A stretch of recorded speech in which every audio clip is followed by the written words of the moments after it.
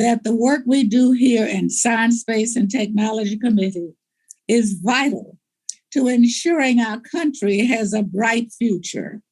Investments in research and development now will pay untold dividends for the future health and prosperity of our country.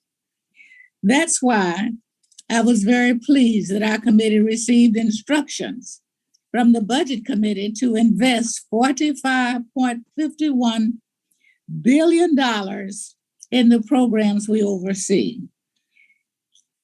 If you serve on this committee, you know that U.S. research investment has been declining relative to our competitors like China. We have tried to address that issue in the print before us today by funding billions of dollars of our new research across nearly the entire portfolio of our committee. If you serve on this committee, you have heard firsthand about the critical research infrastructure needs of all of our agencies. The print before us today makes significant investments in our nation's research infrastructure to ensure that the students and scientists of America can conduct their work in cutting-edge facilities instead of dilapidated old buildings. And if you serve on this committee, then you know about the tremendous threats posed by climate change and the vital need for investments in climate change research and mitigation. We meet that challenge with billions of dollars of new investments in climate and weather research and mitigation activities. I strongly believe that the investments made in the print before us today will lead to a new golden era of American research and development and help ensure our nation's competitiveness for decades to come. I do want to take a moment to mention the process by which we arrived at today. The budget reconciliation process is inherently partisan and complicated. I do not expect my Republican colleagues to be happy about this process. Quite frankly, I'm not especially happy with all of the aspects of this process myself. But my goal for our committee's contribution to the overall reconciliation effort is to meet our responsibilities as respectfully and fairly as possible. As we crafted the next text before us today, we did not stray from the values that have guided the other committee work we have done in this process. We have worked hard to ensure that much of what is funded in the print aligns closely with the priorities this committee has focused on in a bipartisan manner this Congress. Finally, we also have a number of amendments to consider today, and I look forward to their consideration. In closing, I want to thank members of the committee for their work and contributions to this bill and to all of our work this Congress. And I hope that we can work together to complete today's markup as expeditiously and thoughtfully. I now recognize our ranking member to present his opening statement. Madam Chair, thank you very much. And before I begin my remarks, I too would like to welcome our newest committee member, Jake Elsey. I would be remiss as an Oklahoman if I didn't note he comes from our neighboring state to the south. And I would also observe my late maternal grandfather, who was born on a cotton farm outside of Corsicana, Texas, used to refer to it as the Republic of Texas, Jake. So if I use that phraseology, understand that's a positive, affectionate note, even though some of your fellow Texans may roll their eyes, and nonetheless. And with Jake on board, he brings an impressive amount of experience in the military, business, commercial aviation, and I'm looking forward to working with him. And I think, Jake, you will enjoy the Science Committee.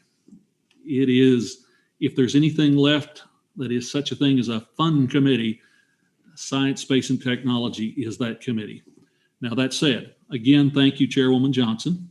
And I won't deny, I am disappointed that we're here today for today's markup because of what I fear is poor, politically driven decisions by Democratic leadership, forcing through a $3.5 trillion partisan reconciliation spending package is nothing short of reckless and irresponsible.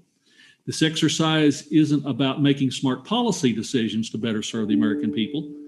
It's about using gimmicks to dramatically increase the size and scope of the federal government, using only the slimmest of possible voting margins. To create a false sense of urgency, the Democratic leadership is pressing for quick action on this. Why do that when we have real deadlines facing us and a congressional responsibility to act? Government funding expires in 3 weeks, and without an agreement, we could be facing a government shutdown. We're also in danger of breaching our debt ceiling and defaulting on our legal obligations.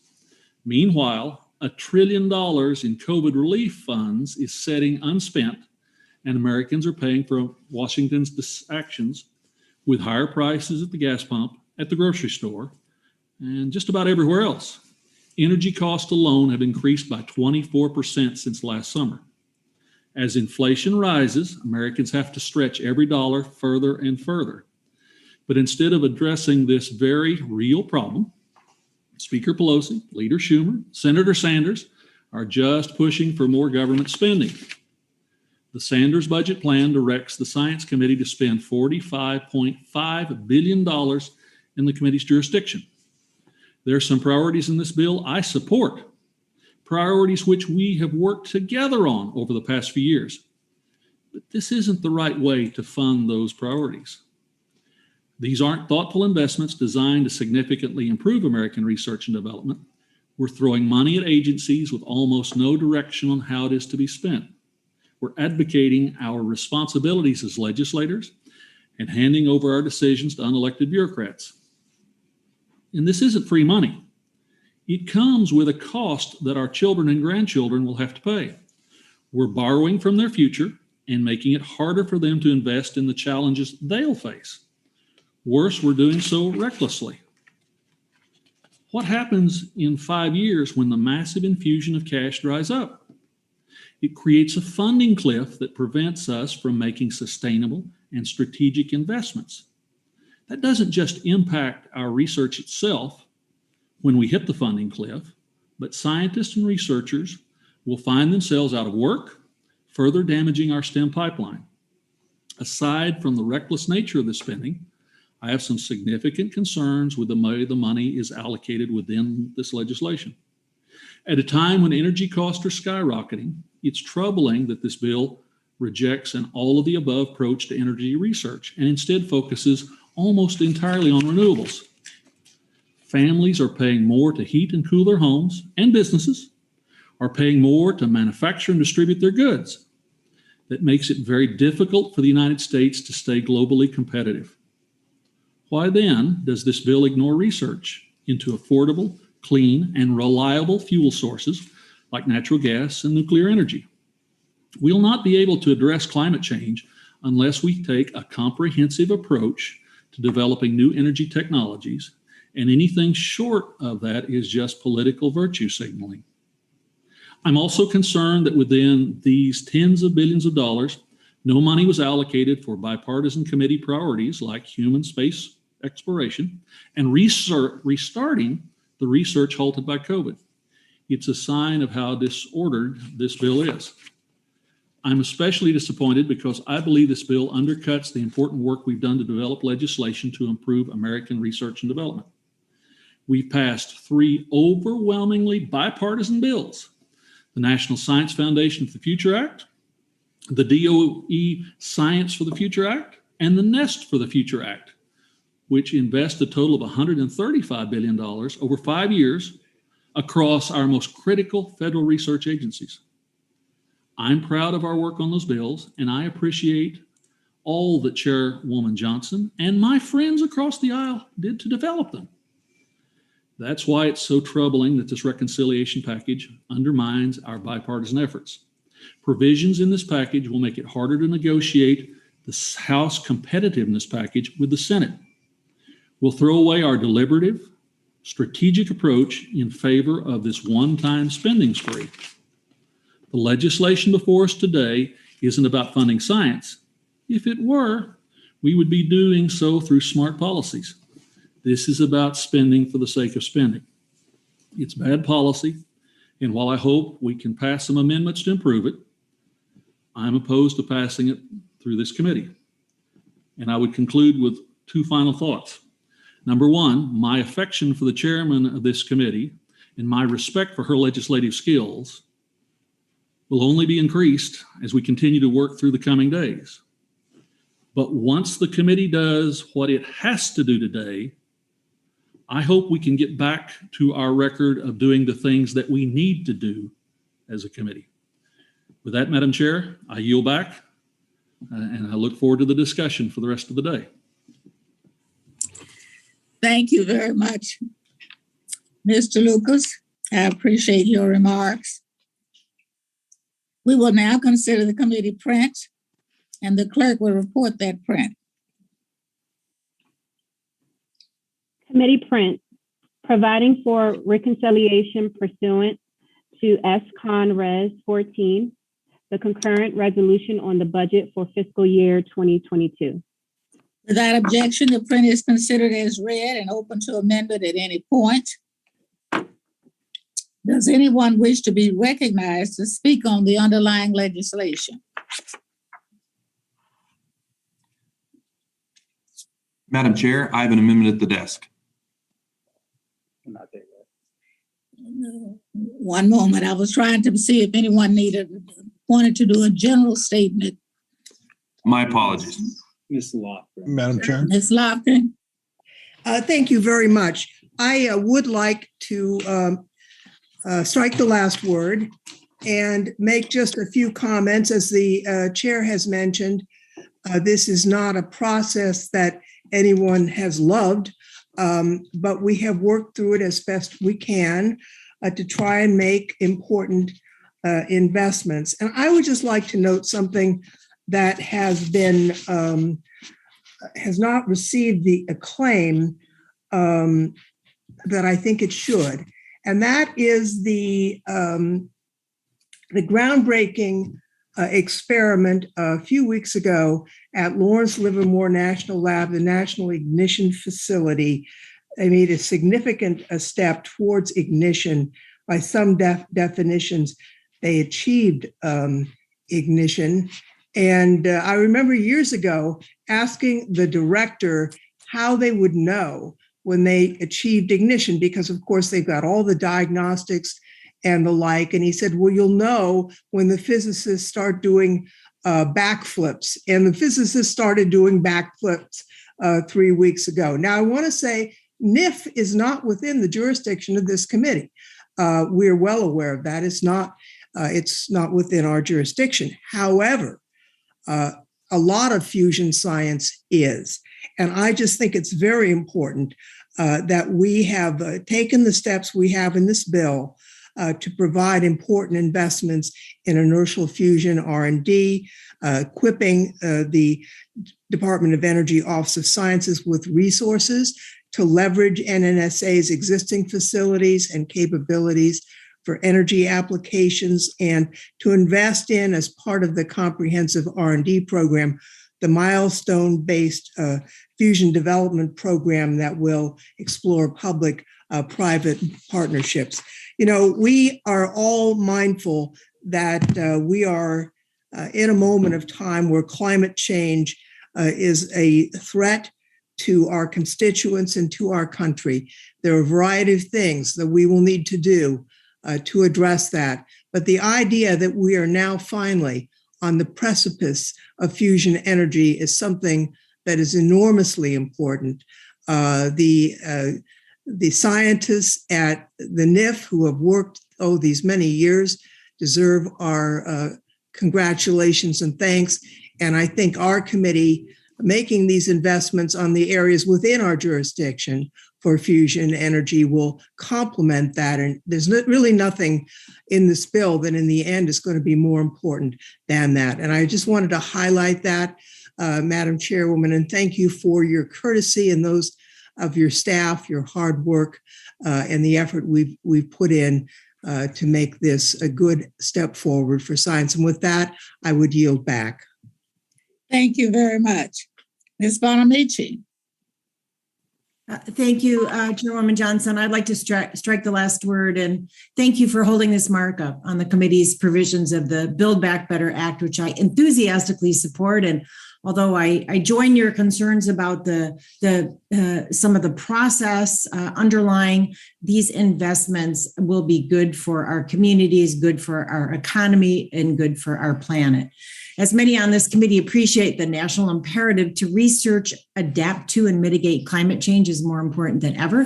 2021 has been a record-breaking year for fires, for droughts, heat waves, and other natural disasters. The Pacific Northwest in particular has suffered from uncharacteristically hot temperatures that have caused hundreds of deaths, as well as devastating and ongoing fire season that threaten many more. And this year, the United Nations Intergovernmental Panel on Climate Change found for the first time that humans are undeniably causing and exacerbating climate change and fueling the rise in natural disasters. Today, this committee has the opportunity to contribute to the solution. The bill under consideration provides critical funding that will strengthen and expand our nation's research and development infrastructure, equipping it to meet the scale and scope of the climate crisis. The bill will bolster the EPA's ability to conduct climate change research and upgrade its data collection systems, provide NOAA with more than $1 billion to foster ocean climate research to investigate the harmful algal blooms, hypoxia, and ocean acidification that wreak havoc on our waterways and communities and coastlines, and commit more than $1 billion for clean energy demonstration projects to help overcome the commercialization valley of death that too often plagues new cutting-edge technologies. So I want to thank Chairwoman Johnson for her leadership in offering this critical climate solutions-focused bill. I also want to note that there's funding in there for the Weather Forecast Research and Innovation Act, which I passed many years ago with Mr. Lucas. So that's an important piece as well. And I urge my colleagues to support this bill. I look forward to the important discussion ahead, and I yield back the balance of my time. Thank you very much. Ms. Cheryl. I move to strike the last word. Recognize. I want to thank the chairwoman for her leadership on this critical bill and really thank the committee staff for their hard work bringing this together. As we look to ensure the much needed investments in our nation's future, this committee has taken a strong stand on taking fiscally sound decisions to put taxpayer dollars to work in a number of areas that will provide long-term cost savings because they focus on proper planning and strengthening resiliency rather than promoting unpredictable spending in response to future unforeseen crises. In this regard, I want to take a moment to draw attention to the serious storm damage currently being endured by the people of New Jersey and elsewhere affected by Hurricane Ida and other recent weather disasters. The extent of the damage has truly devastated some communities in my district with widespread flooding and infrastructure damage that preliminarily estimates indicate could reach into the hundreds of millions of dollars. Years of underfunding in weather forecasting and data collection have contributed to a dangerous situation wherein our fellow citizens have been underinformed or even misinformed about storm trajectory or intensity. Nearly all of the warnings related to Hurricane Ida in the weeks and days leading to landfall were focused on Louisiana and the Gulf Coast. However, of the 66 direct deaths attributed to Ida, over 40% of them, 27 total, occurred here in New Jersey. This tragic loss of life can be partly attributed to the fact that most warnings were only issued hours in advance of the approaching storm, without allowing adequate time for our residents to prepare. Whether in New Jersey or New York, Louisiana or Florida, or in the numerous interior states, which also have seen a dramatic increase in severe weather events and flooding in recent years, the long-term costs, both economic and human toll, must be considered when making choices about how to effectively invest our resources to preserve lives and property from storm damage. Accurate and timely prediction is the key to this. 7 of the 10 most costly Atlantic hurricanes have occurred in the past decade, and 6 of those within just the last 5 years. This trend, unfortunately, will likely continue. The flooding and damage caused to infrastructure and homes requires significant and immediate investments to rebuild, but also serve as a dramatic warning that we need to provide funding for climate resiliency and advanced forecast modeling at NOAA. We're left with a choice. Either we make the smart investments now through this bill, or we continue into the future unprepared and pay higher costs later. In many ways, this bill is the fiscal equivalent of preventative care, and we need it now. But flooding isn't the only impact that climate crisis has caused. This is true when you look at the research on harmful algal blooms. In my district, Lake Hopatcong has been disastrously affected by harmful algal blooms, or HABs, of increasing frequency, duration, and severity for years as a result of climate change. In the summer of 2019, HABs levels triggered the state of New Jersey Department of Environmental Protection to issue an advisory against activities in Lake Hopatcong. The months-long closure had recreational but also serious economic implications for the local business community. This budget invests in preventing and mitigating the effects of these blooms, which harm New Jersey communities, and I'm sure are of great concern to the communities of my colleagues serving on this committee.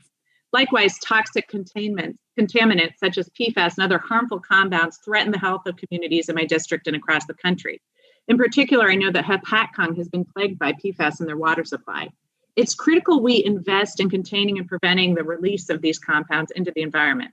One area where we know PFAS represents a real concern is the historic use of PFAS in foams and other firefighting materials.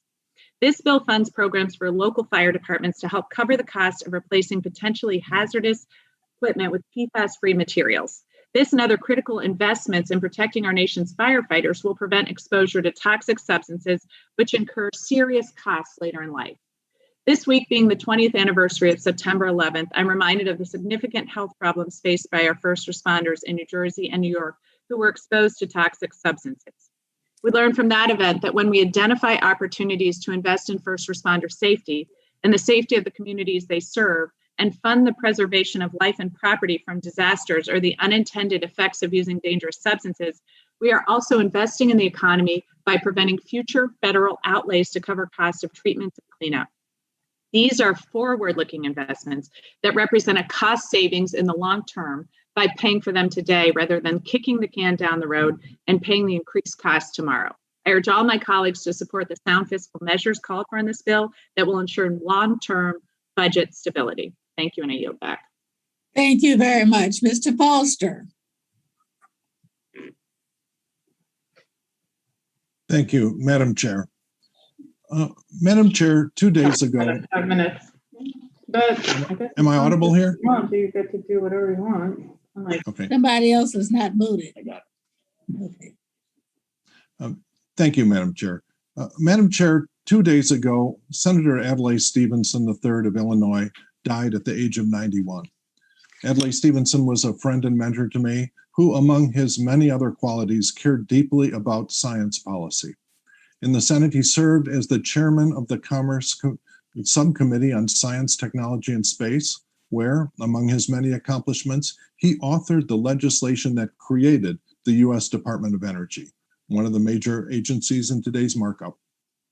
In fact, in today's markup, the very first section of the bill that we will be considering will be to provide additional funding for provisions of the Stevenson-Weidler Act, which has provided the framework for technology transfer and regional technology hubs in the United States for decades. So it's appropriate today that we are finally acting to get it more fully funded. The Stevenson-Weidler Act is named for Senator Adlai Stevenson, the progressive senator from Illinois, and Representative John Weidler, at the time the lead Republican in the House Science Committee. Now, I did not know him, but he was by reputation a conservative Eisenhower Republican, who was, I guess, conservative back then. And so I imagine those two gentlemen did not agree on everything, but it is clear that they agreed on the importance of government investments in science and the economic development that comes with it. Now, today's markup will be purely budgetary, and the truth is that in today's Congress, budgetary proceedings have become highly partisan. So I anticipate many party line votes today, but I want to thank Chairwoman Johnson and Ranking Member Lucas for carrying on the bipartisan pro-science spirit of Adlai Stevenson III and John Weidler in the ongoing business of this committee. And it's my hope that when the partisan smoke from today's budgetary markup clears, that we will have done our part to put the science enterprise of our country on more sound economic footing. And we will then resume the dedicated bipartisan business of guiding science policy in our country, something that was such a significant part of the life's work of my friend and mentor, Senator Adlai Stevenson. Thank you, and I yield back. Thank you very much. Ms. Ross. Madam Chair, I move to strike the last word. You're recognized. Thank you so much for holding this markup and for your leadership and your demeanor. You have been just a beacon for scientific research and advancement and for bipartisanship. And as a freshman, I just want to thank you for how this committee is conducted, and I brag about it all the time in the Research Triangle area. The bill we're discussing today will make significant investments in resources important to our future and to our children's future. I want to associate myself with the comments made by Congresswoman Lofgren about fusion energy, which is so exciting and is funded in this, research on it is funded in this bill. I also want to highlight the investment in the National Institute of Standards and Technology for resources for our federal and non-federal stakeholders tasked with managing software cybersecurity risks, which we know are on the rise. And finally, I want to highlight the immense investment in the National Science Foundation. This will help our land-grant universities like NC State University in my district, our HBCUs in particular, be able to fund the research and the students and scientists of the future. This investment is critical. It's critical for our research institutions. It's critical for science, technology, and math. It's critical for the STEM pipeline, and it is such an important investment. I urge my colleagues to support this bill, and I yield back. Thank you very much. Mr. Perlmutter. Thanks, Madam Chair. Thanks to you and the ranking member for having this markup today. Just a couple things. I'm very happy about the investments that are being made in our science community. I think these are going to bear fruits for decades and decades to come. And I specifically want to highlight, even though I agree with Mr. Lucas, I would have loved to have seen investment in human space flight, and so that we can get our astronauts to Mars by 2033. And I will continue to persist in that venture. I am very happy to see the amount of money that we are going to invest in NASA, especially its basic infrastructure, which based on hearings we've had has been lacking for some time. So I'm very happy about that. The investments in both infrastructure and research that we're making in our national labs is going to be something that will benefit us for a very long time to come. I'm looking out at the National Renewable Energy Lab even as we speak, and that's going to be something that this investment that we make, again, will pay dividends to Americans and to the world for a very long time to come. Lastly, there was a discussion about climate change and the environment. I look out to the north from my office here in Lakewood, Colorado, and ordinarily I can see almost to Wyoming from here. But because of the smoke from the wildfires in California, 1,000 miles away, barely can see about 5 miles. And so whether it's hurricanes that are affecting the east, the drought that's affecting the west, the deep freeze that Texas saw last winter, these extreme weather events have to be dealt with. And the best way we're going to deal with that is through science. And with that, I yield back to the chair. Thank you very much. I see no other requests for time, or are there others? Hearing none, we will now proceed with the amendments in the order that's on the roster. The first amendment on the roster is an amendment offered by myself. The clerk will report the amendment. Amendment number 1, amendment in the nature of a substitute to committee print offered by Ms. Johnson. I ask unanimous consent to dispense with the reading without objection, so ordered. I recognize myself for 5 minutes to explain the amendment.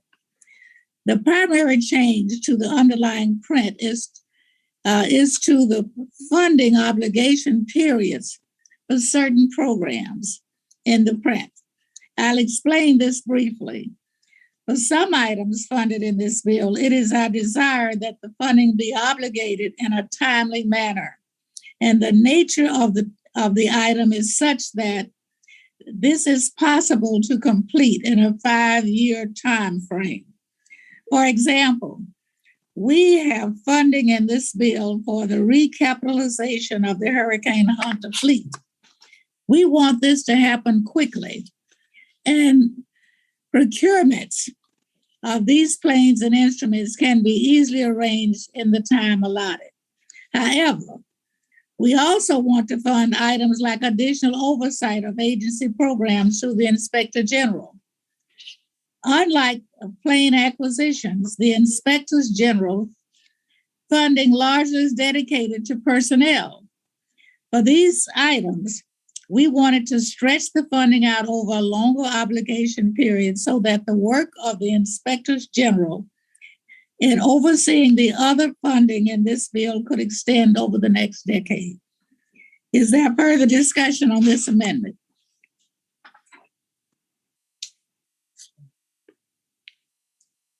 If there's no additional, sorry. Mr. McNerney has his hand raised. Mr. McNerney is recognized. I thank the chair, and I thank you for your leadership on the nation's scientific endeavors. Our nation's infrastructure, our research infrastructure, has put our country at the leading edge of innovation and has helped lay the groundwork for informed science-based decision-making. Government-funded research and development has helped deliver advances in reliable and secure electricity, data collection, and forecasting that improve the life for every American. For instance, our national labs and research facilities are critical infrastructure for early stage research and development and deployment that private entities often find too risky to invest in. Despite their record of success, these facilities require additional funding to remain modern and operational. The legislation strengthened by this aims makes a major down payment on those upgrades. On top of that, the Department of Energy and other federal agencies are important backers of high-risk, long-term transformational research, such as advanced nuclear energy and fusion energy, which my colleague and friend Ms. Logren pointed out earlier, has seen a dramatic achievements in the past months. I'm very excited about the potential that will be unlocked with additional resources. This legislation we are considering today makes those investments into various projects at facilities across the country that will build on that research. I'm also pleased that the legislation addressed by the National Oceanic and Atmospheric Administration, which collects critical information on droughts, wildfires, extreme heat, and other extreme weather events that impact communities across the country. My own state is experiencing an unprecedented drought, and decision makers rely on data from the U.S. Drought Monitor and other NOAA programs to understand the severity of the crisis we're facing. The data is also critical for making informed decisions in natural resource planning and emergency preparedness that literally saves lives. This legislation invests in these programs to improve our understanding of and response to weather and atmospheric conditions in the face of growing climate change. Climate change has intensified the strain on many of our critical systems and has increased the importance of advanced, innovative solutions that can withstand the coming conditions. The legislation devotes additional resources to those programs that are already effective and are driving significant advances in our nation's science and technology. Additionally, I'm pleased that the legislation provides additional resources for NIST for research and standards work in areas including artificial intelligence. It's critical that our nation leads globally in AI standards and developments, which is something that I frequently raise as co-chair of the House AI Caucus. These additional resources will be important for achieving that goal. So I urge my colleagues to support this legislation. I thank the chair and I yield back. Thank you very much. Ms. Sherrill has requested time. I move to strike the last word. to recognize. Thank you, Madam Chairwoman. Again, I'm so proud of the work of this committee in producing a bill that is a smart, fiscally sound bill and controls long-term spending. I want to emphasize my support of this amendment.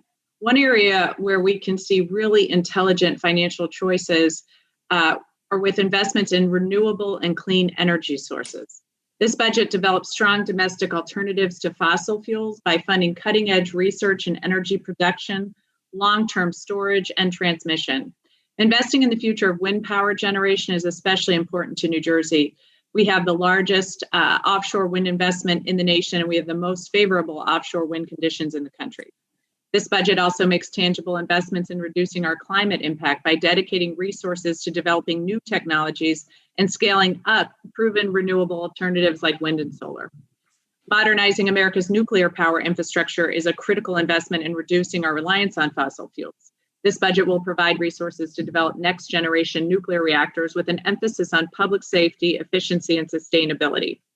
Robust funding for advanced energetics research and fusion reactor technology will set America up for success as we work to meet the challenges of increasing power demands and a changing climate over the next century. It's estimated that over a quarter of the greenhouse gases emitted in the United States come from the transportation sector, and this budget's prioritization on clean vehicle technologies and sustainable aviation are important investments in American business and the American worker, where we have always been the world leaders in the transportation sector. There are some who will argue for increased reckless spending on fossil fuels for our energy production, our vehicles. They'll try to convince us that these are good fiscal decisions. The internal combustion engine was invented in the 18th century. The first coal-fired power station was built in the early 19th century.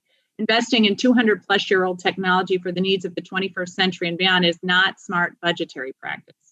There are those that will argue that investing in a future where we produce our energy needs domestically by funding America where it leads the world in the science, technology, and research sector is too risky. That couldn't be further from the truth. What's too risky is pushing us to a position where we are competing for access and resources with China, the world's largest consumer of fossil fuels by a significant margin. This increases world demand, decreases world supply, and drives up costs for Americans here at home. That's economics 101.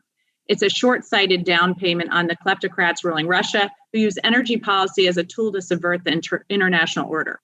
Rather than fund the America of the future that has the infrastructure and technical know-how to ensure economic independence from our adversaries, those who seek to undermine this budget want to base our energy spending on the historic Chinese model and empower a Russian ascendancy. Just as your financial advisor recommends you invest in your future by contributing to your IRA and your 401k to allow the compounding interest of those investments to provide a more comfortable future, this committee's budget is similarly providing for America's future. By dedicating funding to America's technological superiority and highly skilled workforce, this budget makes compounding investments in future growth opportunities and steps away from a model we've lived on far too long that increases our national debt and borrowing in order to respond to unplanned for costs of national disasters and international crises. This bill decreases the risk of future U.S. outlays being victim to regional instability within the world's petroleum and national gas producers, and instead directs smart spending in areas where the U.S. already has demonstrated the capacity to lead. I again urge all my colleagues to support the Chairwoman's amendment and yield the remainder of my time. Thank you very much. If there are no other additional comments, we will move to the next amendment and vote on the substitute later. The next amendment on the roster is the amendment offered by the gentleman from Kansas, Mr. Letourneau. He is recognized to offer his amendment.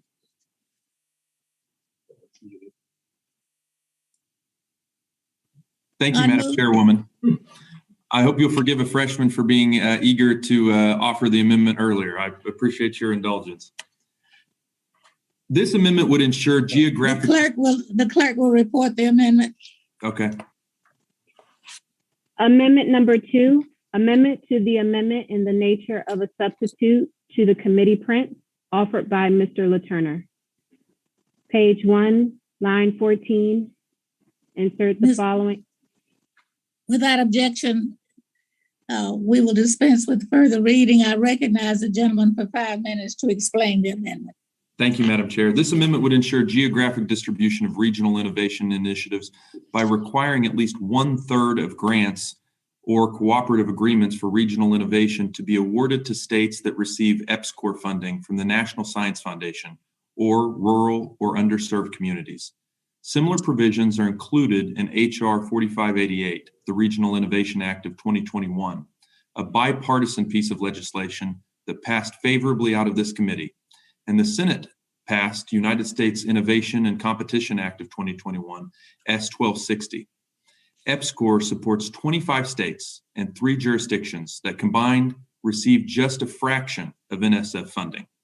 As an EPSCoR state, Kansas has received funding that allows institutions like the University of Kansas in my district to conduct research projects and engage communities across the state in scientific research. Further, this language would allow communities across the country outside of leading technology centers to have the opportunity to become leaders in regional innovation. These communities have unique resources from state and local governments, academia, and industry they can leverage to solve some of the 21st century's most challenging problems. The underlying title we are marking up today proposes $5 billion for the Department of Commerce's regional innovation initiatives, with no direction from Congress on how to spend it. But I hope we can all agree that increasing our nation's research and development capacity and competitiveness are good things. Driving innovation and exploring opportunities for growth in our communities is a good thing. This $3.5 trillion package is the wrong way to fund the government, but at the very least, we need to ensure that any proposed money is spent in a way that benefits all Americans. Thank you, Madam Chair. I yield back. Thank you very much. I recognize myself to speak on the amendment. This amendment is consistent with the intent of the bill to ensure geographic distribution of the Department of Commerce funding. I thank Ms. LaTurner for working with me to ensure that the underserved communities are also included in this amendment. I urge my colleagues to support this amendment, and I yield back. Are there other comments? If there's no further discussion, sorry. Madam Chair? Mr. Foster. Thank you. First off, I'd like to say that I fully support the goals of the EPSCoR program, but I do not support this amendment until fundamental changes are made in the designation of EPSCoR jurisdictions. It has really 3 fatal flaws in the way EPSCoR states are currently designated. The first thing is that they're based on states, and they're not so that, there is in the Senate the principle that all senators are created equal, and every senator thinks that their state should get the same amount. Large states or small states, that makes no sense. And it really disadvantages rural areas in Illinois who are, being punished because of the existence of fine research institutes that may be 5 hours away, a 5-hour drive away. And it is based on the total funding per state and not per capita in each state. That's just makes no sense anywhere but the U.S. Senate. And I think that we have to rethink that. Thirdly, the designation of EPSCoR states does not look holistically at all R&D funding, but they are designated based on NSF funding alone.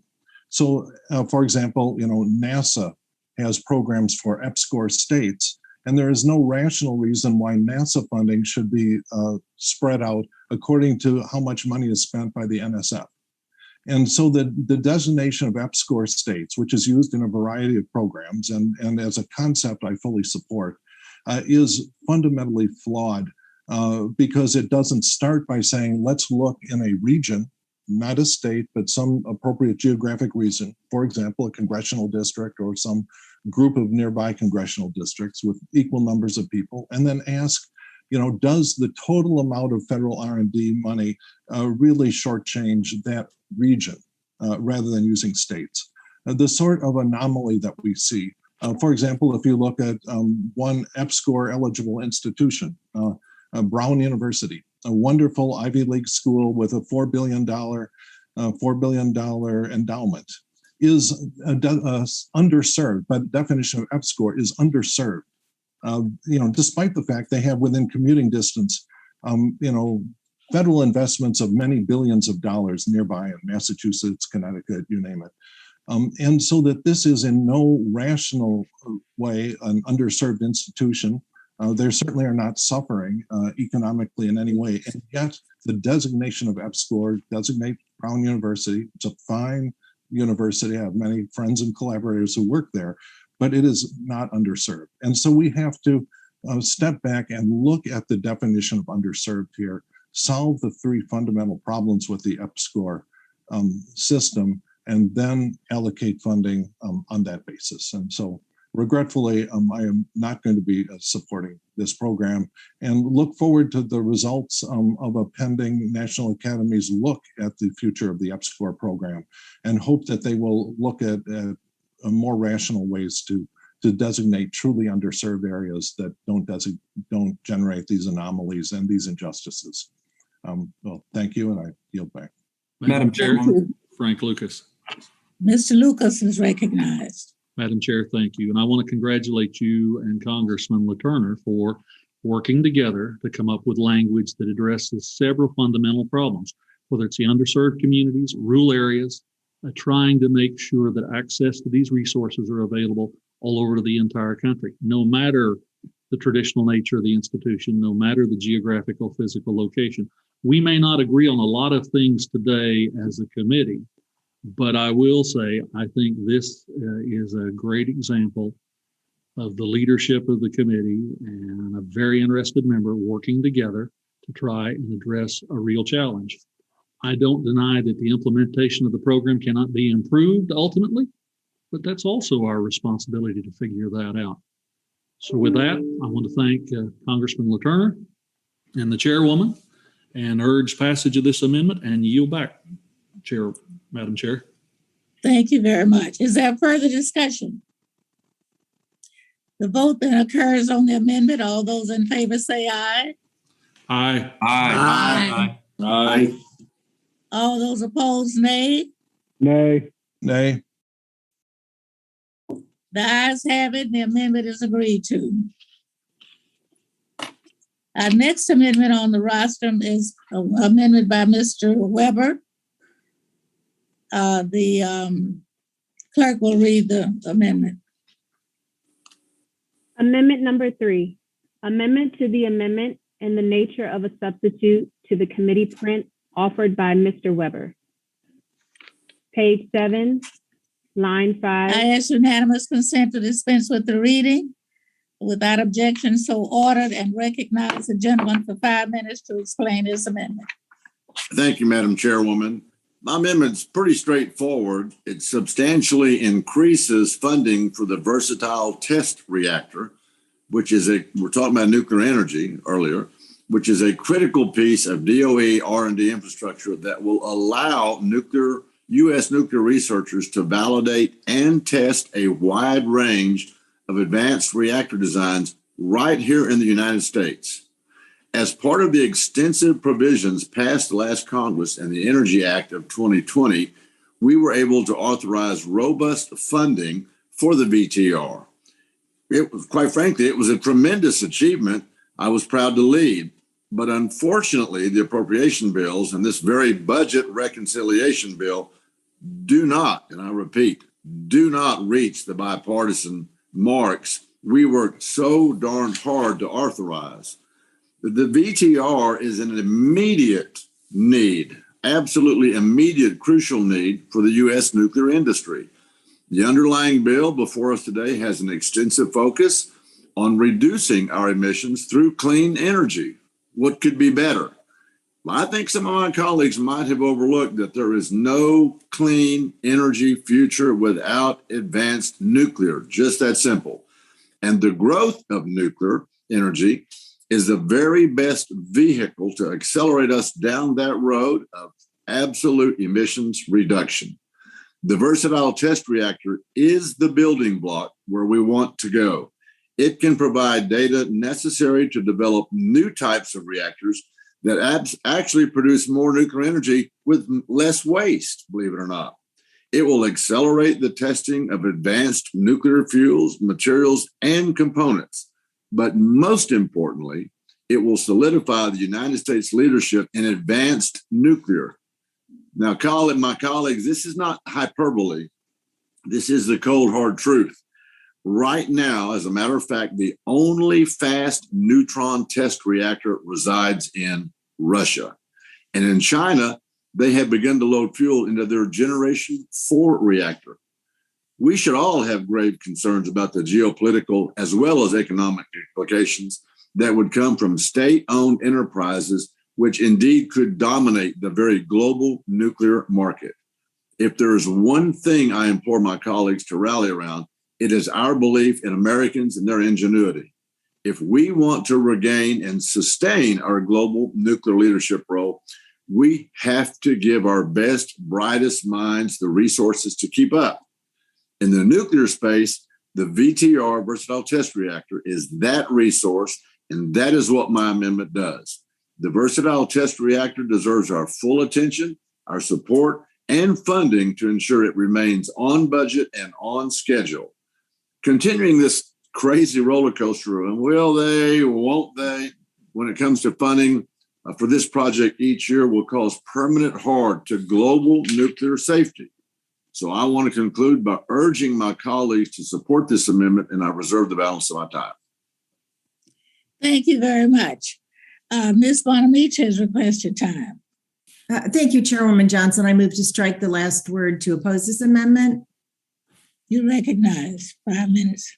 Thank you, Madam Chair. And with all due respect to my friend and colleague, Mr. Weber, this amendment would take funding away from other better informed high priorities across the government's research enterprise, including from clean energy demonstrations, EPA's climate R&D, and NOAA's climate adaptation and resilience activities. The Department of Energy has informed the committee that recent developments in advanced nuclear technologies are leading to changes in the project's scope, including its schedule and funding profile. So this uncertainty makes it difficult to predict accurate financial support needs for the project in the near term. Moreover, I'm concerned that this amendment would detract from the imperative of investing in technologies that will help us most rapidly address the climate crisis. So upholding funding for clean energy research, including demonstration projects, is absolutely essential. Therefore, I must oppose this amendment, and I yield back the balance of my time. Thank you very much. Mr. Caston has requested time. Thank you, Madam Chair, and thank you to my friend, Mr. Weber. I also want to oppose the amendment for similar reasons as Ms. Bonamici. Number one, my understanding is that committee staff has advised us that per DOE, recent developments are changing the scope, including the schedule and funding profile of the Advanced Nuclear Program. And so it would be difficult for us to predict the exact amount of support and timing without factoring that in. But there's a more substantive issue here as well. Mr. Weber, you'd mentioned that there is no clean energy future without advanced nuclear. That may be true, it may not be true. The beauty of research is that we find out those things once these things come forward. But I would remind all of my colleagues that the United States does not do a very good job at turning energy into GDP. Switzerland generates 2.5 times as many dollars of GDP per BTU of primary energy use as the United States does. The UK, Germany have similar levels. That means that these countries that have access to the same technologies, the same talents, the same financial resources, if anything, not as much as we do, actually do a vastly better job at turning energy into wealth. And so if we take money away from things that are deploying technologies, like some of these programs that are being reduced here, if we take money away from things that are researching the impacts of climate change, if we take money away from those programs that are expressly providing resilience and adaptation to parts of the world that we know, parts of our country, that we know from the IPCC report are under dire risk of mass migration. We are taking things away from things that are certain. We are taking money away from things that we know will help avert the climate crisis or mitigate its effects, and putting it on something that is per DOE, needs a little bit more thought. So I appreciate the spirit. I love the push for advanced technology, but I oppose the idea of taking funding away from these other more critical programs, and I yield back. Thank you very much. Is there further discussion on the amendment? Madam Chair, I have some. Mr. Weber. Mr. Weber is recognized. Yeah, I'd like to say to my colleagues, I appreciate their comments, and I will say to Mr. Caston, you made the comment, we find out these things as they come forward, and you talked about energy producing wealth. And that's true, and we've seen a lot of that in the fossil fuel energy industry as it undergirds and sustains our economy, obviously, with the ability to build and make things. I often tell people the things that make America great are the things that America makes. How do we do that? With a stable, reliable, affordable energy supply. It's interesting you say that we find out these things as they come forward, because that's exactly what we need to do. And I don't want to discount the fact, Sean, don't forget that Russia is outstripping us on this. China is outstripping us on this. So let's not forget that there is a national energy nexus. A national security nexus here. It's extremely important that we don't let them get the upper hand. And I know that there's some uncertainty, but that's the way it is isn't it with almost all research. And so I would urge my colleagues to support this amendment, and I yield back. Thank you. Any further requests for time? Gentlemen, allow me just a quick response. Yes. I just want to make a quick clarification. Totally agree we create wealth by creating things. There is not a company in the United States that doesn't want to make things with as few inputs as possible. And those inputs include energy. And that was my point, that when we use less energy to make the same level of activity, we create more value. And in fact, that's what a lot of our trading partners have achieved. So I agree we need advanced energy. We also need to make sure that we use that energy as efficiently as possible, because business is going to find a way to do this anyway, and let's not hold it back. I just yield back. Any other member requesting time? If there's no further discussion, the vote occurs on the amendment. All those in favor say aye. Aye. Aye. Those opposed say no. No. Madam The Chair, noes Frank have it. Lucas. Madam Chair, Frank Lucas. Thinking about Mr. Caston's observations and comments, I'd like to ask for a recorded vote on this, and I'll try to minimize my request on recorded votes as we work our way through today. Okay. Further proceedings on this amendment will be postponed. We'll probably roll them. Thank you very much. The next amendment up, Mr. Lucas. The next amendment on the roster is amendment offered by a ranking member, and he's recognized to offer that amendment. I have an amendment at the desk. Madam Chair. The clerk will report the amendment. Amendment number 4, amendment to the amendment in the nature of a substitute to the committee print offered by Mr. Lucas. Without objections, we will dispense with the reading of the amendment, and I recognize the gentleman for 5 minutes to explain it. Thank you, Chairwoman Johnson. This amendment would accomplish something that the last $1.9 trillion reconciliation package, the $340 billion CARES Act, and the $1 billion COVID relief bill have failed to fully do. It will provide the necessary resources to help U.S. research industry recover from this pandemic. In the billions and billions of dollars the majority has already doled out, we have still failed to give research universities, independent institutions, and national laboratories the resources needed to fully resume the research that's been stopped or stunted by the pandemic. My amendment is based on the Bipartisan RISE Act, which many members of this committee on both sides of the aisle have co-sponsored with me. It would set aside specific funds at the NSF, the Department of Energy, and NOAA, as well as provide an allowance for NASA funds so that we can extend existing grants, scholarships, and facility funds for COVID-related disruptions.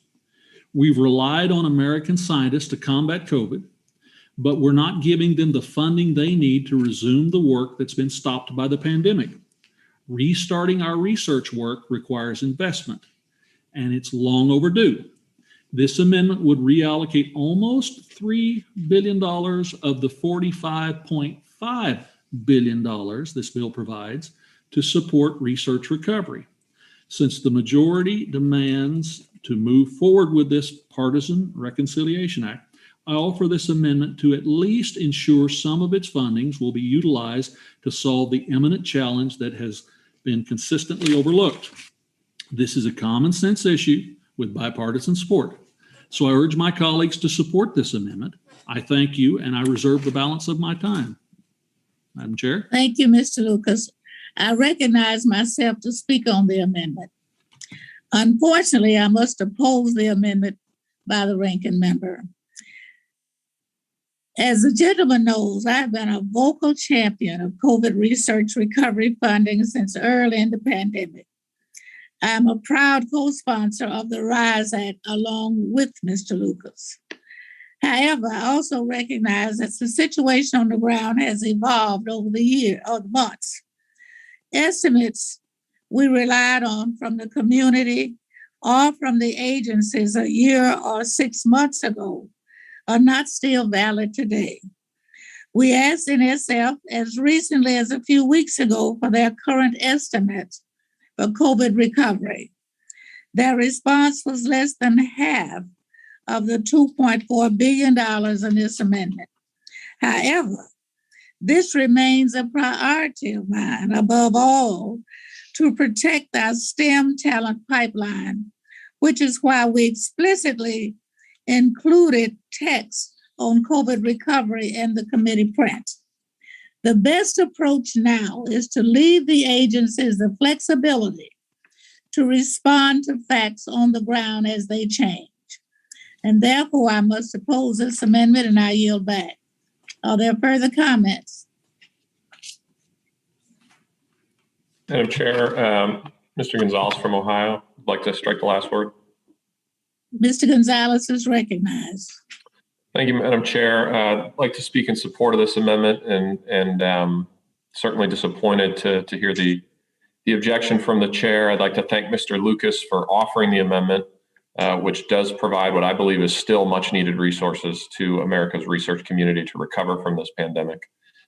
This is based on the RISE Act, which many of us, including myself, was proud to be an original co-sponsor of, and is endorsed by, and still endorsed by, more than 300 organizations, including my alma mater, the Ohio State University, which will be issuing an epic beatdown to Oregon this Saturday, which I know everybody's very excited about. So regardless, though, this amendment would ensure all the federal-backed research projects and programs that were stopped or stalled by the pandemic have the ability to fully ramp and recover. I know that this committee is passionate and bipartisan most of the time on solving our research needs, and I'm proud to support this. I know that it would be a significant upgrade to our universities and something that they would all appreciate. And with that, I yield back. Thank you. Thank you very much. Is there further discussion on this amendment? I feel somebody must defend Ms. Bonamici's interest here since he took that shot at Oregon, but I'll shut up. Mr. Perlmutter, I'm sorry. Yes, go Ducks. I oppose the amendment. And is there further discussion? If not, then the vote occurs on the amendment. All those in favor say aye.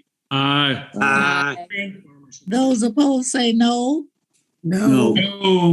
Madam Chair, even though I like ducks, Frank Lucas, I request a recorded vote on this.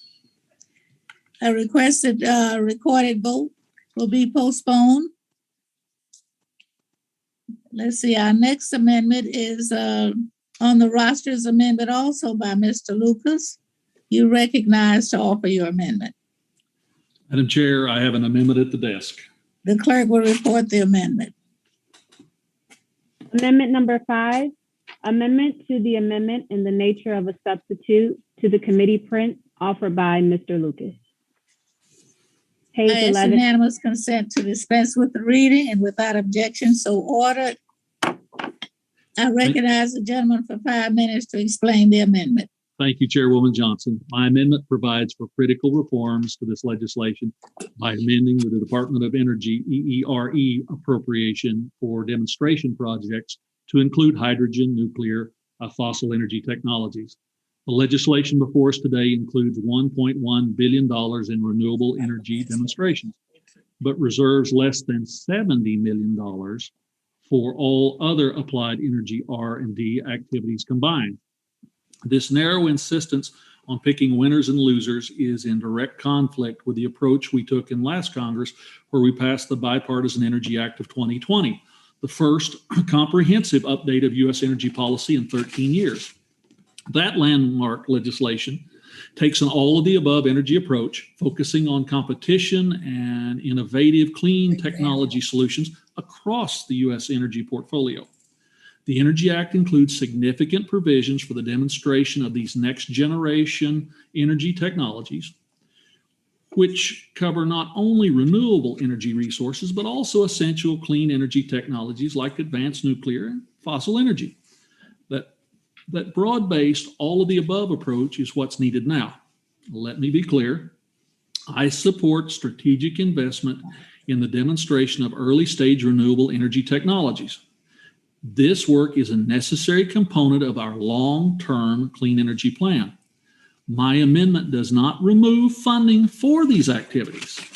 Instead, it takes a more inclusive approach and broadens the scope of this billion-dollar appropriation to include other advanced energy technologies in our R&D pipeline. By keeping all our options on the table, we can reduce emissions, keep our energy sector competitive, maintain affordable energy costs for all Americans, and ensure that the U.S. remains a world leader in science and energy technology for years to come. A reconciliation package that ignores the significant R&D needs of major portions of our clean energy portfolio has little to do with these goals. I urge my friends across the aisle to remember, energy R&D investments we make will not only impact our greenhouse gas emissions, they will also have a direct effect on what Americans pay to cool and heat their homes. And they'll determine whether we weaken our energy sectors or give them a global advantage. I encourage my colleagues to support this amendment, and I reserve the balance of my time. Thank you very much, Mr. Lucas. I recognize myself to speak on this amendment that I unfortunately must oppose. There's broad bipartisan support for many science committee members for research on both fossil and nuclear energy technologies, as evidenced by committee-led legislation that was enacted as part of the Energy Act of 2020, which includes robust authorization of appropriations for both of these research areas.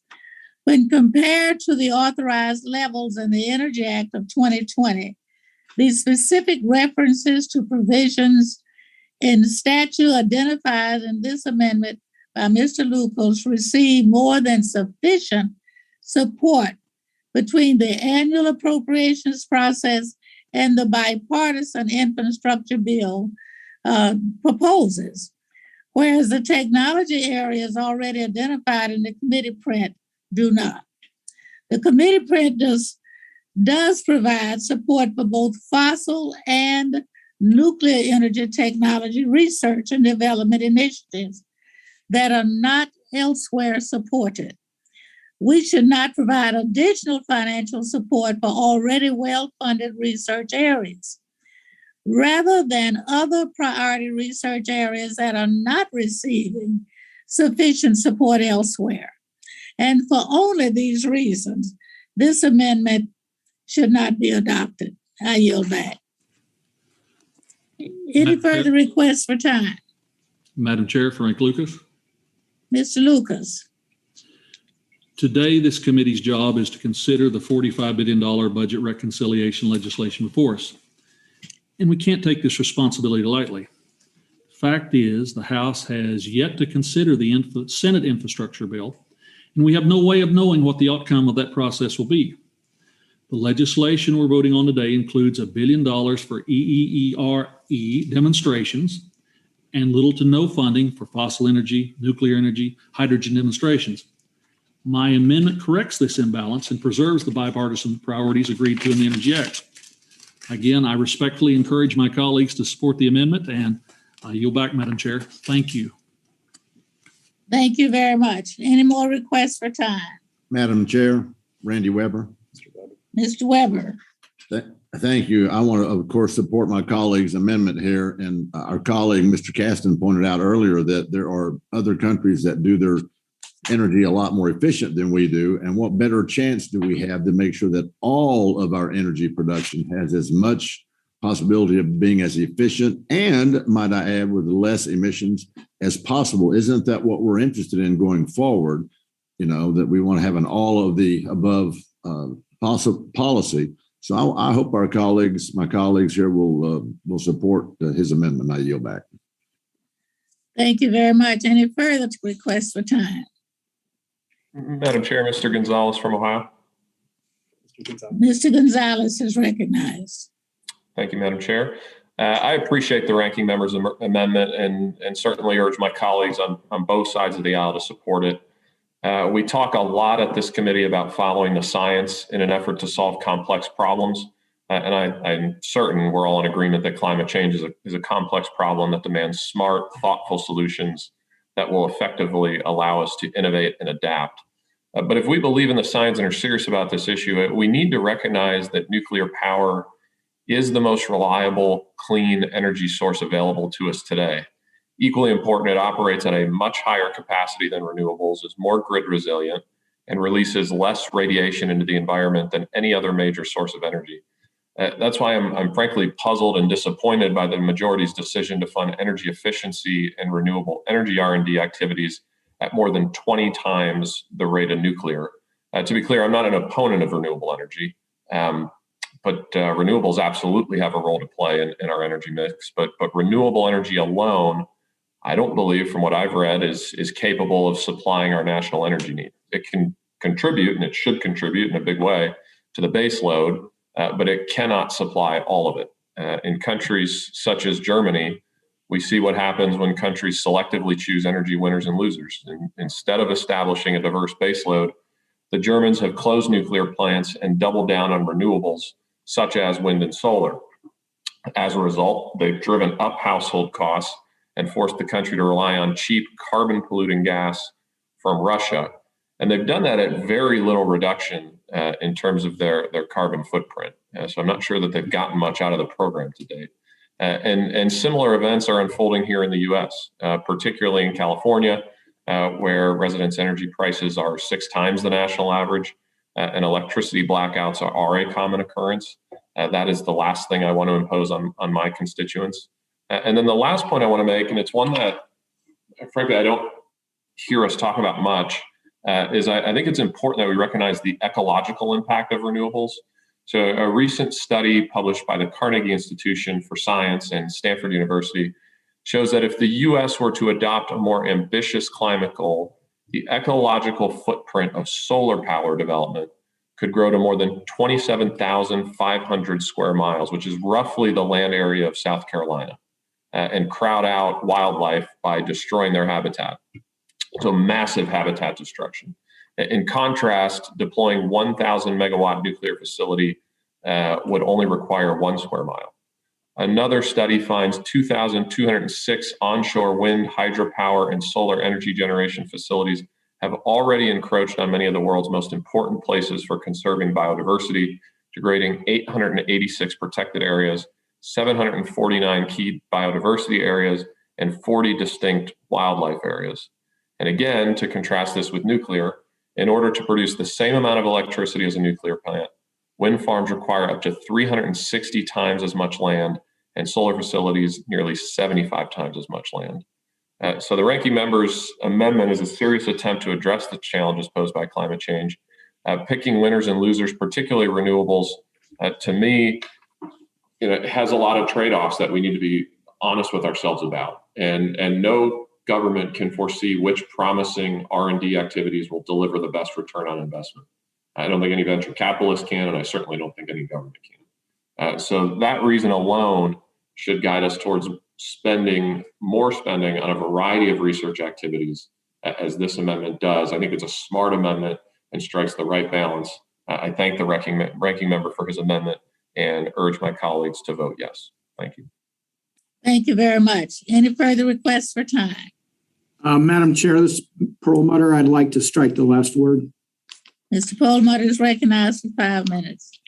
And I thank you, and I appreciate the gentleman's arguments, except that I think it's taken in a vacuum and ignores all the places where we do invest, particularly in nuclear energy, starting with the Office of Nuclear Energy at $408 million.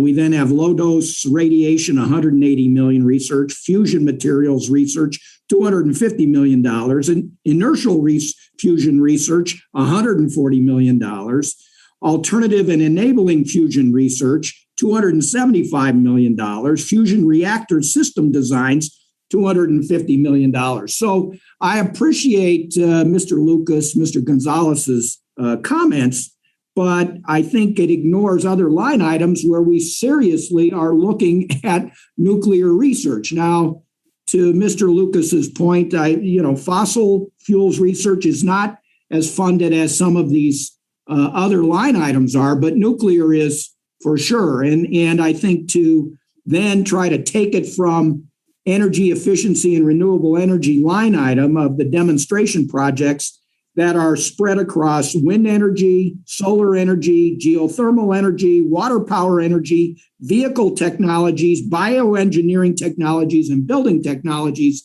is not the right approach. And with that, I yield back. Thank you very much. Any further requests for time? Madam Chair, Mr. Gonzalez, if I could respond just briefly, just quickly. Mr. Gonzalez is recognized. Thank you. To my friend, Mr. Promoter, so I agree. Everything you said is important with respect to areas that we should fund. So I don't think my argument is, hey, we're putting money in useless programs or programs that we shouldn't put money in. What I'm advocating for, and what I think is clear from the bill, is a more level playing field, specifically with respect to nuclear, where the decision to fund energy efficiency and renewable R&D activities is at more than 20 times the rate of nuclear. So I agree, we are putting money towards nuclear. What I'm suggesting is that when you just look at the mix and you look at the ratio between renewables versus nuclear, you're looking at a 20x difference based on my math. Maybe it's not exactly 20x, maybe it's a little lower, but it's certainly not level. And I think that, to me, when you kind of factor in all the various components of these decisions, they're complex. And again, I'm not against renewables. I actually like renewables, but I think they create a lot of trade-offs that I don't know that we're as forthright with in this committee as I wish we were. And the ratios are off, in my opinion. So that's my only comment. I understand, we're on different sides of this. That's fine, but it's not that we're funding renewables or that it's that we're not funding at parity in a way that I personally think makes the most sense if we want to be serious about solving our climate goals. With that, I yield back. Thank you very much. Any other requests for time? Okay, the vote occurs on the amendment. All those in favor say aye. Aye. Aye. Aye. Those opposed say no. Aye. No. No. The noes have it. Madam Chair, Frank Lucas, could I request a recorded vote, please? Recorded vote has been requested, and the time certain will be announced. After the next amendment, we'll take a 10-minute break. The next amendment on the roster is offered by the gentleman from Florida, Mr. Posey, and he is recognized to offer his amendment. Thank you, Madam Chair. I have an amendment at the desk. The clerk will report the amendment. Amendment number 6. Amendment to the amendment in the nature of a substitute to the committee print offered by Mr. Posey of Florida. I ask unanimous consent to dispense with the reading without objection, so ordered.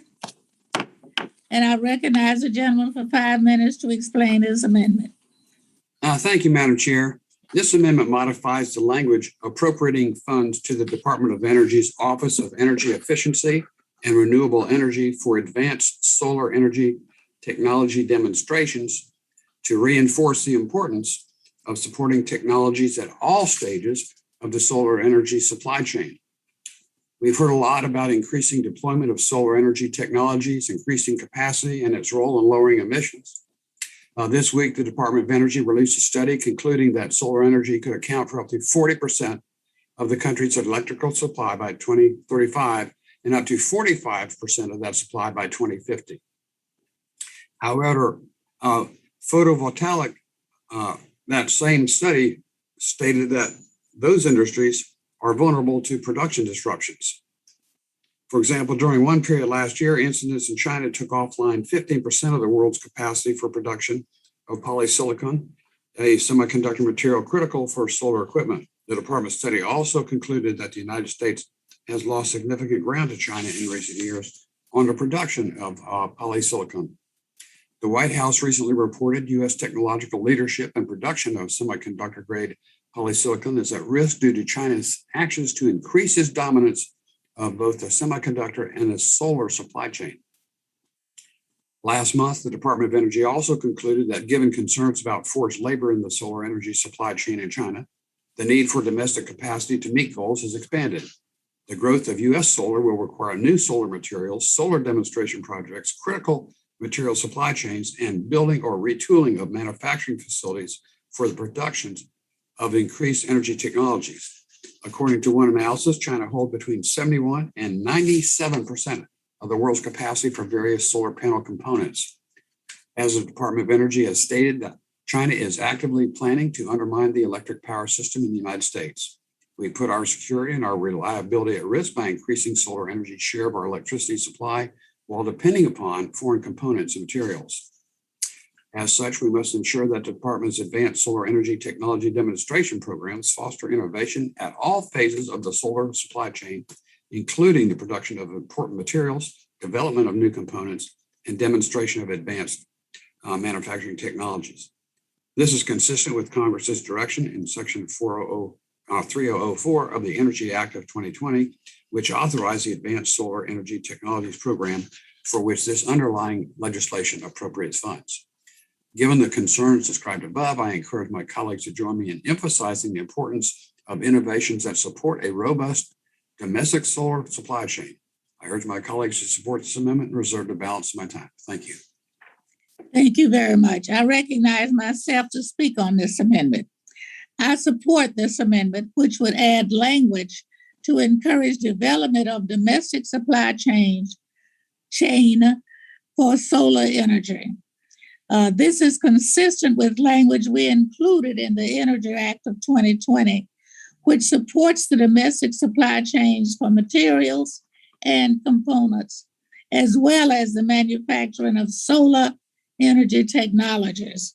I support the adoption of the amendment and I yield back. Any recognition?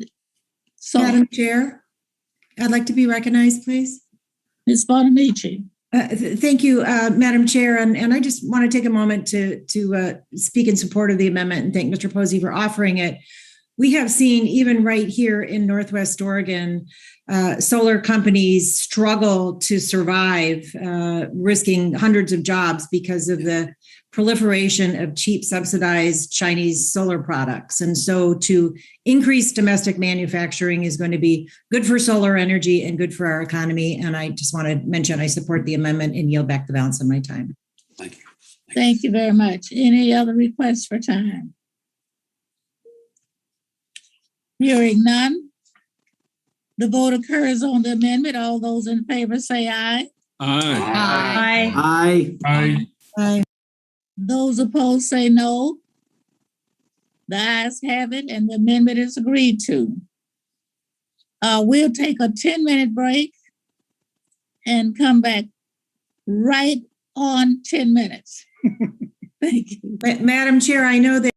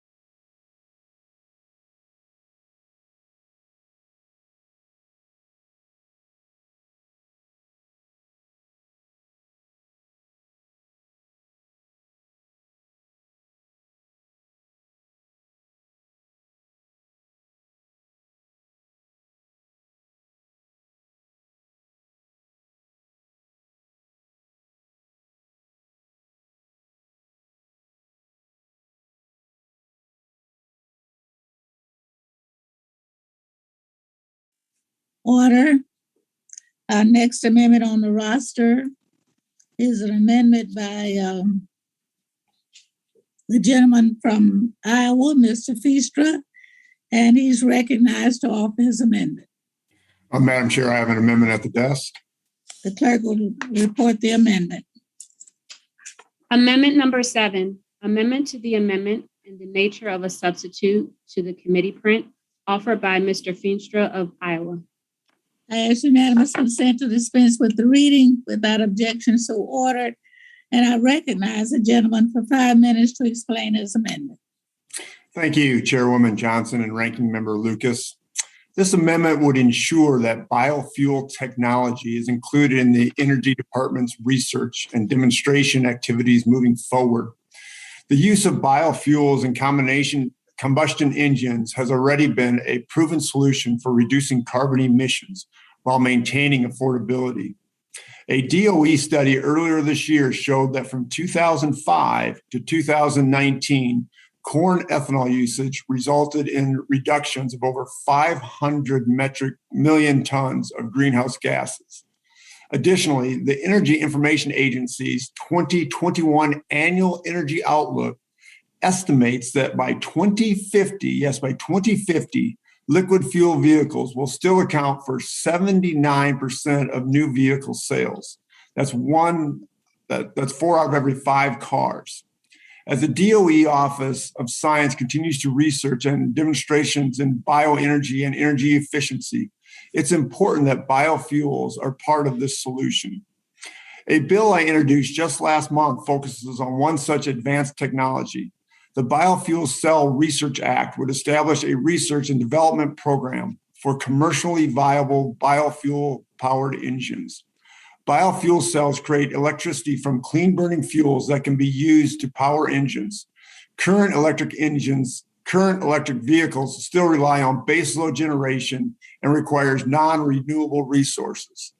My Biofuel Cell Research Act would bring us one step closer to developing vehicle engines that produce net zero carbon emissions, and it would save on infrastructure overhaul costs needed to support the electric vehicle policy being pushed in the administration's infrastructure packages.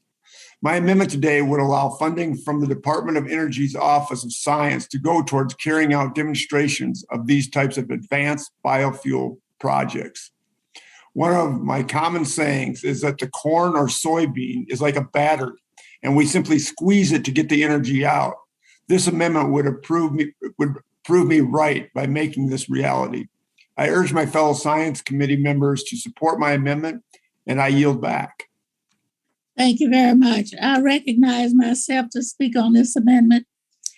I support this amendment as it was certainly the intent of the underlying legislative text to support the development of advanced biofuels as part of the Department of Energy's bioenergy technology activities. I would also add that we are working on draft legislation to further support the advancement of these technologies and would appreciate the opportunity to work with Mr. Feastra and other members on both sides of the aisle in this critical area in the months ahead. I yield back. Any further comment or request for time?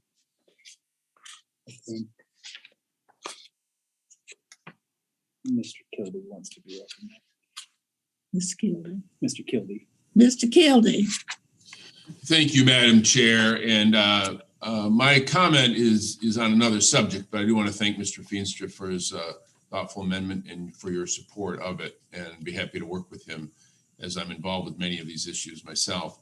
But I want to address another provision in the legislation, and thank you, Madam Chairwoman, and the committee staff for your hard work in working with me and my team on a provision that provides $80 million for local fire departments to replace firefighting gear and foam made with toxic PFAS chemicals. I serve as the co-chair of the bipartisan Congressional PFAS Task Force, along with Congressman Brian Fitzpatrick from Pennsylvania. We've been working to help people across the country clean up PFAS contamination by getting Congress to act to support my home state of Michigan and people all over the country that are dealing with this terrible problem of these forever chemicals. The U.S. House has taken significant steps this year to address the PFAS crisis in the U.S., specifically passing the PFAS Action Act just this past July. The $80 million for fire departments included in the budget reconciliation legislation builds on that investment to help protect those who are dedicated to protecting us.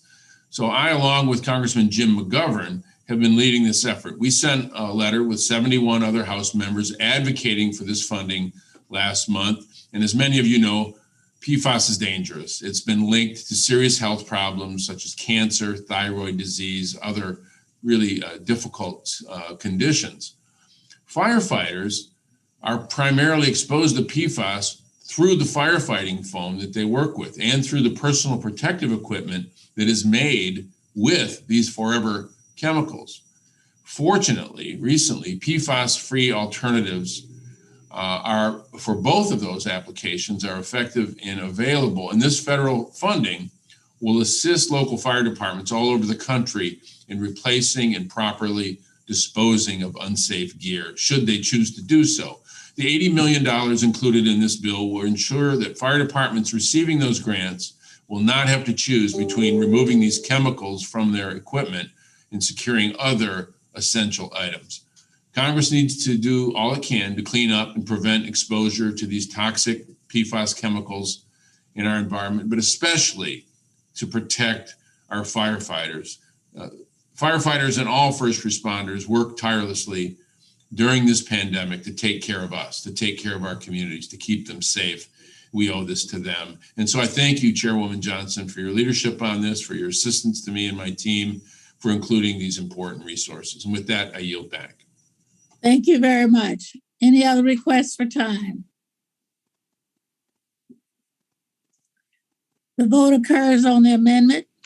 All those in favor say aye. Aye. Aye. Those opposed, no. The ayes have it and the amendment is agreed to. The next amendment on the roster is an amendment offered by the gentlelady from Oklahoma, Ms. Bice. She's recognized to offer her amendment. Madam Chair, I have an amendment at the desk. The clerk will report the amendment. Amendment number 8, amendment to the amendment in the nature of a substitute to the committee print offered by Ms. Bice. I ask unanimous consent to dispense with the reading without objection, so ordered. I recognize the gentlelady for 5 minutes to explain her amendment. Thank you, Madam Chair.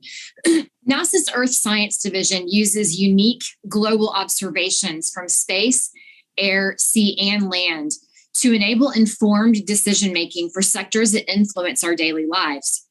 Land shifts, sea rise, plants grow, and cities expand. These ever-changing interconnected systems affect all of life on Earth and are monitored by NASA so we can discover ways to prepare for the future of our world. My amendment directs NASA to fund these critical Earth science research projects to support agriculture, forestry, and environmental issues that are changing daily from changing weather patterns. Specifically, this funding would benefit Earth science instruments that are designed to advance the state of our country's ag, forestry, and land use, all while improving drought forecasting. It would also work to improve floodplain mapping and prediction, water conservation, crop yield monitoring and forecasting, pest and disease monitoring, wildfire prediction and response, and deforestation. As ranking member on the Environmental Subcommittee, I recognize the importance of using technology to prepare for our Earth's changing climate. We've held hearings this Congress on the damages of wildfires and how to react in a world where natural disasters are constantly occurring. By funding the Earth science research at NASA, we can be better prepared for what environmental issues will come our way. I urge my colleagues to support the amendment, and I reserve the balance of my time. Thank you. Any requests for time? Madam Chair. Ms. Bonamici. Thank you. I move to strike the last word. Recognized for 5 minutes. Thank you, Madam Chair. And I want to thank Representative Bice for her interest in NASA's Earth Science Department, but I oppose this amendment. NASA's Earth Science observations and climate research are essential for understanding and monitoring hazards from the climate crisis, including the drought conditions, extreme heat, and wildfires that we're experiencing in the Pacific Northwest today. As a member of the Select Committee on the Climate Crisis, I know we have the opportunity and the imperative to implement bold, comprehensive, science-based policies to solve the climate crisis, and NASA can and will play an important role in our work. But unfortunately, this amendment would redirect funding already allocated for NASA climate science research and development to instrument development exclusively for a narrow set of applications. The essential investments in the bill already include NASA climate R&D and would support broader purposes that will help address the areas of fire, flood, drought, and land management that are raised by this amendment. So this amendment is unnecessary. It would be a constraint on the resources allocated in the bill, and therefore I cannot support it. I urge my colleagues to oppose the amendment, and I yield back the balance of my time. Thank you very much. Any further requests for time? The vote that occurs on the amendment, all in favor say aye. Aye. Aye. Those opposed say no. No. Oh, The noes have it, and the amendment is not agreed to. Madam Chair. Madam Yes. Chair. I can't tell who that is. Randy Weber. Mr. Weber, I request a recorded vote, please. request for the recorded vote is approved and will be assigned with the group voting. The next amendment on the roster is amendment from the gentleman from Texas, Mr. Babin. He's recognized to offer his amendment. Yes, ma'am. Thank you very much, Madam Chair. My amendment, I have an amendment at the desk. The clerk will report the amendment. Amendment number 9. Amendment to the amendment in the nature of a substitute to the committee print offered by Mr. Babin of Texas. I ask unanimous consent to dispense with the reading without objection, so ordered. I recognize the gentleman for 5 minutes to explain his amendment. Ma'am, thank you very much. Madam Chair, my amendment would provide NASA flexibility on how it spends over $4.388 billion allocated in the underlying bill. My amendment would allow NASA to use the funding to either shore up its infrastructure, use the funding to advance human exploration and pursuit of existing exploration goals as outlined in the law, or a combination of both.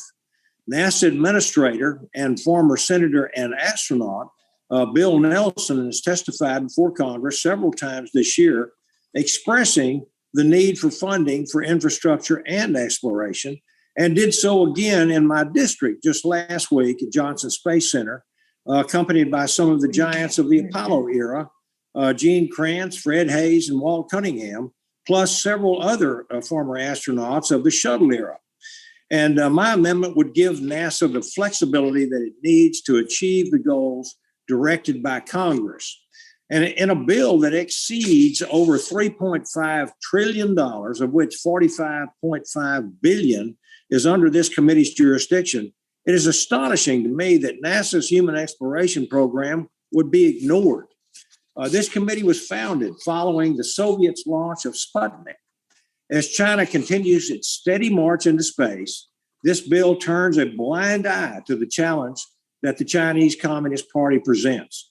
I urge my colleagues very, very vociferously to heed Administrator Nelson's call for funding for human exploration and allow NASA the flexibility to once again return to the moon and then to enable future exploration of Mars. As we've already heard my good friend Mr. Perlmutter say earlier today.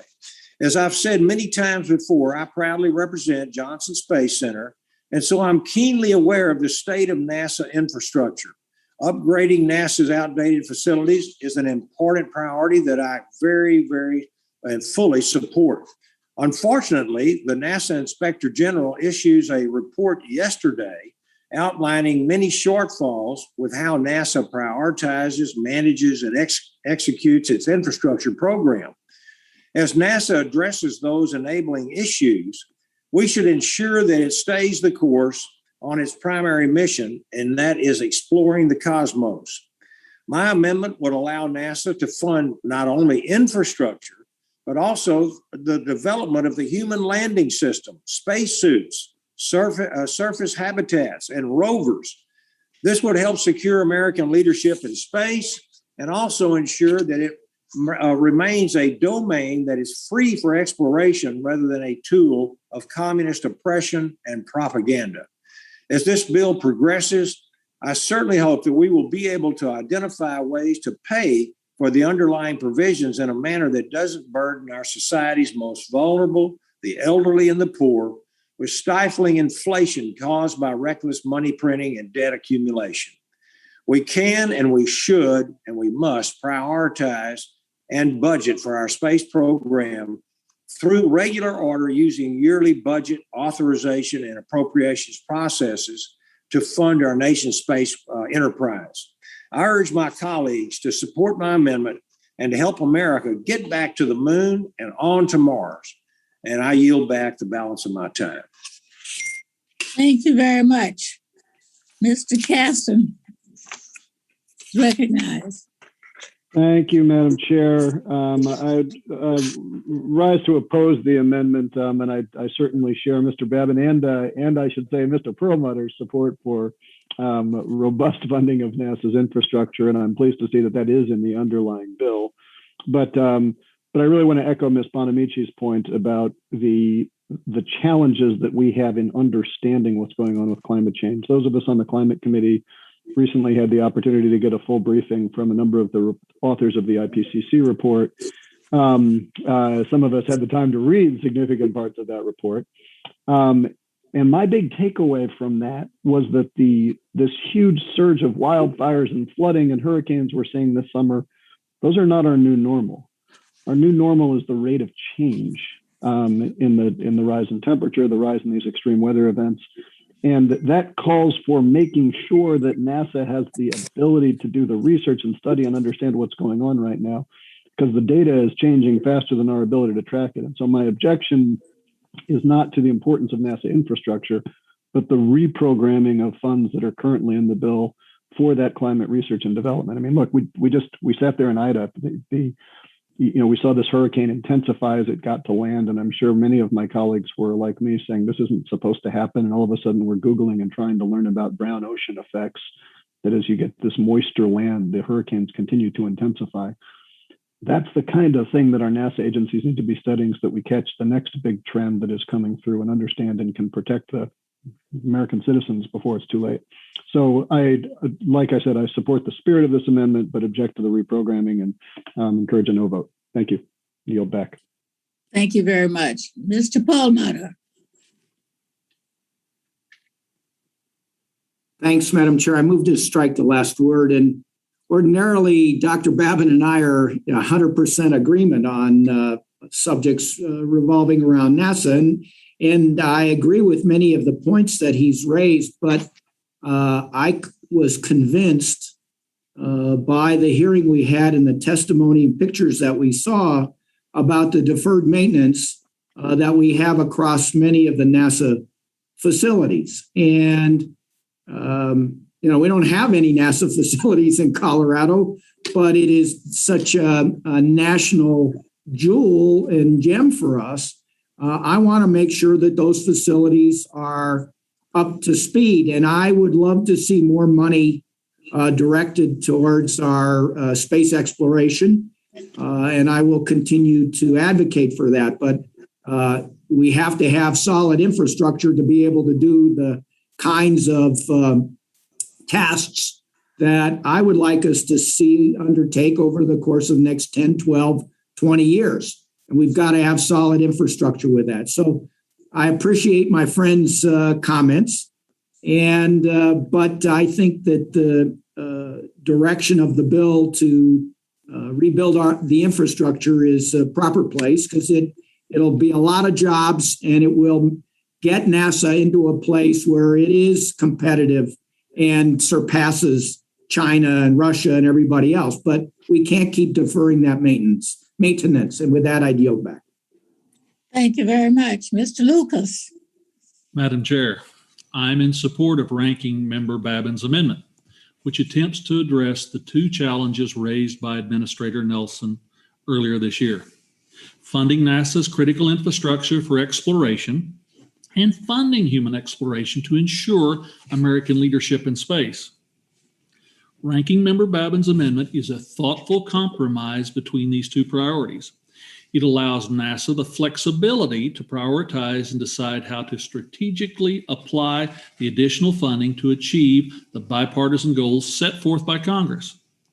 I'm sure we've all seen the articles recently bemoaning the lack of funding for human exploration in this bill. Ranking Member Babin's amendment allows this committee to remedy that flaw. Not only does it address this missed opportunity, but it also provides NASA the flexibility to fund necessary infrastructure projects as well. A balanced approach to funding both infrastructure and exploration is more important now than ever. In 2019, China became the first nation to land a rover on the far side of the moon. Within the last few months, China conducted a lunar sample return mission, becoming only the second nation to successfully land a rover on Mars and launch their own space station and crew into low Earth orbit. China's commitment to leadership in space, just imposed with the Democrats' $3.5 trillion spending package that ignores space exploration, is startling. Maintaining leadership in human spaceflight is a strategic priority. This amendment will allow NASA to prioritize how to best use the bill's funding to carry out our nation's exploration goals. I support the bill and urge my colleagues to do the same. And yield back, Madam Chair. Thank you very much. Mr. Garcia. Thank you, Madam Chair. I'd like to strike the last word in support of my colleague's amendment. Recognize 5 minutes. Thank you, Madam Chair. I just want to highlight that the language in this amendment is not an or. It talks about an and.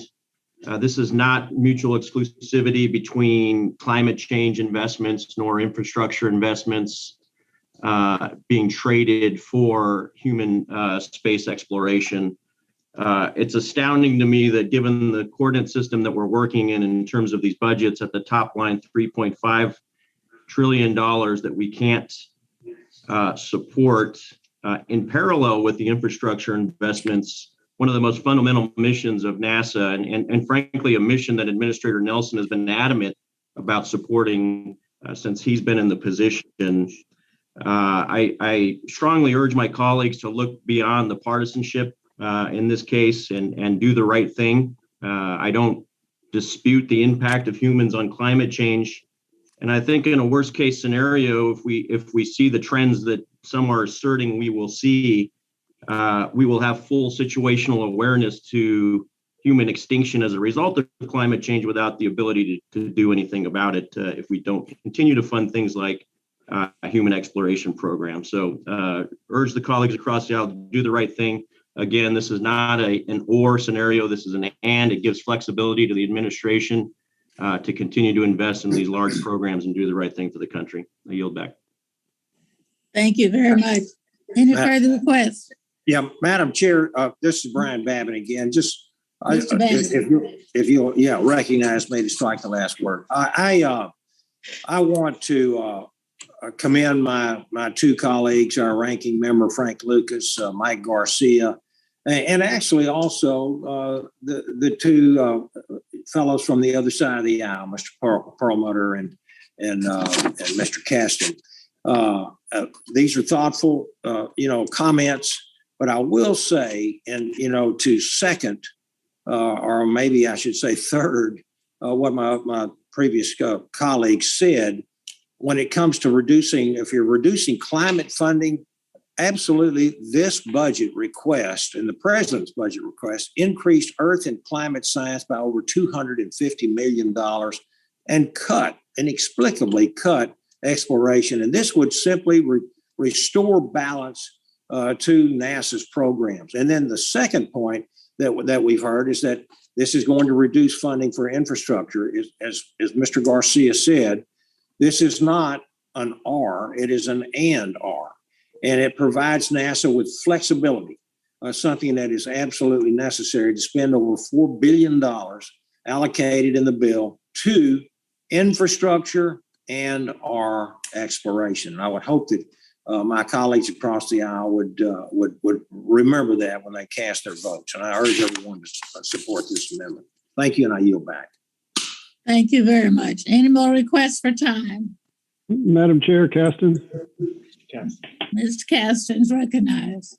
Just a question and a clarification for Mr. Babin and Mr. Garcia. You both said this is not an and or a nor, but if I'm reading the amendment right, you would completely eliminate section 90008, which is the funding for climate research. That shifts $388 million over. That sounds like an or to me, not an and. Can you clarify what you mean by your point? I don't, Madam Chair, if you don't mind, I don't think that's the case, Mr. Caston. This will provide flexibility. It's not a mandate to do one or the other. And if I'm wrong, I hope that one of our attorney friends in the virtual meeting would clarify that. I'm reading the text that says it strikes section 9008, which is the section doing climate research. So it would eliminate both the funding and the intent of that section, if I'm reading it correctly. Madam Chair, can we double check that? Yes. I recognize. Council. Council is recognized. That's my understanding of the effect of the amendment, Mr. Caston. That it would in fact eliminate that. So this is an or, not an and. Is that your opinion? With respect to the funding for NASA infrastructure versus the funding for the NASA's climate research and development, the answer is yes. Thank you. Yield back. Okay, I just heard from our staff as well, Madam Chair. It funds exploration and it funds infrastructure, and it does take from climate science. Any further questions or? But that is a balanced question. Yes. Any requests for time? Mr. Foster. Mr. Foster. Thank you, Madam Chair. As we discuss NASA infrastructure, I just would like to highlight a danger that we all have to start thinking about. And that is if we end up rebuilding 60-year-old infrastructure with 60-year-old technology, then 60 years from now, we're going to be back in the same place. It is remarkable that if you look at the chemical rockets being used to boost payloads into low Earth orbit, there has been essentially no technological progress since the 1960s. There is nothing in, the Falcon Heavy or the Space Launch System that would not be completely understandable to Wernher von Braun. And there's an environmental danger if you regard the future of mankind as being even 1% spacefaring. And if 1% of humanity lofts itself into even low Earth orbit using chemical rockets, you look at the calculation of what's left in the atmosphere. So NASA for decades, in my opinion, has been underinvesting in the crucial infrastructure, which is the intellectual infrastructure of how we get payloads into low Earth orbit, not using chemical rockets. There are a number of concepts out there that have been underinvested in for decades. And I think that we have to put some fraction of the $4 billion and all the other money that NASA uses into very advanced launch concepts. Because ultimately, we're just heading down the same alley again and again, and doesn't really provide a pathway for humanity to become spacefaring. So that's my take on NASA infrastructure. Yield back. Thank you very much. Any further requests for time? If not, the vote occurs on the amendment. All those in favor say aye. Aye. All those opposed, no. No. The noes have it, and the amendment's not agreed to. Madam Chair, I would like to request a recorded vote, please. Request noted.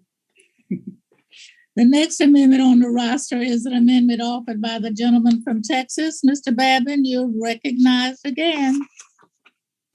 Yes, ma'am.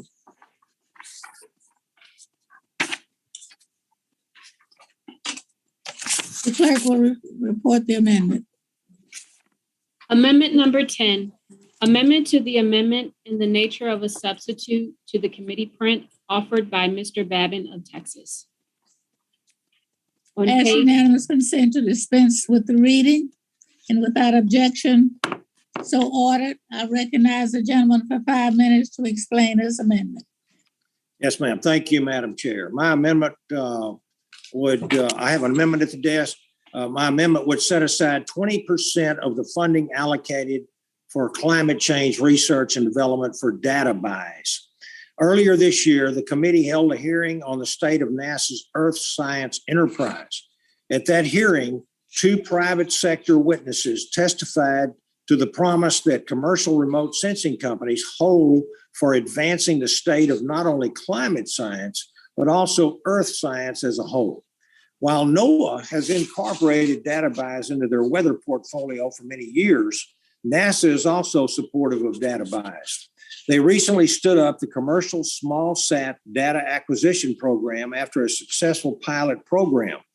NASA has a long history of using commercial data buys going back to the late 1990s. And the Commercial Space Act of 1998, which created the Science Data Purchase, or SDB, program, according to a RAND Corporation report from 2000, in terms of commercial response and quality of products and services, the SDB has been an experimental success in meeting its requirements. Some observers were initially skeptical that industry could or would be unable to respond in a useful way. We've come a long way since that time. Commercial remote sensing companies like Planet, Maxar, GeoOptics, Black Sky, Spire, a GHG SAT, as well as nonprofits like Carbon Mapper, all stand ready to provide data to NASA, either immediately or in the near future. NASA should leverage these capabilities to maximize the taxpayers' investment in Earth science. Doing so will bolster a whole new domestic industry, providing high-paying technical jobs, ensure that this technology stays in the United States rather than going overseas. U.S. law and national policy directs NASA to advance the commercial space sector. Title 51 of the U.S. Code directs NASA to seek and encourage to the maximum extent possible the fullest commercial use of space. NASA is also directed to acquire, where cost-effective, space-based and airborne Earth remote sensing data, services, distribution, and applications from a commercial provider. Both the 2014 National Plan for Civil Earth Observations and the 2015 National Space Weather Action Plan direct federal agencies to identify, to pursue commercial solutions. More recently, the 2019 National Plan for Civil Earth Observations directed agencies to strive to engage with the full Earth observations enterprise to determine whether there is a commercial solution available or in process that might be more appropriate than creation of a federal observing asset. These policies were also reinforced in the most recent decadal survey for Earth science. My amendment would ensure that commercial data buys are included in NASA's Earth science portfolio going forward. I urge my colleagues to join me in supporting this promising field of space technology that supports not only climate research, but also national security and economic competitiveness. I'll go back. Thank you very much. Ms. Sherrill is recognized. Thank you, Madam Chair. I move to strike the last word. Recognized for 5 minutes. Thank you, Madam Chairwoman. I want to speak today in opposition to this amendment that would require at least 20% of this legislation's investment in NASA climate change research and development to be allocated for commercial small-sat data buys. While I appreciate this amendment's support for the commercial small-sat data acquisition program, which assists in important Earth science research and application, the activities for which these commercial small-sat data buys are used are simply not relevant to the stated allocations for this section of sustainable aviation research and development, climate science modeling, and data management and wildfire management research. Furthermore, this amendment would take crucial funding away from investments in research dedicated to mitigating the effects of climate change. In addition, the requirements of this amendment would dedicate more money to spend than the market has product. This is what the ranking member warned us about, spending for the sake of spending. I'll close with a reminder that only a week ago we suffered a massive hurricane, Hurricane Ida, the severity of which was heavily impacted by climate change. 27 people died in my state, more than in any other state, from the direct effects of a hurricane that made landfall 4 days prior and over 1,000 miles away. This is in part because of years of underfunding important climate change research, which could have made a difference by developing new clean energy technologies and improving our infrastructure resiliency. The funding dedicated to studying and mitigating climate change is needed investment and cannot be reallocated. Thank you, and I yield back. Thank you. Any requests for time? Madam Chair. Mr. Babin. Yes, ma'am. If I could just rebut what the gentlewoman from New Jersey said, I would just like to remind her and everybody on the in the markup today that the commercial small sat data acquisition program is a NASA program that absolutely supports climate science. Data buys maximize taxpayer investments, and they support the U.S. industry as well. The amendment would still fund climate science, and I'll yield back. Thank you very much. Any further requests for time? If there's no further discussion, the vote occurs on the amendment. All those in favor say aye. Aye. Aye. Those opposed say no. Aye. That was Those only one, opposed say Madam no. No. No. The noes have it, and the amendment is not agreed to. Madam Chair, I ask for a recorded vote, please, ma'am. Thank you very much. It'll be postponed. The next amendment on the roster is an amendment offered by the gentleman from Iowa, Mr. Feastra, and he's recognized to offer that amendment. Madam Chair, I have an amendment at the desk. The clerk will report the amendment. Amendment number 11, amendment to the amendment in the nature of a substitute to the committee print offered by Mr. Feenstra of Iowa. I ask unanimous consent to dispense with the reading without objection, so ordered. I recognize the gentleman for 5 minutes to explain the amendment. Thank you, Chairwoman Johnson and Ranking Member Lucas. This is just a quick, short little amendment.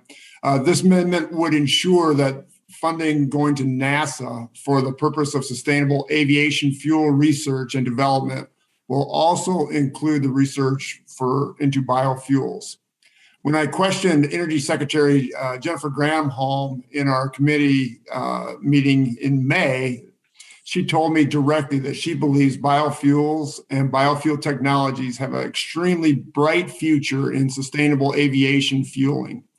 Adding this amendment is important to ensure that this cleaner, more affordable method of powering transit and lowering emissions in NASA's future development of clean air transportation is extremely essential and is needed. I ask for everyone's support and I yield back. Thank you very much. I recognize myself to speak on the amendment. I support this amendment and thank Mr. Feastra for offering it. And I urge my colleagues to support the amendment. I yield back. Are there requests for any members for time? Hearing none. Then the vote occurs on the amendment. All those in favor say aye. Aye. Aye. Aye. Aye. Aye. Those opposed, no. The ayes have it, and the amendment is adopted.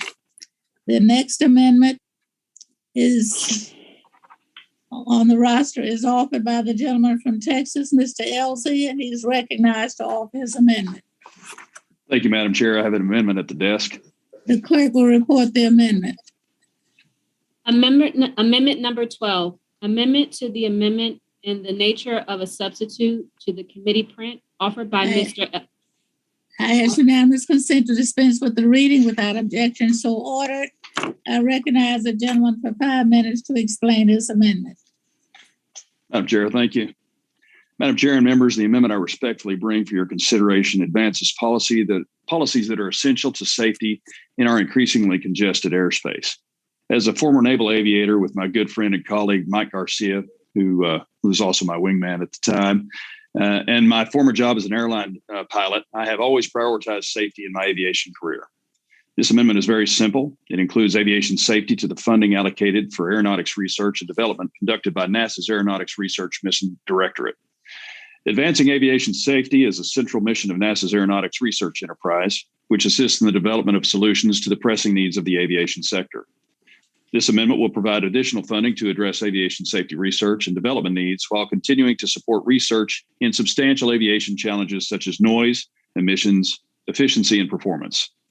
Additionally, the amendment ensures that aeronautics research and development activities do not violate subsidy prohibitions under the World Trade Organization Agreement or any other international obligation that could result in tariffs placed on U.S. industries. After years of negotiations over commercial aircraft sales, the U.S. and the European Union have finally agreed on a deal to provide research and development funding. To provide $60 billion in existing funds. Excuse me, somebody's not muted. Now I bring forward this amendment, right? All of the 23.6. Okay. Thank you. You may proceed. I have a feeling that was aimed at the freshman who's got his First Amendment up. That's just a guess. Thank you, ma'am. After years of negotiations over commercial aircraft sales, the U.S. and the European Union have finally agreed on a deal to provide research and development funding through an open and transparent process and to collaborate in addressing non-market practices conducted by other countries, particularly China, which is developing its own civilian aircraft. I urge my colleagues to support this amendment, and I reserve the balance of my time. Thank you. Any requests for time? Madam Chair, I would request some. Don Byer. Mr. Byer. Madam Chair, I would urge the committee to reject this amendment. Our bill focuses on targeted investments in climate-related R&D, including sustainable aviation. We have a regular appropriations process to fund broader activities like the safety activities across NASA. And that's the proper forum for the changes that the gentleman is seeking. I'm also confounded by the WTO parts of this amendment. Now, we've just come off 4 years where the Trump administration imposed more tariffs than any other in memory. And now we're concerned about the WTO after the 4 years of relentless resistance, the WTO oversight, from essentially dissolving the appellate body to threatening to withdraw from the WTO government procurement agreement. You know, with Ron Kind and Earl Blumenauer in Ways and Means, we're trying to recommit the U.S. to the WTO. But this amendment is a red herring, and there's nothing in SAF that would really provoke any WTO activities. So it's unnecessary, and I urge us to reject it. Thank you very much. Any requests for time? If there's no further discussion, the vote occurs on the amendment. All those in favor say aye. Aye. Aye. Aye. Aye. Replenishing her. Those opposed say no. No. The noes have it, and the amendment is not agreed to. The next Madam Chair. amendment on the, Mr. Elsie. sorry. Yes, ma'am. Request a record vote. Okay, that'll be postponed. The next amendment on the roster is an amendment offered by the gentleman from Florida, Mr. Posey, and he's recognized to offer his amendment. Thank you, Madam Chair. I have an amendment at the desk. The clerk will report the amendment. Amendment number 13, amendment to the amendment in the nature of a substitute to the committee print offered by Mr. Posey of Florida. On page 19, Ask Fine. unanimous consent to dispense with the reading and without objection so ordered. And I recognize the gentleman to explain this amendment. Thank you, Chairwoman Johnson. The Chinese Communist Party is targeting the United States research and development enterprises. This includes our civil space program and our commercial space companies. My amendment would recognize this fact and stand up a task force in NASA's Office of the Inspector General to counter this threat. The amendment would also direct the NASA Inspector General to work with the Council of the Inspectors General on Integrity and Efficiency to coordinate activities across agencies and with other Inspector Generals.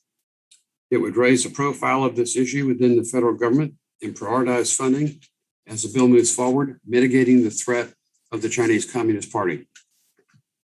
If my colleagues wish to spend money without identifying any real way to pay for it, then at least we can do is ensure that the fruits of the labors don't end up with the Chinese Communist Party. The irony is that the CCP will likely buy the debt we are creating with this bill. This is something we should pay more attention to because the inflation caused by reckless spending will disproportionately impact the poor, the seniors, retirees. I hope my colleagues will stand with me to counter the threat posed by the Chinese Communist Party. Research and space influence on our economic competitiveness and our national security.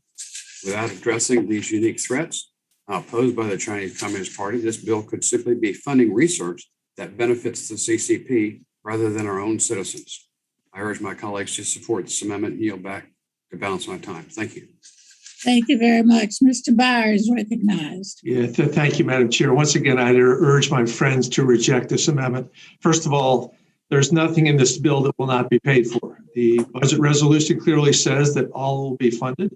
I serve on Ways and Means Committee where we're eagerly working right now to make sure that this bill is fully paid for. But second, the resources for the NASA Inspector General included in this bill are specifically to provide oversight of the management of NASA funding investments.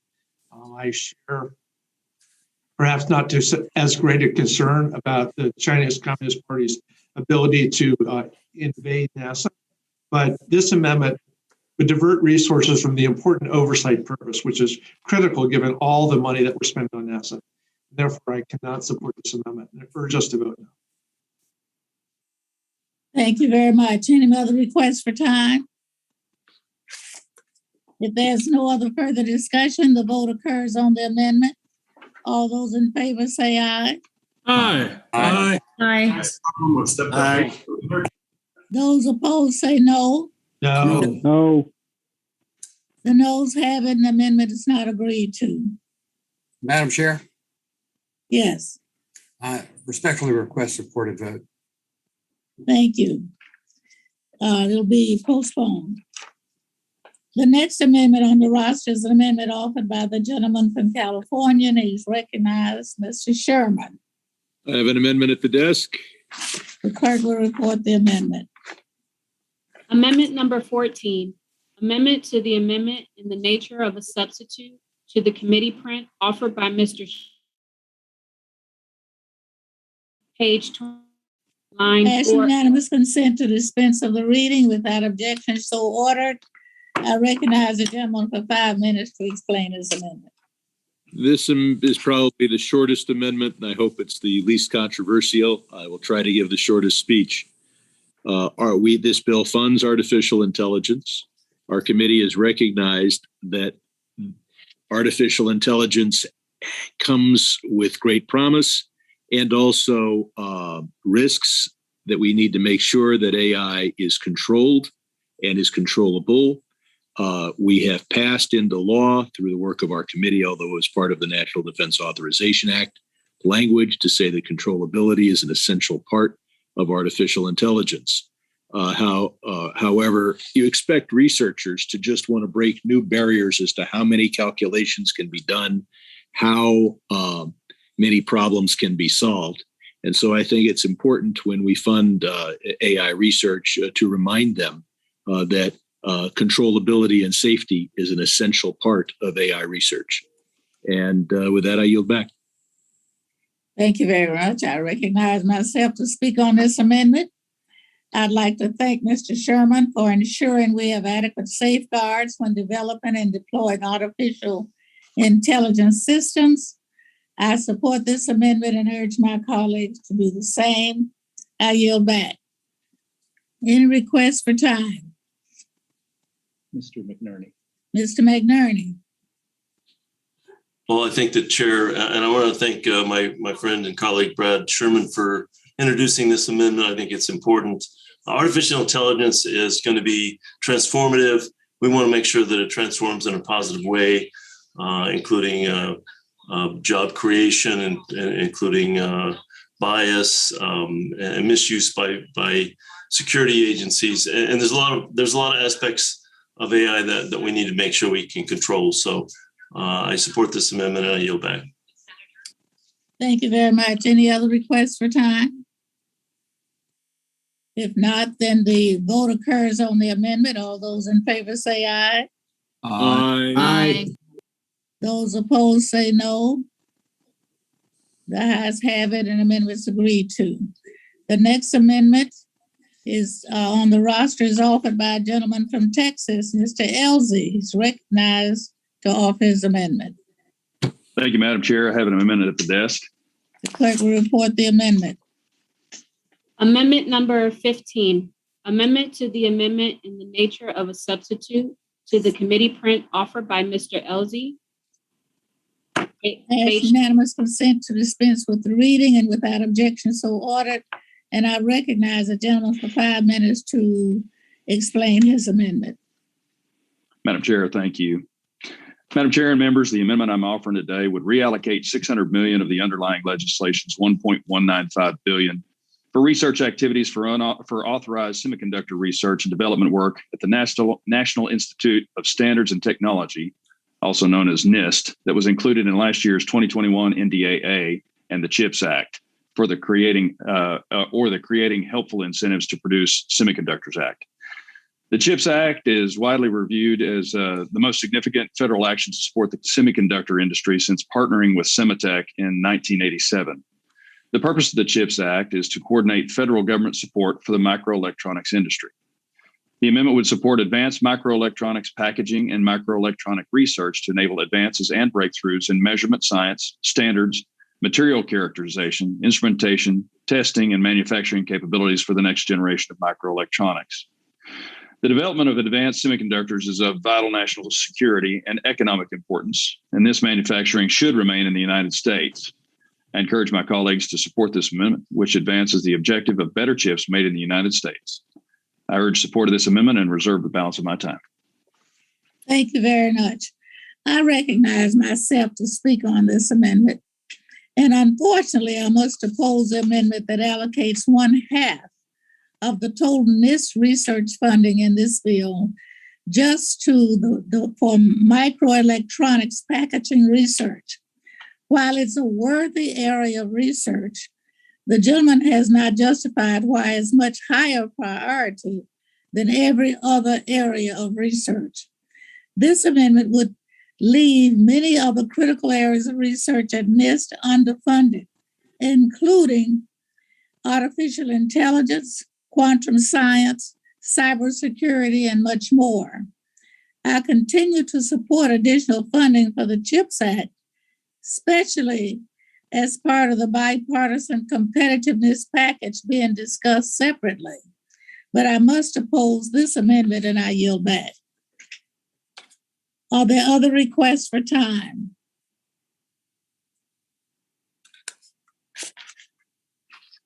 Then the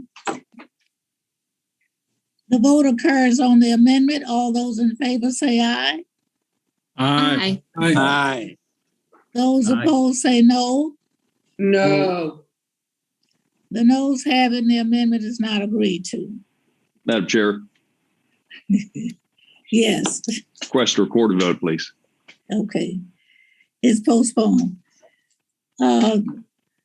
The next amendment on the roster is amendment offered by the gentleman from Michigan, Mr. Meyer. He's recognized to offer his amendment.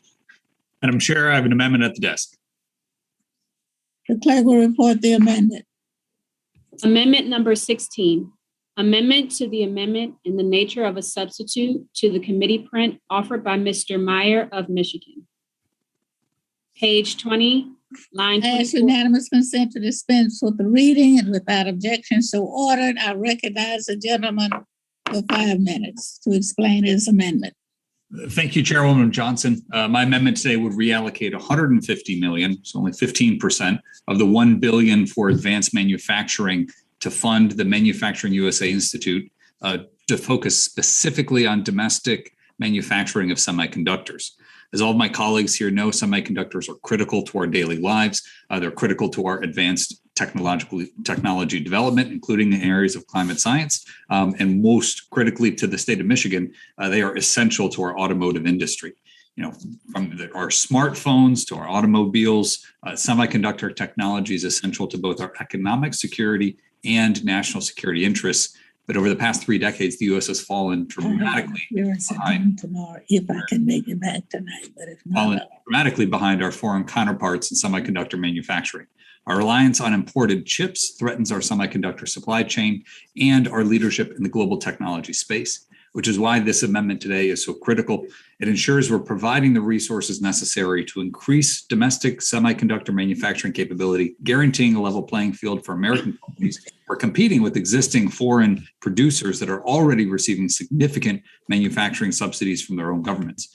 These investments that we're making today will help keep America competitive in the global technology innovation ecosystem. And as we have had some concerns over other allocations, I should just note that this 150 million of the 1 billion is solely to provide funds through existing programs for advanced manufacturing, research, development, and test beds, including related administrative expenses. So it's not necessarily taking away from any other allocated pots, merely making sure that at least 15% of that amount is going towards our semiconductor supply chain research domestically. I urge my colleagues to support this amendment, and I yield back my time. thank you very much. I recognize myself to speak on the amendment, and I want to thank Representative Meyer for his amendment. Semiconductor manufacturing is an area of high need. I believe that NIST can put these funds to good use, and I support this amendment. I yield back. Any other requests for time? Madam Chair, if I may. Ms. Rice. Ms. Rice.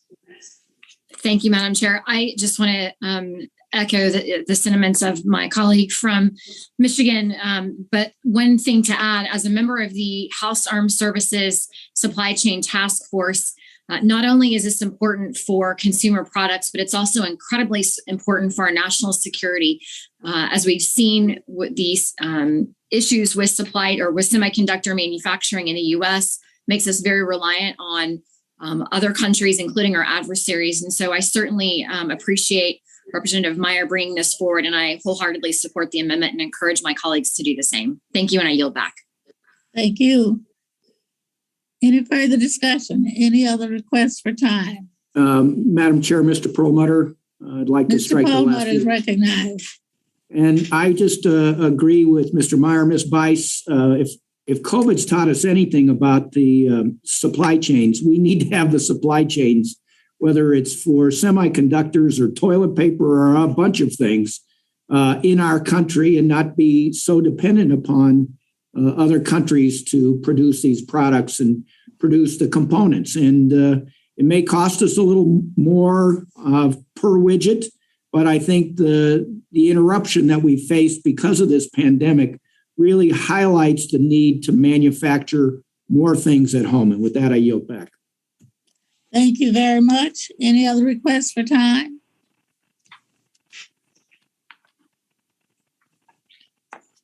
Hearing none. The vote occurs on the amendment. All those in favor say aye. Aye. Aye. Aye. Those opposed, no. The amendment is agreed to. The next amendment on the roster is an amendment offered by the gentleman from Indiana, Mr. Barrett. He is recognized to offer his amendment. Thank you, Madam Chair. And I have an amendment at the desk. The clerk will report the amendment. Amendment number 17, amendment to the amendment in the nature of a substitute to the committee print offered by I ask Mr. unanimous consent to dispense with the reading, and without objection so ordered, I recognize the gentleman for 5 minutes to explain his amendment. Thank you, Madam Chair. The recent cyber attacks against U.S. critical infrastructure, like the ransomware attack on the Colonial Pipeline, the hacking of the New York City subway system, local government agency breaches, hospitals, and critical components of the American food supply chain cannot be ignored. So as such, we have a responsibility to allocate the funds necessary to properly prepare for and prevent future attacks so that our infrastructure does not fall victim to our adversaries. My amendment dedicates $150 million of NIST funds to bolster our cybersecurity and consistent with the fiscal year 22 appropriation levels for NIST, and they allocate that to the cybersecurity activities.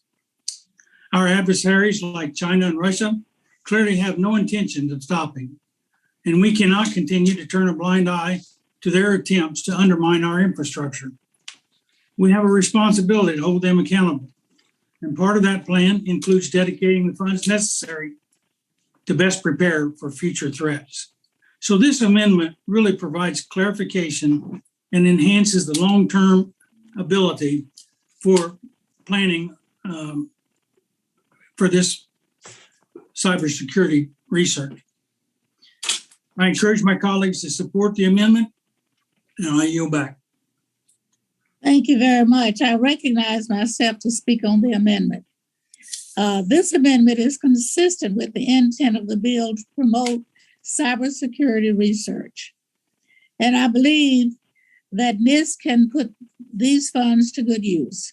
So I support this amendment and I urge my colleagues to join me. Any other requests for time? If there's no further discussion, the vote occurs on the amendment. All those in favor say aye. Aye. Aye. Aye. Those opposed say no. The ayes have it and the amendment is agreed to. Our next amendment on the roster is offered by the gentleman from Texas, Mr. Babin. He's recognized to offer his amendment. Madam Chair, I have an amendment at the desk. Clerk will report the amendment. Amendment number 18, amendment to the amendment in the nature of a substitute to the committee print offered by Mr. Babin of Texas. Without objection, we will dispense with the reading and let me recognize the gentleman for 5 minutes to explain his amendment. Thank you, Madam Chair. My amendment would facilitate the transfer of the Office of Space Commerce, or OSC, out of NOAA and into the Office of the Secretary of Commerce, where it was originally authorized. My amendment would also fund the Office of Space Commerce to serve as a commercial storefront for the government to provide space situational awareness information to the private sector. By creating an open architecture data repository and procuring commercial space situational awareness data, we can begin to address the big challenge of orbital debris, space junk, potential collisions in space, etc. We've all heard concerns about the growing number of objects in space. Unfortunately, we don't have the best data on where all of these objects are or where they will be in the future. And while there are calls to create a space traffic management system and create new regulations, we should first figure out where things are. We need to crawl before we walk and walk before we run. My amendment would reinforce existing executive branch policy and statutory direction. Similar amendments to the appropriations bills in the past have passed by voice vote and garnered bipartisan support. The Senate recently passed a bill that instructs similar reorganization and direction. Last year, the National Academy of Public Administration recommended that the Department of Commerce take on this challenge. So I urge my colleagues to support my amendment to help identify, to track, and communicate space objects, and I yield back the balance of my time. Thank you very much. I recognize myself to speak on this amendment. I speak in opposition. Quite simply, this amendment cuts funding for critically important climate and weather research and forecasting programs at NOAA. the need to which has been made abundantly clear by recent extreme weather events, the continued impact of climate change on our economy and quality of life, and the resulting human toll. We should be investing more, not less, to address those climate and weather threats. The intended recipient of the funds that this amendment would cut from NOAA's climate and weather research programs can have its requirements addressed through the regular authorization and appropriations process. There is no need to preempt the process at the cost of unacceptable cuts to NOAA's important climate and weather programs. I oppose the amendment and urge defeat of this amendment, and I yield back. Are there others wishing to seek time? Madam Chair, this is Mr. Perlmutter. I'd like to be recognized for 5 minutes. Mr. Perlmutter is recognized. Thank you very much. And Dr. Babin and I have been working on this subject for a number of years now in reestablishing the Office of Space Commerce. So I'm very sympathetic to his amendment. But as the chairwoman has said, it cuts, I think, $20 million or something from basic climate types of research. And this one, along with a couple of other amendments that have been brought up, the infrastructure versus human space exploration, and the one on using commercial companies to provide data about the environment and about a variety of things are interesting amendments that the gentleman has proposed. I've opposed all of them, and I oppose this, but I would say to him that I'd like to work with him and others, if they so choose, and the committee to see if amendments can be drafted that are agreeable to all of us between now and when this comes to rules. And with that, I'm going to oppose the amendment, but would like to work with the gentleman as we go forward, and I yield back. Thank you very much. Any requests for time? Madam Chair. Yes, Brian Yes, Babin. Mr. Babin. Yes, ma'am. I want to say, tell my good friend from Colorado how much I appreciate him. And he and I have worked together, as he said, on this for several long years now. And I would also, and want to thank him in advance for the work we will do in the future. But I also want to just remind everyone in the meeting that the Senate passed language directing Commerce to take on space situational awareness. The House passed language in previous Congresses directing Commerce to take on situational awareness. The appropriators directed Commerce to take on situational awareness. The previous administration directed Commerce to take on situational awareness. The National Academy of Public Administration recommended that Commerce take on situational awareness. It's time to move on, and I certainly hope that I'm still looking forward to folks supporting this amendment right now. But if it doesn't work out, I'm looking forward to working with members of the on the other side of the aisle, like Mr. Perlmutter. So with that, thank you, and I yield back. Thank you very much. The vote occurs on the amendment. All those in favor say aye. Aye. Aye. Those opposed say no. No. Oh.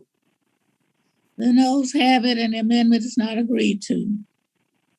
The Madam next Chair, amendment on could I call for a recorded vote, please, ma'am? recorded report, a vote has been requested. Yes, ma'am. Thank you. The next amendment on the roster is an amendment offered by the gentlelady from Oklahoma, Ms. Vice, and she's recognized to offer the amendment. Thank you, Madam Chair. I have an amendment at the desk. The clerk will report the amendment. Amendment number 19, amendment to the amendment in the nature of a substitute to the committee print offered by Ms. Spice of Oklahoma. Page 25, line 21. Strike. I ask unanimous consent to dispense with the reading, and without objection so ordered. I recognize the gentlelady to explain her amendment. Thank you, Madam Chair. NOAA's National Mesonet Program is an alliance between universities and private weather companies, which collectively includes over 1,750 weather monitoring stations across 28 different states. The network of monitoring stations fills large data voids and enhances weather forecasters' situational awareness during severe weather events. Because the data can be hyper-localized, it is able to predict events like thunderstorms, wind gusts, heat bursts, and dry lines that would go undetected by other weather observation systems. The National Mesonet Program saves the federal government money by efficiently leveraging existing non-federal weather monitoring assets instead of building, owning, operating, and maintaining their own that would be a much higher cost. Oklahoma's Mesonet has been labeled the gold standard of environmental monitoring systems and is one of the states who participate in the national program. Because it also includes environmental data like insulation and soil conditions, in addition to normal surface weather observations, many farmers, ranchers, and businesses in Oklahoma rely on the Mesonet for their daily operations.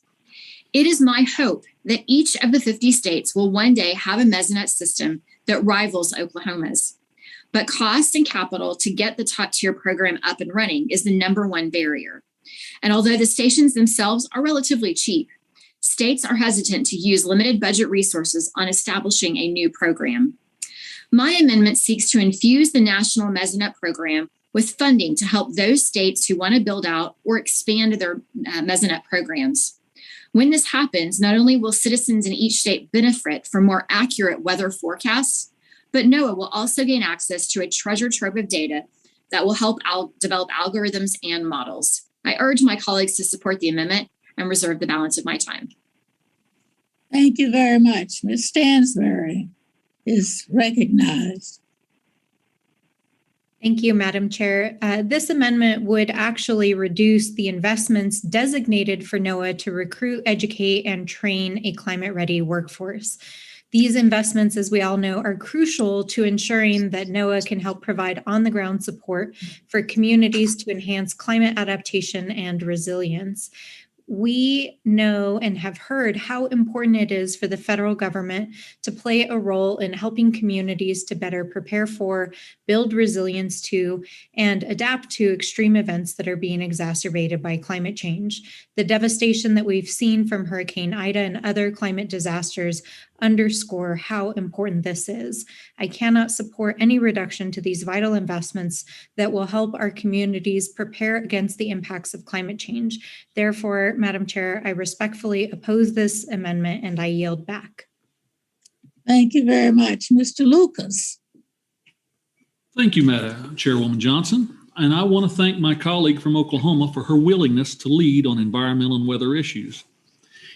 Any of my colleagues who've been around the Science Committee for a few years have heard my praises for the Oklahoma Mesonet. In 1984, flooding killed 14 people in the Tulsa, Oklahoma area.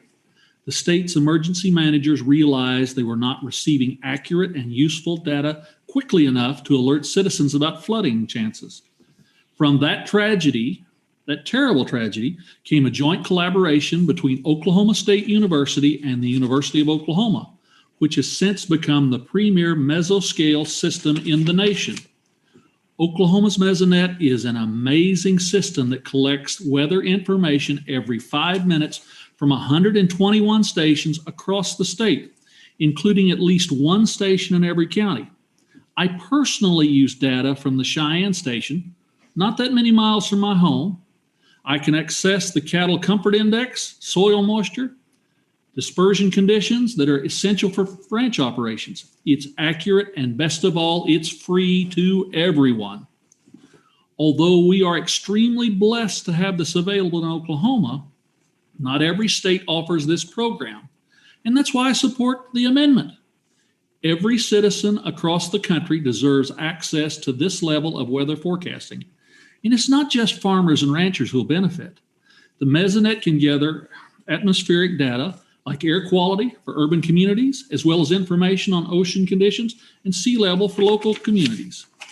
If accepted, This amendment will give the National Mesonet Program the funds necessary to assist communities across the country to either set up a program or upgrade their current capacities. In return, NOAA will have access to more data, which will improve our national forecasting capacities. This is the definition of a win-win. And I'd make this last point to my colleagues. We already have this in Oklahoma.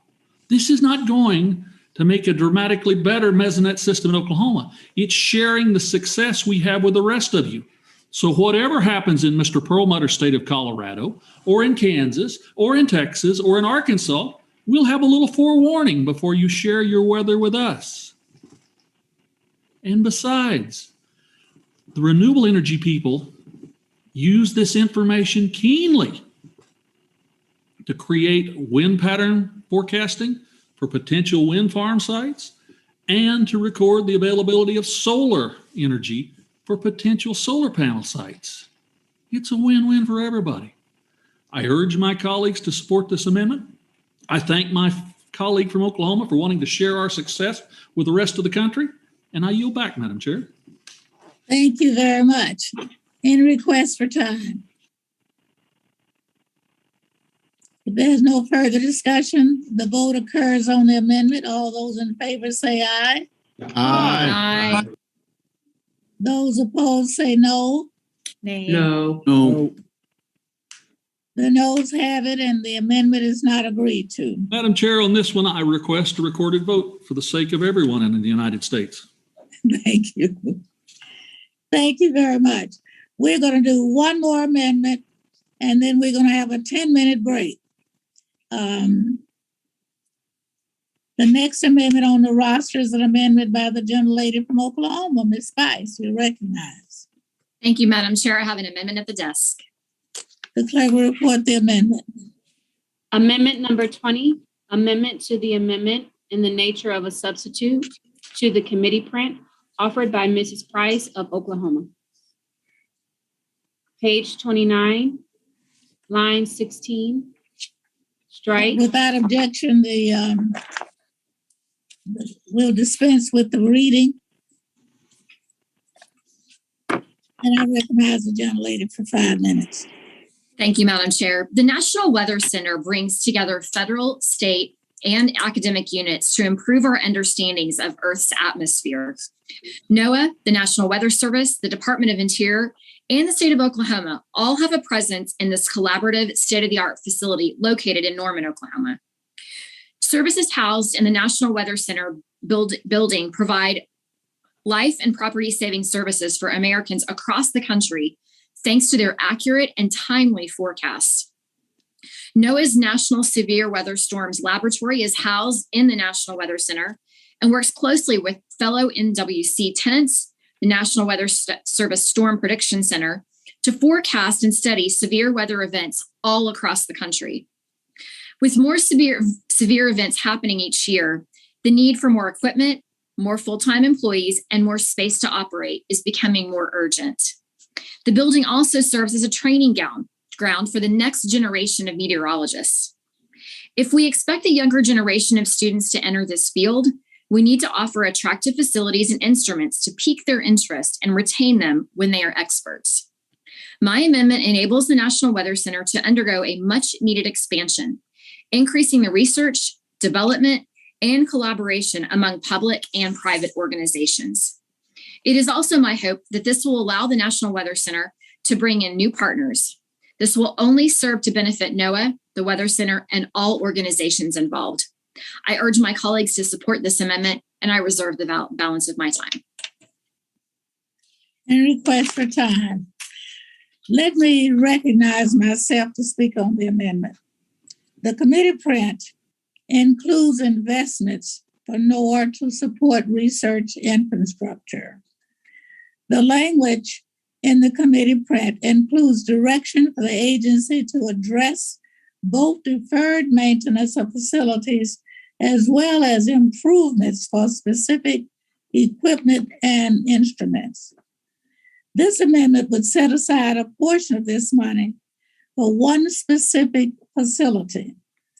We believe it is important to provide NOAA with flexibility to identify the highest priority research infrastructure needs across the committee's jurisdiction and have purposefully not identified any specific facility by name. So therefore, I oppose this amendment. Anyone seeking time? Madam Chair.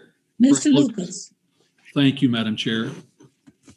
And I want to thank the ranking member of the Environment Subcommittee and my esteemed colleague from Oklahoma for offering this amendment.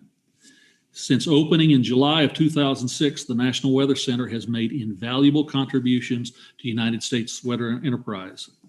This center has directly saved lives, improved our understanding of the Earth's atmosphere, and provided accurate, timely forecasts on everyday weather. From the original WSR 57 to Doppler radar, today's phased array radars, research at the National Severe Storms Laboratory within the Weather Center has made radar one of the most valuable tools available to our forecasters. And I firmly believe that none of this would have been possible without the one-of-a-kind federal, state, and academic collaboration and environment that only the National Weather Center offers. But like my colleague from Oklahoma pointed out, the next generation won't settle for the same old show. To fulfill the last pillar of the center's mission, to educate and train future meteorologists, we need to ensure that the facility remains world-class. By attracting the best meteorologists and training them with the best equipment, we can ensure that every citizen in the United States will have better forecasting and severe weather predictions, which could give them the advanced warning they need to avoid a catastrophe. I want to end by strongly encouraging my colleagues to visit the great state of Oklahoma and the National Weather Center. Now, it may not be in the 3rd District of Oklahoma that I represent. It may not be in the 5th District represented by Congresswoman Bice, but come to Oklahoma and visit it. If not just for the breathtaking view from the rooftop observation deck, go for the 500 research scientists, faculty, and support staff who will gladly show you the life-saving work they are doing and the incredible science behind it. I know we have, in the majority, a limited amount of flexibility in a reconciliation markup. I appreciate that completely. But I do urge my colleagues to support this amendment because once again, it makes a difference to the whole country. And I yield back the balance of my time. Thank you very much. Any requests for time? If there's no further discussion, the vote occurs on the amendment. To ensure small firms in emerging markets have fair access to program funds. A concerted effort is needed. I'm sorry, somebody's unmuted. All those in favor say aye. And I consider Aye. my district. Those opposed say no. No. The noes have it and the amendment's not agreed to. Madam Chair, I request a recorded vote. That is noted, and we will add it to the list. Let me say, members, we're going to take a 10-minute break, and when we return, Mr. Perlmutter will have the chair for a while. I want to say that we now have 12 requested votes on amendments, and we have approximately 16 more amendments to go. We're moving well, but I want you to keep that in mind, and perhaps we can set a time. We know there are several other committees doing markups today. So when we get back, maybe we can estimate a time of which we can start the votes on the amendments that are proposed. So in 10 minutes, Mr. Perlmutter will be here, and then we'll continue after that.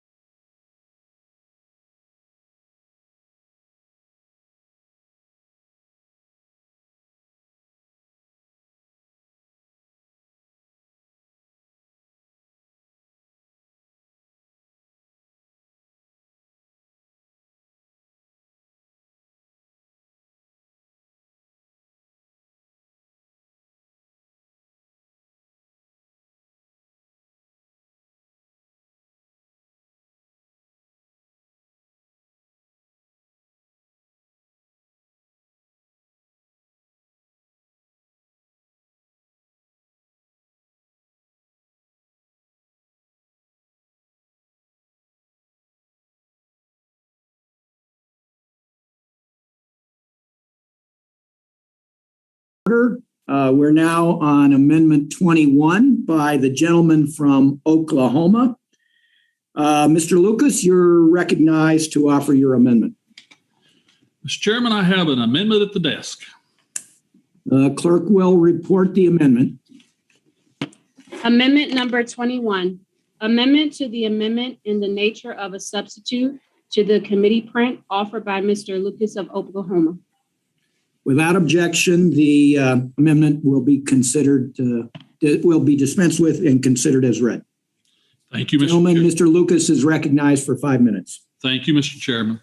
This amendment emphasizes the importance of the commercial sector when it comes to space weather forecasting and observations. Last Congress, the committee passed my good friend, Representative Perlmutter's Pro-SWIFT Act, which expanded the scope of federal research related to space weather. As a part of the regular legislative process, I had an amendment adopted that allowed NOAA to establish a pilot program to acquire data from commercial partners. This is a tried and proven method when it comes to improving forecasting and observations. A near identical program for weather data was included in my bill, the Weather Research and Forecasting Innovation Act of 2017. And just a few weeks ago, NOAA awarded a third commercial data order resulting from the program, cementing its success and contribution to NOAA's mission. This same success can be accomplished for space weather data. Giving federal agencies the ability to purchase data for operational use is the most cost-effective solution to acquiring timely, accurate data on space weather events. It also has the benefit of spurring competition in the private sector, leading to significant advances in data quality and understanding. The underlying bill does include funding for the Pro-SWIFT Act broadly, but my amendment ensures that there's a specific carve-out for commercial data purchases. The data acquired through this program will supplement the instruments and spacecraft developed through coordinated federal government activities. We simply need to make sure that NOAA has the funding to buy this data. And before I yield back, I would note to our acting chairman that I very much appreciate the comments made by Chairwoman Johnson just before we broke. And a timely and orderly fashion of concluding today is one of my personal goals too. But for those members on both sides of the aisle, particularly the underclassmen, reconciliation is a different process than most any other legislative process. And it is one where the minority has far less influence even than the junior members, the rank and file of the majority. This will well be our last opportunity to offer discussion, amendments, to have votes, to try and affect policy through this process. So it's very important that in the minority, we maintain that right to be heard, while the majority certainly has the right and the responsibility to govern. So with that said, I know my acting chairman will be very enthusiastic about this amendment since it involves some of he and I's great efforts, but I also understand the nature and the lay of the political land. While I cannot encourage my colleagues to not request votes when they feel it's important, I know we'll do the right thing on this amendment. And without regard to whatever the result is, I will not on this occasion ask for a recorded vote, Mr. Chairman, a show of good faith amongst old colleagues.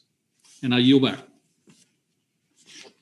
The gentleman yields back and appreciate the comity and the friendship with which he offers his position not to ask for a recorded vote. And I would just say thank you to Mr. Lucas. You and I have worked on the Pro-SWIFT Act and issues regarding space weather for 5 or 6 years now. And I appreciate your attention.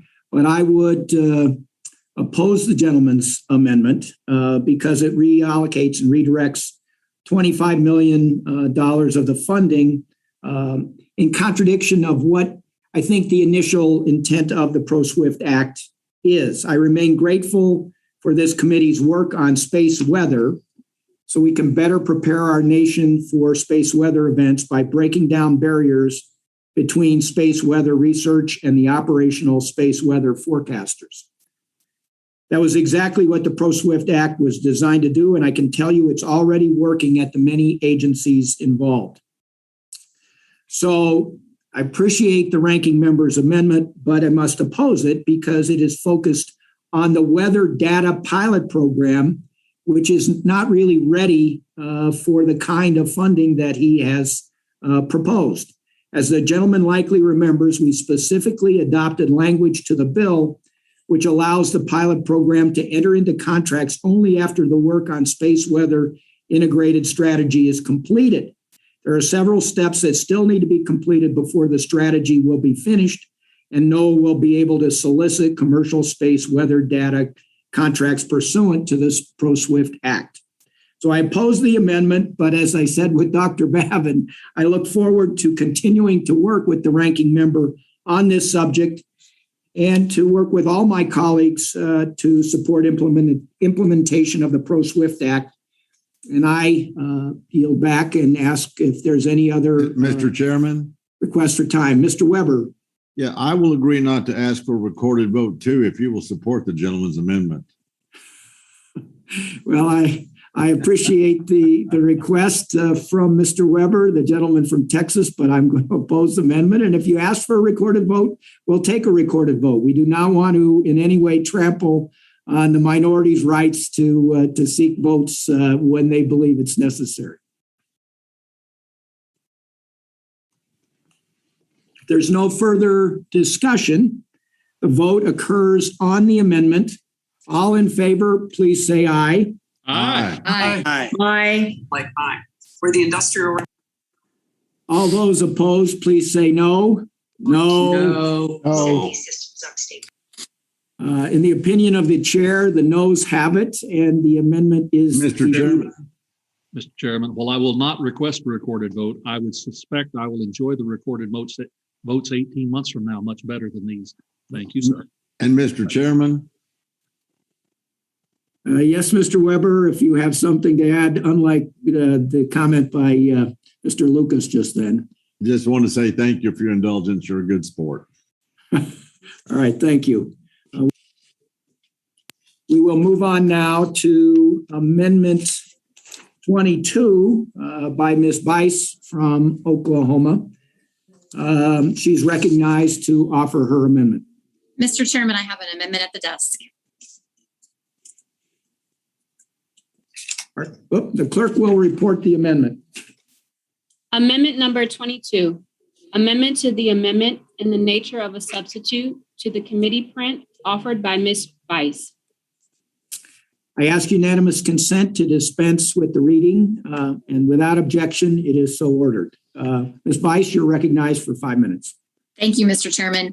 The established program to stimulate competitive research, otherwise abbreviated as EPSCoR, has been funding areas across the country that historically receive less financial support for research and development projects for the last 40 years. There are currently 28 states that are eligible to participate in EPSCoR, including my home state of Oklahoma. EPSCoR provides support for key research areas in Oklahoma's public universities, while also establishing partnerships with higher ed, government, and industry to effect lasting progress in the state's research infrastructure, research and development capacity, and R&D competitiveness. Right now, our country is in a constant battle with China for technological advancements.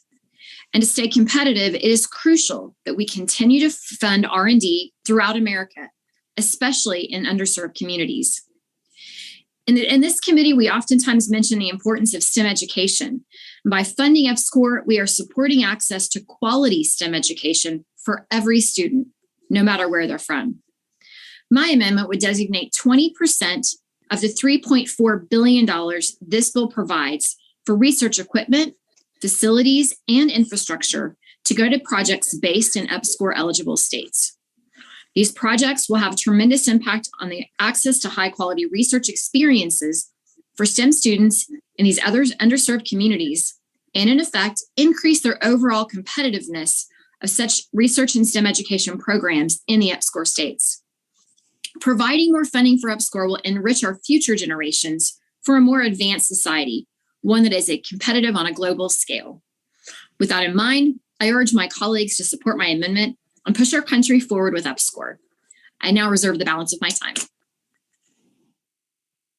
Gentlelady yields back. Is there any further discussion on Ms. Bice's amendment? I'll recognize myself on her amendment. I want to thank Ms. Bice for her amendment. I support the amendment. The chair supports the amendment. It is consistent with the intent of the underlying bill to grow our STEM talent pool by providing more research opportunities in communities that have often been overlooked. And I recognize Mr. Foster's concerns about the allocation process, but unless we change that, this still benefits and improves the bill in order for more institutions across our nation to be competitive for research awards. Their faculty and students must first have access to cutting-edge research facilities and instrumentation. I urge the adoption of the amendment offered by the gentlelady from Oklahoma. Is there any further discussion? Mr. Foster is recognized for 5 minutes. Thank you, Mr. Chair, and I'll be brief. I just want to reiterate, how broken the whole concept of using states as the basis of. Consider you're a home state of Colorado. If you're in the Denver area, you are not being shorted for nearby federal investments in research. If you're on the other side of the mountains or on the far eastern side of the state, you're effectively out of touch with all of those investments. And so what you want as an endpoint, if your goal is to make it so that your ability and your probability of receiving federal research money is independent of where you live, you want to have the federal research spending more or less map the population density of the United States. And that can be done in fairly simple ways. There are many formulas in that the Agriculture Committee deals with all the time that correctly identify truly rural areas instead of using the very blunt instruments of states, where you end up with this amendment, for example, funneling even more money into Brown University.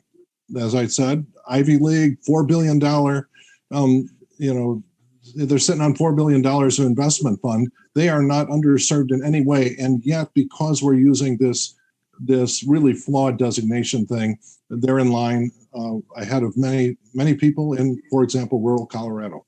And with that, I yield back. I hope our committee has a serious look at fixing the designation. Yield back. Mr. Chairman, Frank Lucas. Mr. Lucas is recognized for 5 minutes. Thank you, Mr. Chairman, and I appreciate the chair's endorsement of this amendment. I strongly support my colleague from Oklahoma's amendment. The amendment ensures that 20% of the $3.4 billion in this bill provided to the National Science Foundation for research enabling equipment, facilities, and infrastructure projects go to states that historically have received a low share of research and development funds as identified through the established program to stimulate competitive research, EPSCoR. These investments in research infrastructure will have a major impact on EPSCoR eligible states by enhancing their capacity to conduct nationally competitive research. It may lead to access to advanced computing or state-of-the-art lab facilities at the University of New Mexico or a new maker space for K students in Woodward, Oklahoma. A major focus for me as ranking of this committee has been to ensure that STEM opportunities reach more Americans beyond the coast or the top 50 in universities. EPSCoR plays a critical role in making that happen, and the equipment, facilities, and infrastructure these funds will support will open doors to opportunities for students across the nation and ignite their interest in STEM. I fully agree with my colleagues' comments. We need to look at how these resources are handled, but the important note is these resources have to be available. I want to thank the gentlewoman for offering this amendment and encourage all my colleagues to support, and I yield back the balance of my time. Thank you, Mr. Chair. Gentleman yields back. Is there any further discussion? Mr. Chairman, Caston. Mr. Caston, you're recognized for 5 minutes. So I'm not going to need the whole 5 minutes, but I really want to thank Congressman Foster for consistently raising this issue. And it's maybe not coincidental that the two folks from Illinois are making noise about this as one of the states that's consistently on the wrong end of those payer metrics. We pay a lot more in federal income taxes as Illinoisans than we receive back from the federal government. And frankly, looking around, that's true for a lot of other people on this committee as well. Bill has been such a consistent advocate for fixing this problem. It is a problem that we in the House should not face because we in the House work for an institution that our founders designed to represent people. The folks on the other side of Capitol Hill are in an institution that our founders designed to represent land. We're all in this horribly frustrating reconciliation process at the mercy of some obscure Senate procedural rules. And I would hope that at this point, if we don't do it now, when are we going to fix this problem of sending money away from taxpayers and towards land? And so, Congressman Foster, thanks for bringing it up. I will continue to support this. And it has nothing to do with the underlying policy issues that are being raised. It's that if we do not, on our committees of jurisdiction, address this fundamental flaw in the way we shift money around, shame on us, because we're not representing our constituents. So thank you. And I will support Mr. Foster's objection. Gentleman yields back. It sounds like the two gentlemen from Illinois have an amendment or a new bill that they'd like to be bringing before the Congress, and we will see that when it's ready to be heard by all of us. But we are dealing with Ms. Bice's Amendment 22. Seeing no further discussion, all those in favor of the amendment from the gentlewoman from Oklahoma, please say aye. Aye. Aye. All those opposed? No. No. In the opinion of the chair, the ayes have it, and the amendment is agreed to. Next, we will take up Amendment 23 by the gentlewoman from California, Ms. Kim. She is recognized to offer her amendment. Mr. Chair, I have an amendment at the desk. The clerk will report the amendment.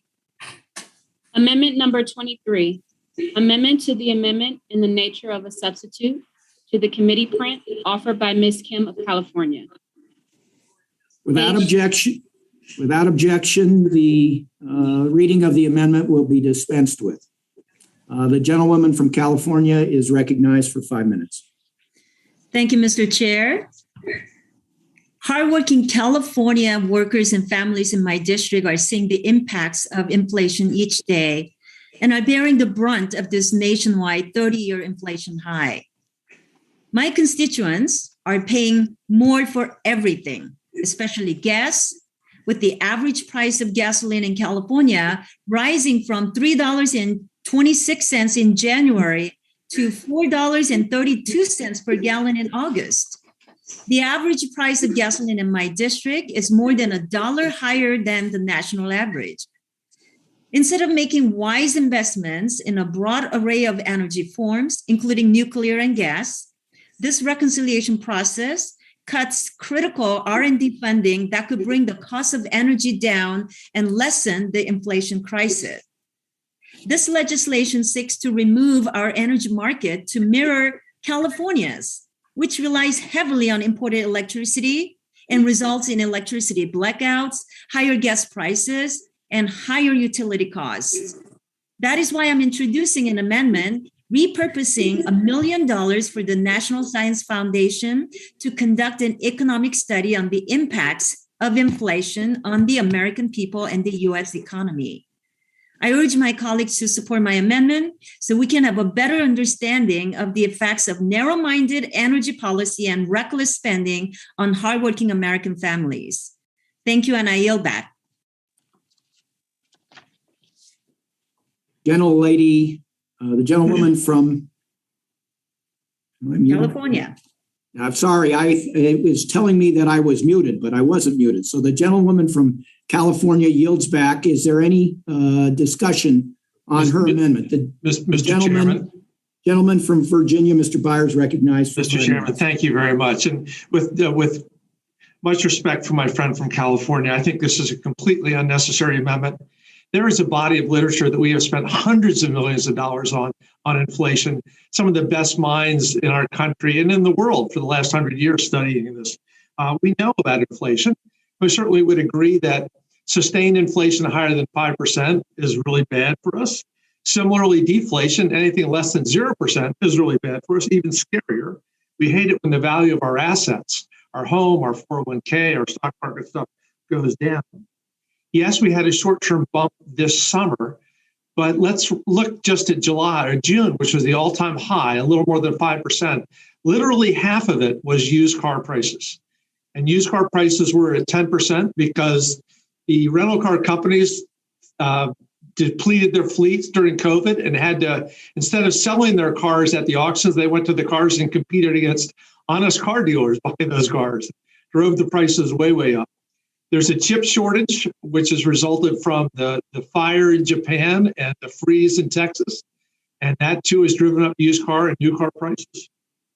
And let's also note that our internal fiscal stuff that we do, the spending and the raising of revenues, has virtually nothing to do with the price of gasoline. Gasoline is not based on monetary supply, but rather the kinds of decisions that are being made in Russia and in the OPEC countries. So this is completely unnecessary. This morning, the 5-year Treasury rate was 0.81%. We have seen what the stock market thinks about inflation. They think that it is not a factor at all. We have both the Federal Reserve, whose part of their twofold mission is to control inflation. The Republican chair of the Fed is not worried at this time. Janet Yellen, our Treasury Secretary and a former Fed chair, is also not worried. Plus, with an interest rate as low as it is, if inflation does become an issue, it is something that we have the tools to deal with right away. So the last thing we need to do is take $1 million away from basic research where we can learn something new and spend it on something that we know all too well. And with that, Mr. Chairman, I yield. Gentleman yields back. Gentleman from Oklahoma is recognized for 5 minutes. Mr. Chairman, and thank you for recognizing me. And certainly I support Congresswoman Kim's amendment. I promised early on that I'd stay focused in my comments, so I will. We won't engage in an economic discussion about how, as an institution, we've taken the national debt from 20 trillion to 29 trillion. We won't discuss all the extra trillions in this bill. Simply, we'll say our economic rebound from COVID-19 pandemic faces serious challenges. We continue to see disappointing job numbers and a stagnant labor force participation rate. And anyone who's been to the gas pump, as the Congresswoman pointed out, or the grocery store lately, can attest that we are currently seeing price increases for goods and services across the board. Now, with a consumer price index growth of 5.4% in July, year over year, we cannot ignore inflation and just hope it goes away. Some of us were around in the late 1970s and early 80s when the Federal Reserve had to take dramatic and extremely painful action to squeeze double-digit inflation out of the system. Millions of Americans lost their jobs and struggled to put food on the table. We should not go down that road again. Starting early in 2020, Congress spent about $5.4 trillion responding directly to the pandemic. That's a lot of money. That's a lot of money. Unfortunately, now my Democrat friends want to raise taxes and pass the largest spending bill in history, to the tune of $3.5 trillion, on a wish list of policies entirely unrelated to our economic recovery. Unlike my colleagues across the aisle, I do not believe we can keep spending trillions and trillions of dollars with no long-term repercussions. My colleague's amendment would allow the NSF to conduct a study on the impact of inflation on the American people as the U.S. economy rebounds from COVID-19 pandemic, and with a national debt that's now north of 28.7, getting close to $29 trillion, and inflationary risks on the rise, this straightforward amendment is sensible, I'm afraid necessary, and it's absolutely timely. We don't want to go back to what we went through before. And if this will help us avoid the repeating mistakes of the past, then I urge my colleagues to support this amendment. And I thank the Congresswoman for her efforts in making this happen. And I yield back. Gentleman yields back. Is there any further discussion? If not, I'll recognize myself to speak on this amendment, and the chair must oppose this amendment. While this may be a worthy topic of research, we should not be establishing a new precedent of requiring a specific NSF research grant topic in law. We must continue to rely on the National Science Foundation's gold standard merit review process to identify and fund the best science. And with that, I will yield back, ask if there is any other discussion. Seeing none, the vote is now on the amendment offered by Ms. Kim from California. All those in favor, please say aye. Aye. Aye. All those opposed, please say no. No. In the opinion of the chair, the noes have it. Noes have it. Is there any request? Seeing none? I request for a recorded vote. The gentlelady requests a recorded vote. That's been noted, and the vote on Amendment 23 will be postponed. The next amendment is amendment offered by Mr. Waltz of Florida. Gentleman's recognized to offer his amendment. Mr. Chairman, I have an amendment at the desk. The clerk will report the title. Amendment number 24. Amendment to the amendment in the nature of a substitute to committee print offered by Mr. Waltz of Florida. Without objection, the reading of the amendment will be dispensed with. I recognize Mr. Waltz for 5 minutes to explain his amendment. And Mr. Chairman, thank you.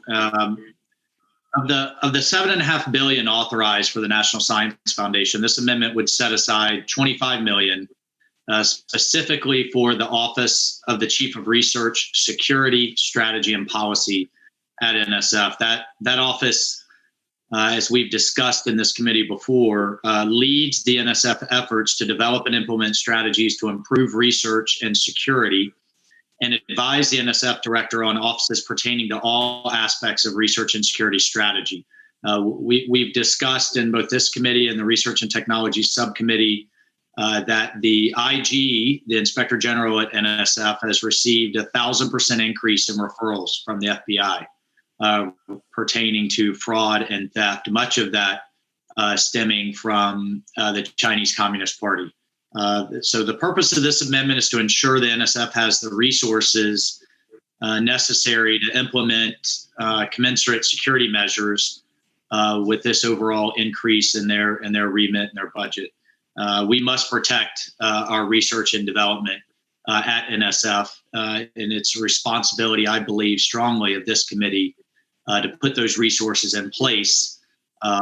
Our previous legislation, NSF for the Future, increased the office, which was a poor single woman, an army of one, trying to handle all of this. But I think we need to add resources commensurate with what we're discussing here in this overall package. And with that, I yield. Thank you, Mr. Waltz. You yield back. We're on Amendment 24. I may have misstated it because Mr. Waltz has Amendments 24 and 25. So we're on Amendment 24. Is there any further discussion on Amendment 24? Seeing none, the chair recognizes himself to speak on the amendment. I want to thank the gentleman for his amendment. It aligns with our bipartisan agreement in the NSF for the Future Act to support ongoing agency efforts to mitigate threats to research, security, and integrity. Support this amendment, and I yield back. Is there any further discussion on Mr. Waltz's Amendment 24?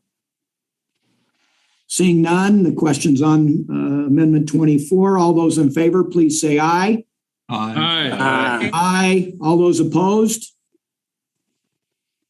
In the opinion of the chair, the ayes have it. The ayes have it, and the amendment is agreed to. Next, we have Amendment 25 by Mr. Waltz. You're recognized to offer your amendment. Mr. Chairman, I have an amendment at the desk. Clerk will report the title. Amendment number 25. Amendment to the amendment in the nature of a substitute to committee print offered by Mr. Waltz of Florida.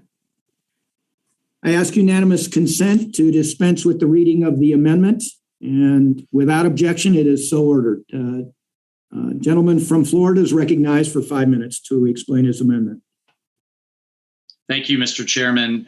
This amendment sets aside $15 million for the environmental cleanup of Arecibo Observatory in Puerto Rico, which many of you know, and we recently had a CODEL to observe, was catastrophically damaged in Hurricane Maria, resulting in it no longer being able to use for everything from deep space radar.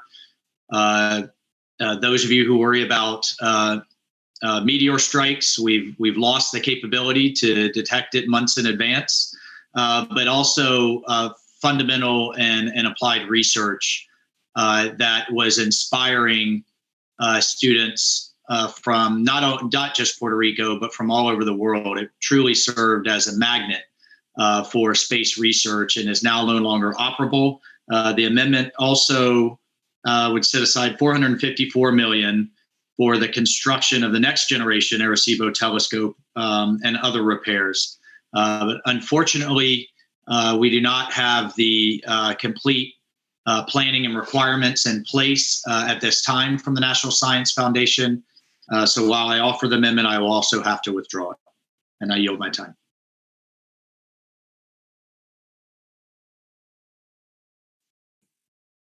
Gentleman yields back. Gentleman is withdrawing his objection.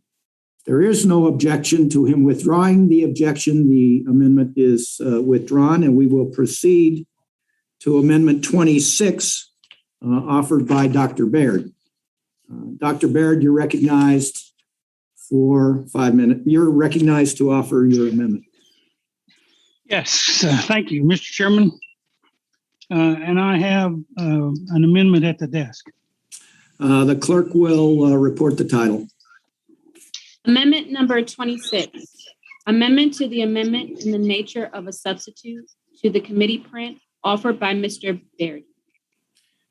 Without objection, the reading of the amendment will be dispensed with.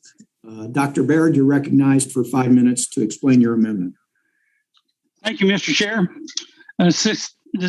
The semiconductor chips, that we've referred to in some of the other amendments, are in everything from our cell phones to fighter jets and have become essential parts of our everyday life and our national security. Today also represents a key component in our domestic supply chains, and we must secure those. Given the increased threats from our adversaries on key parts of our supply chain, the demand for increased security measures are higher than ever and require additional resources in order for us to properly neutralize them. U.S. dominance in semiconductor research and manufacturing is critical to our economic and national security as the world becomes increasingly digitalized. The Chinese Communist Party has recognized this and investing over $150 billion in semiconductors to be a global leader in this key technology. My amendment, which designates $500 million of NSF funds to be used for semiconductor manufacturing research for the next 5 years, will play an integral role in safeguarding our infrastructure and supply chain integrity against our adversaries and in investment in future American innovation with American job creation in mind. This amendment empowers our nation by generating resources that promote advancement while improving security, and I sincerely hope my colleagues join me in supporting our national security and technological advancements.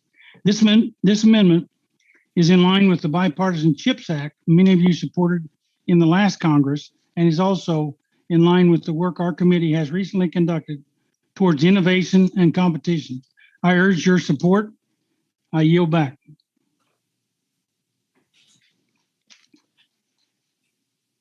The gentleman yields back. Is there any further discussion on this amendment? Ms. Lofgren, you're recognized for 5 minutes. Thank you. Unfortunately, I must oppose this amendment to allocate $500 million to microelectronics research at NSF. Now, this is in fact, as the gentleman has indicated, a very worthy area of research. And as a matter of fact, I'm the co-chair of the Semiconductor Caucus along with Mike McCall. However, the proposed level of funding is out of proportion with the current funding level and the funds provided in the underlying bill. And I do think, as many have said, it is important to be cautious about allocating funding that might undermine the NSF merit review process. And as the gentleman has also recognized, we are pursuing in the regular order the CHIP Act, which I think will accomplish much of what we all hope to do. So regretfully, I must oppose this amendment, and I yield back. The gentlewoman from California yields back. Is there any further discussion on Mr. Baird's amendment? Is there any further discussion? I'll recognize myself for 5 minutes in opposition to the gentleman's amendment. Oppose the amendment. The chair opposes the amendment to allocate $500 million to microelectronics research at NSF. And as Ms. Lofgren said, although this is a worthy area of research, the funding request by Mr. Baird in his amendment is out of proportion. And so with that, I oppose the amendment and I yield back. Is there any further discussion on amendment number 26 by Representative Baird? Seeing none, the question's on the amendment offered by Representative Baird. All those in favor, please say aye. Aye. Aye. All those opposed to amendment 26 by Representative Baird, please say no. No. Oh. In the opinion of the chair, the noes have it, and the amendment is not agreed to. Mr. Chairman? Yes, Representative. Mr. Representative Baird, I request a recorded vote. Mr. Baird requests a recorded vote. The recorded vote is noted. We will postpone Amendment 26 for later proceedings. We will now move on to Amendment 27, which is offered by Mr. Feenstra of Iowa. Gentleman's recognized top. Sorry, you're recognized to offer your amendment. Yeah, Mr. Chair, I have an amendment at the desk. Clerk will please read the title to the amendment. Amendment number 27, amendment to the amendment in the nature of a substitute to the committee print offered by Mr. Feenstra. Okay, without objection, the reading of the amendment will be dispensed with, and the gentleman from Iowa is recognized for 5 minutes. Thank you, Mr. Chairman and Ranking Member Lucas. I'm introducing this amendment to help continue and increase the share in research and STEM education funding for states eligible for the established program to stimulate competitive research called EPSCoR. Similar to Representative LaTurner's amendment on regional investment and Representative Bice's amendment to research equipment and facilities, my amendment aims to make sure rural states like Iowa are not overlooked when it comes to STEM education and research funding.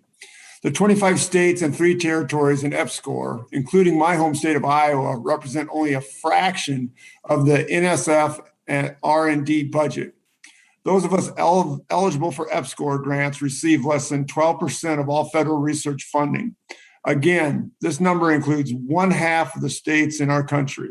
In comparison, the top 5 states in federal research funding, most of which are on the East and West Coast, receive well over 40% of all funding. My amendment simply would help level the playing field, allocating 20% of this funding from the NSF for states that are overlooked for federal funding for research STEM education. Many of these states, like Iowa, are in the American heartland. Great work is being done in these research institutions across states like my own, Nebraska, Oklahoma, and South Dakota. Bright minds making vital discoveries should not be worried about their zip code when considering their chances for receiving grants. I urge my colleagues to support this amendment, and I yield back.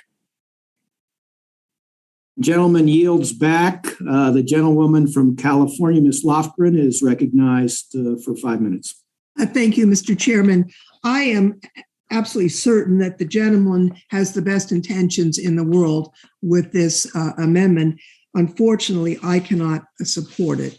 We have had much success working across the aisle on policies and funding to tap into STEM talent all across the country and for all regions. However, as we agreed to in the NSF for the Future Act, which, by the way, passed the House with a huge bipartisan vote, simply putting 20% of all competitive research awards into EPSCoR is not the best way to address regional and institutional diversity in our research enterprises. I think the approach we took in the NSF for the Future Act is the right one in terms of addressing research diversity, and I look forward to getting that bill signed into law during this Congress. And I agree with the gentleman that it is important that all regions of our country have the opportunity to participate in our great research endeavor. I just don't think this is the best way to accomplish that. And with that, Mr. Chairman, I yield back. Is there any further discussion on Amendment 27 by Mr. Feenstra? Mr. Caston, you're recognized for 5 minutes. Sorry, I wasn't seeking recognition. Apologize. All right, I thought you were. My apologies. Anybody else? Mr. Lucas, you are recognized for 5 minutes. Thank you, Mr. Chairman, and I strongly support the gentleman from Iowa's amendment. The amendment, of course, ensures that 20% of the $7.55 billion in this bill provided NSF for research and STEM education is available in states that are eligible for EPSCoR. I won't belabor to the point other than to simply say in my home state of Oklahoma, the EPSCoR program has engaged 60,000 K through 12 students and teachers in STEM, including through an innovative statewide Girl Scouts STEM program. It's also added more than 25 new faculty positions at Oklahoma universities. Again, I'm not going to belabor the point. It is simply the fact is you shouldn't be disadvantaged because of where you live or what community you're a part of. With that, I yield back, Mr. Chairman. Gentleman yields back. Is there any other discussion? Anybody else want to be recognized?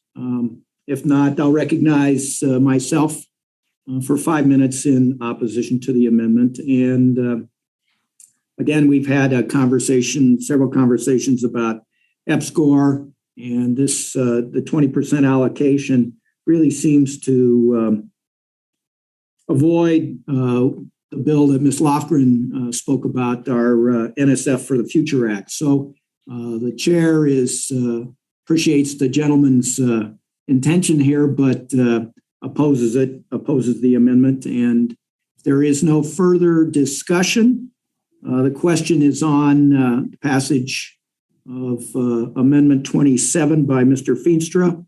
All those in favor, please say aye. Aye. Aye. Aye. Aye. All those opposed, please say no. No.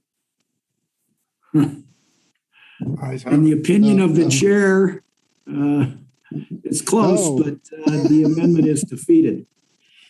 The noes have it. Mr. Chair, I ask for a recorded vote.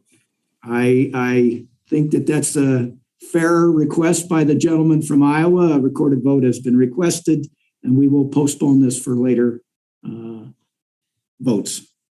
Next we have is Amendment 28 by the ranking member, Mr. Lucas, who's recognized to offer his amendment. Thank you, Mr. Chairman. I have an amendment at the desk. Clerk will report the amendment, please. Amendment number 28. Amendment to the amendment in the nature of a substitute to the committee print offered by Mr. Lucas. Without objection, the reading of this amendment will be dispensed with, and the gentleman from Oklahoma is recognized for 5 minutes to describe his amendment. Mr. Chairman, congratulations to you and the chairwoman. We're making record time. I believe this might be my last amendment of the day, so the sun is about to shine, no doubt. With that, this amendment would prohibit any of the $7.6 billion funding this bill provides to the National Science Foundation for research and STEM-related activities from being used to establish a new Directorate of Technology Innovation, I'm very proud of the National Science Foundation for the Future Act and the thoughtful and deliberative process this committee took, which allowed for it to pass through the House on a bipartisan basis. It charts a course for the future of the NSF that supports fundamental research and drives U.S. and science innovation forward. But this reconciliation bill is putting the cart before the horse by providing NSF billions in dollars for research activities, including use inspired. Mr. Lucas, would you hold for a second? Several people, I think, are unmuted, need to mute themselves. Thank you. Please continue. But this reconciliation bill is putting the cart before the horse by providing the NSF billions of dollars for research activities, including use-inspired and translational research, before any of this important policy guidance has been agreed to by Congress. We have yet to settle major policy disagreements between the House and the Senate, which is what we should be focused on instead of spending our time on this partisan spending spree.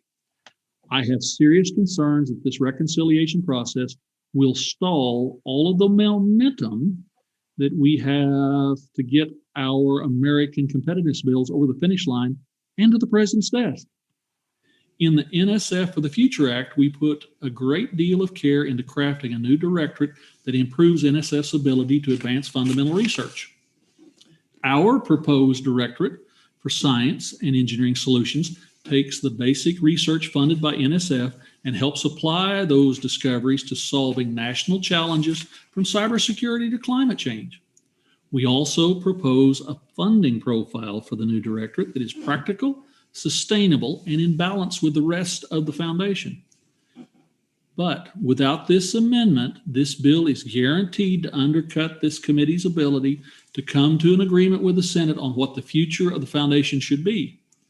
And most troublesome, I'm concerned it will give the majority leader, Mr. Schumer, the means to bypass the House and pressure the NSF into his version of a new directorate. I strongly encourage my colleagues to support this amendment. And yes, I reserve the balance of my time, Mr. Chairman. Gentleman yields. Is there any further discussion on his amendment 28? If not, I'll recognize myself to speak on this amendment. And unfortunately, as much as I hate opposing the ranking member on any of his requests, I must, with respect to his proposal. The House and Senate have voted, and we have a bipartisan agreement that a new NSF directorate is appropriate. We do still need to work out important differences with the Senate. I guess I'm not as pessimistic in terms of working out something with the Senate and Senator Schumer in terms of this new directorate. It is my hope we can come to quick agreement on the authorization bill and send a bill to the president's desk by year's end. In the meantime, the NSF has legitimate authority to reorganize by creating a new directorate as proposed in the budget. If anything, NSF's own vision for its new technology, innovation, and partnerships directorate is closely aligned in scope and purpose with the directorate this committee endorsed in the NSF for the Future Act. The agency is currently going through the appropriate channels in seeking congressional approval for the reprogramming. I don't think it's appropriate at this time to prevent them from using funds in this act for that purpose. And for these reasons, I oppose the amendment, pledge to work with the gentleman from Oklahoma as this bill moves forward and as the authorization bill moves forward as well. Mr. Lucas, you've remained unmuted. Would you like to be recognized? Thank you, Mr. Chairman. I yield to the gentleman. I very much appreciate the points that you raised. Having served in this body both in the majority and the minority, having chaired a full conference committee on a farm bill with the other body, having dealt with the other body for 27 years, having been a part as a rank and file member in the minority of big financial services conference bills, as you have, it is a challenging process. I would just suggest that we have done some really good work together in this committee. The other side does not legislate in the same style that we do in the House.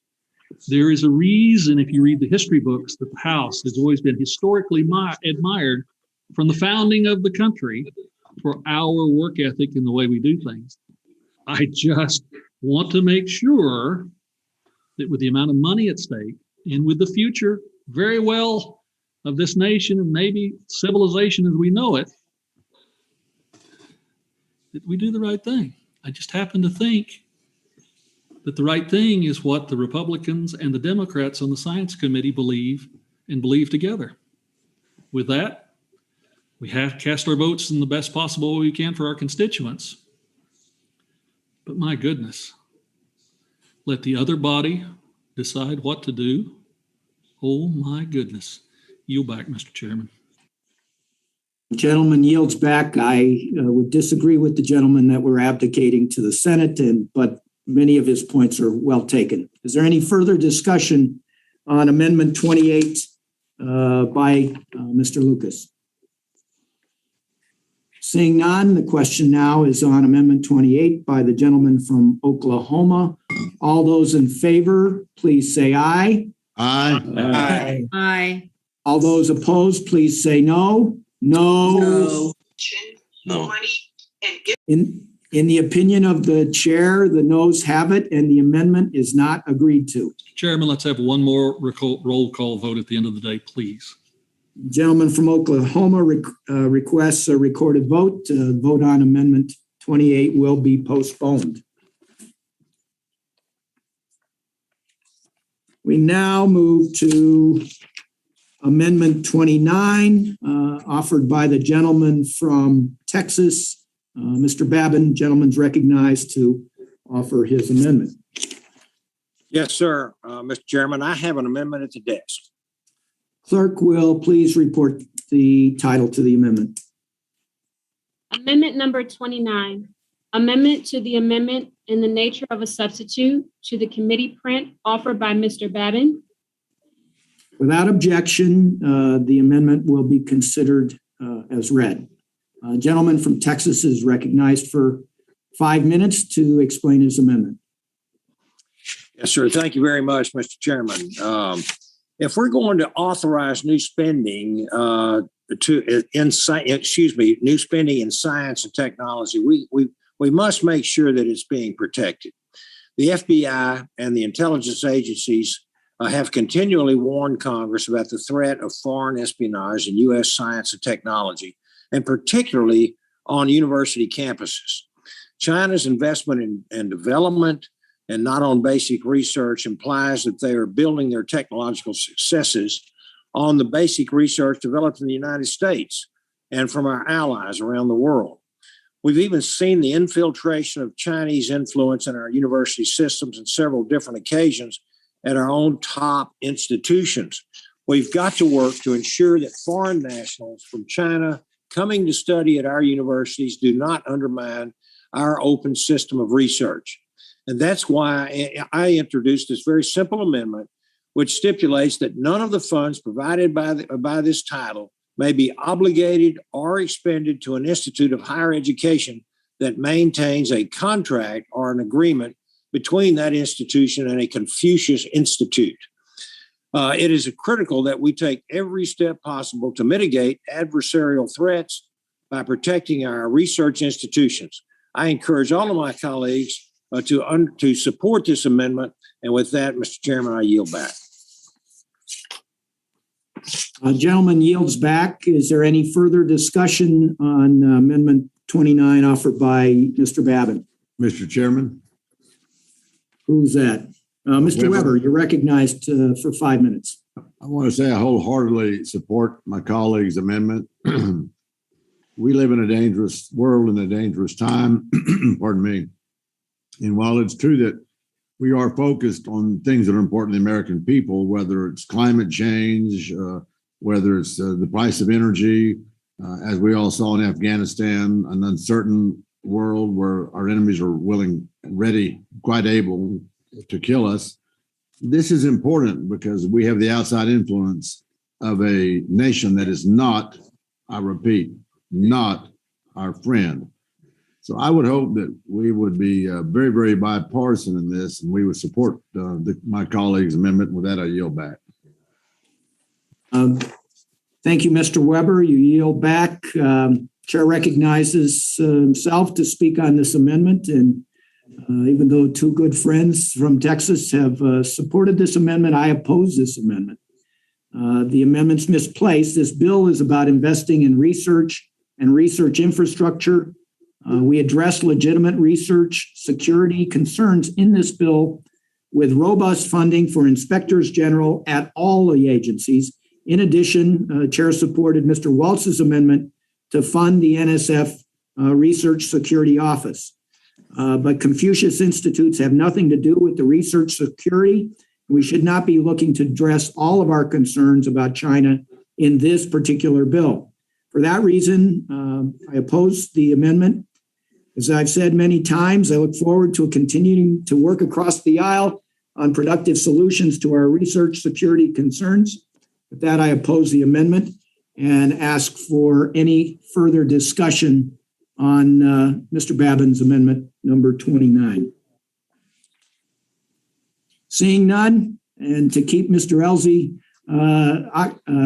interested, we'll call for a vote on amendment 29. All those in favor of Mr. Babin's amendment 29, please say aye. Aye. Aye. All those opposed, please say no. No. In the opinion of the chair, the noes have it. The amendment is not agreed to. Mr. Chairman, I want to ask for a recorded vote, please. Okay, recorded vote has been asked by Mr. Babin and Mr. Weber. Well, I'm just trying to keep Mr. LZ interested, that's all. All right, a recorded vote has been requested. Vote on amendment 29 will be postponed. The next amendment up is the amendment 30 offered by Ms. Bice of Oklahoma. Ms. Bice.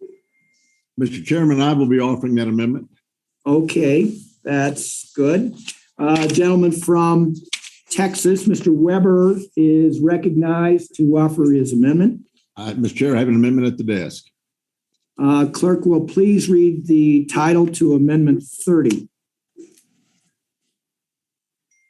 Amendment number 30, amendment to the amendment in the nature of a substitute to the committee print offered by Mr. Weber. Mr. Weber is without objection. The reading of the amendment is dispensed with. And Mr. Weber, you're now recognized for 5 minutes to explain your amendment. Thank you, Mr. Chairman. As I stated, I'm offering this amendment on behalf of Mrs. Bice and join her in attempting to protect all Americans against the rising problem of energy insecurity.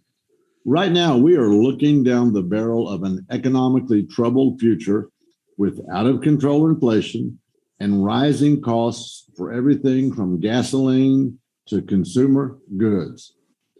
In case you don't know, gas prices are up about $1 a gallon from this time a scant year ago, thanks in large part to dramatic and drastic shifts in energy policy, including cancellation of the Keystone Pipeline, which, by the way, comes into my district. Let me put that in perspective for you. 840,000 gallons of barrel of crude oil a day. When the Colonial Pipeline system failed because of hackers several months back and was out for 3 or 4, 5 days, whatever it was, which was fed a lot of energy from our district, it moves 2.5 million barrels of product a day. The Keystone Pipeline is literally 1/3 of the output of barrel volume that the entire Colonial Pipeline system carried. That's how big it is. It means jobs, it means energy security, it means balance of trade. It means a lot of things to the United States of America.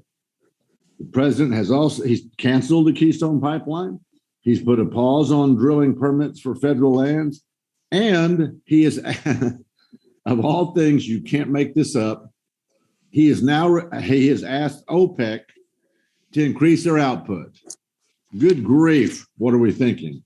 The Labor Department has also reported that over the past year, consumer prices have raised a substantial 5.4%.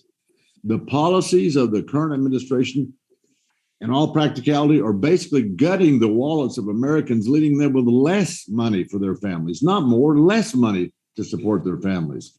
This amendment ensures that energy prices will not go down that same path. We can keep these energy prices off of that path of decline that are hurting American families.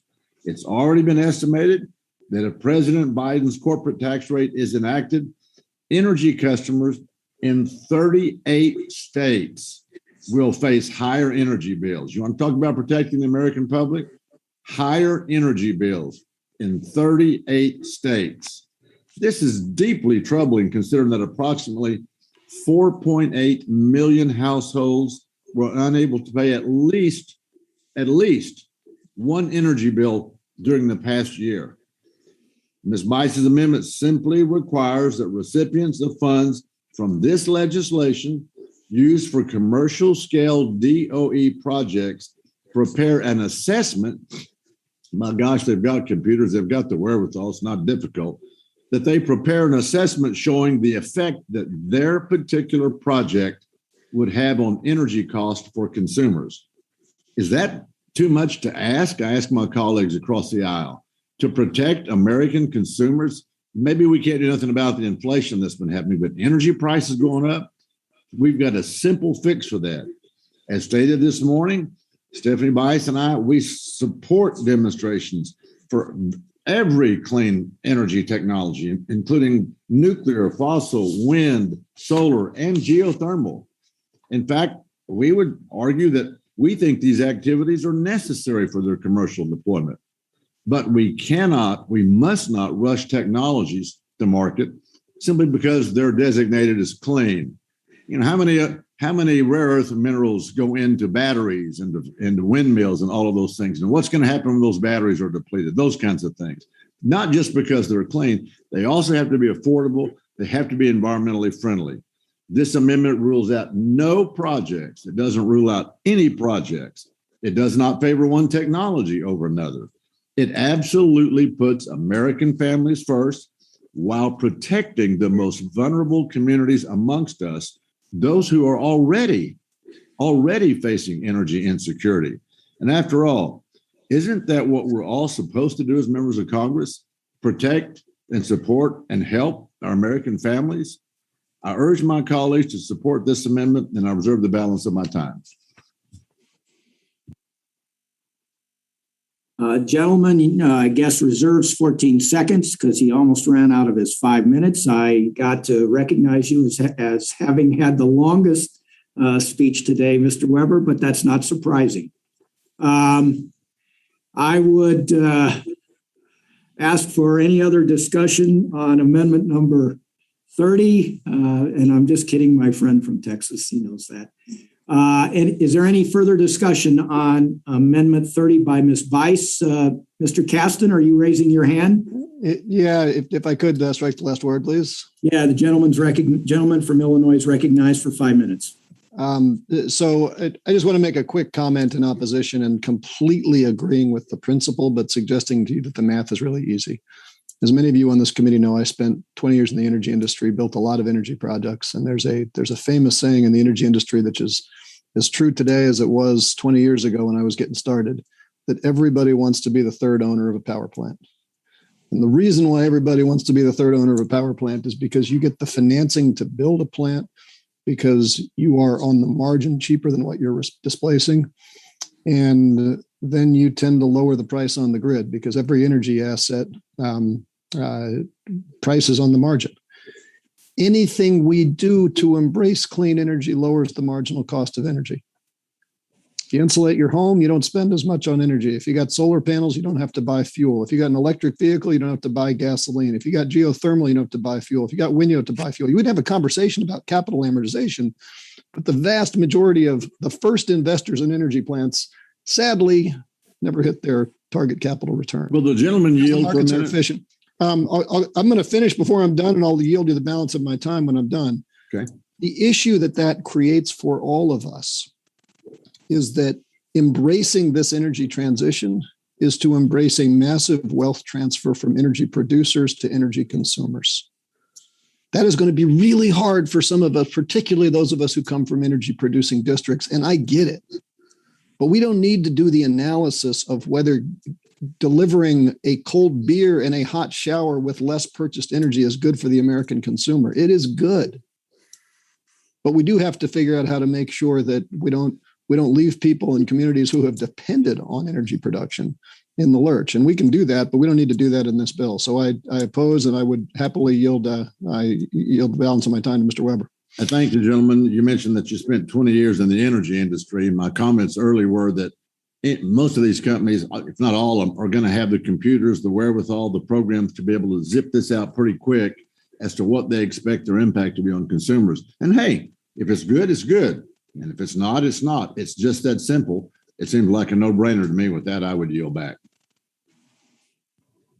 Gentleman yields back. Is there any further discussion on Vice Amendment 30 that was offered by Mr. Weber?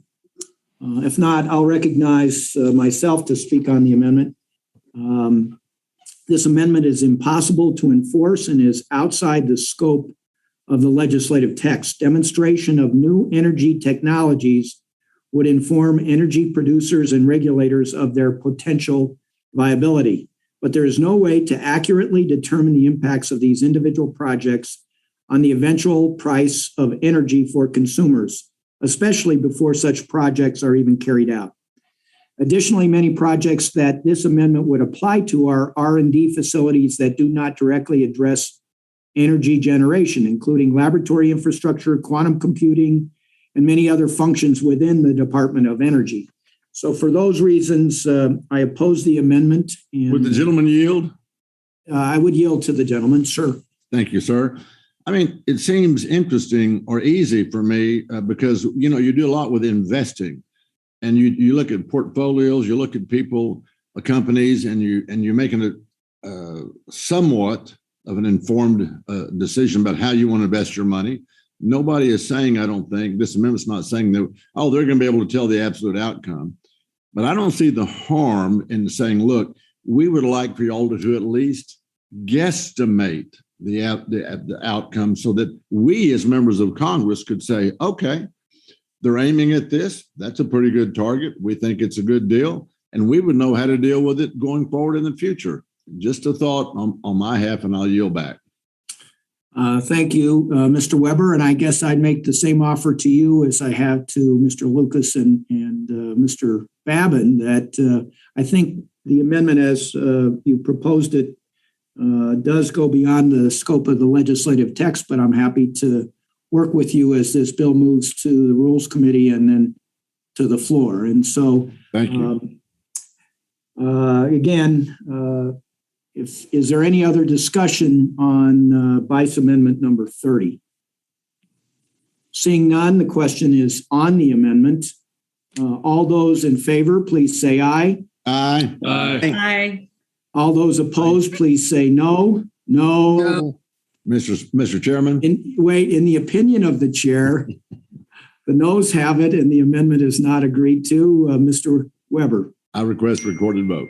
Recorded vote has been requested, and vote on the Vice Amendment number 30 is postponed. And with that, I will return the gavel to the chairwoman and yield to her.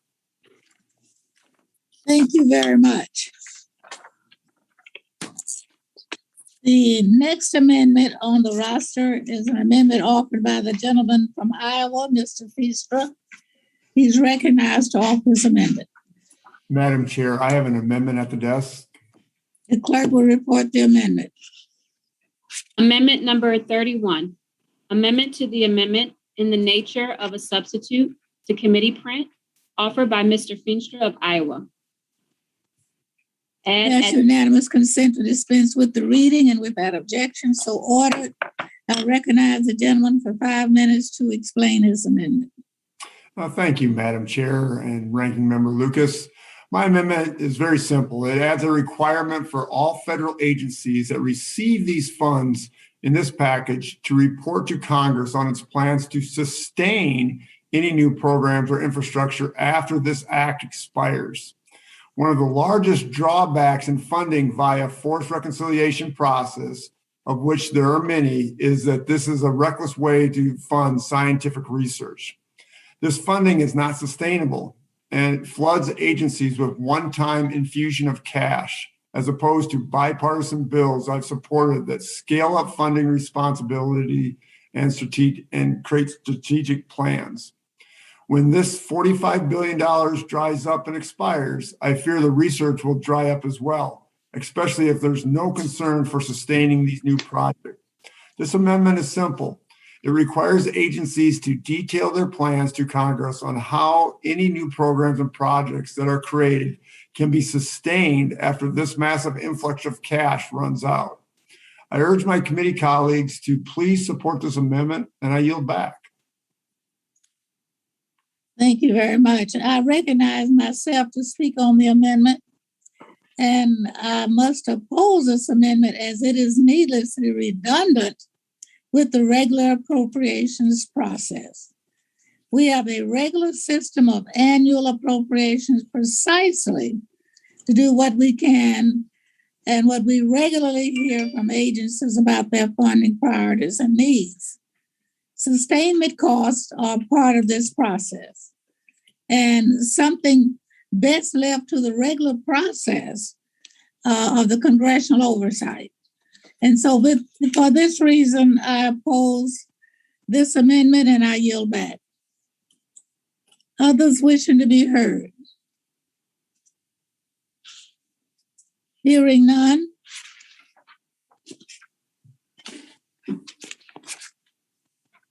The vote occurs on the amendment. All those in favor say aye. Aye. Aye. Those opposed, no. No. Oh. The noes have it and the amendment is not agreed to. The next amendment on the roster is an amendment offered by the gentleman from California, Mr. Garcia. You're recognized. Thank you, Madam Chairwoman. I have an amendment at the desk. The clerk will report the amendment. Amendment number 32. Amendment to the amendment in the nature of a substitute to the committee print offered by Mr. Garcia of California.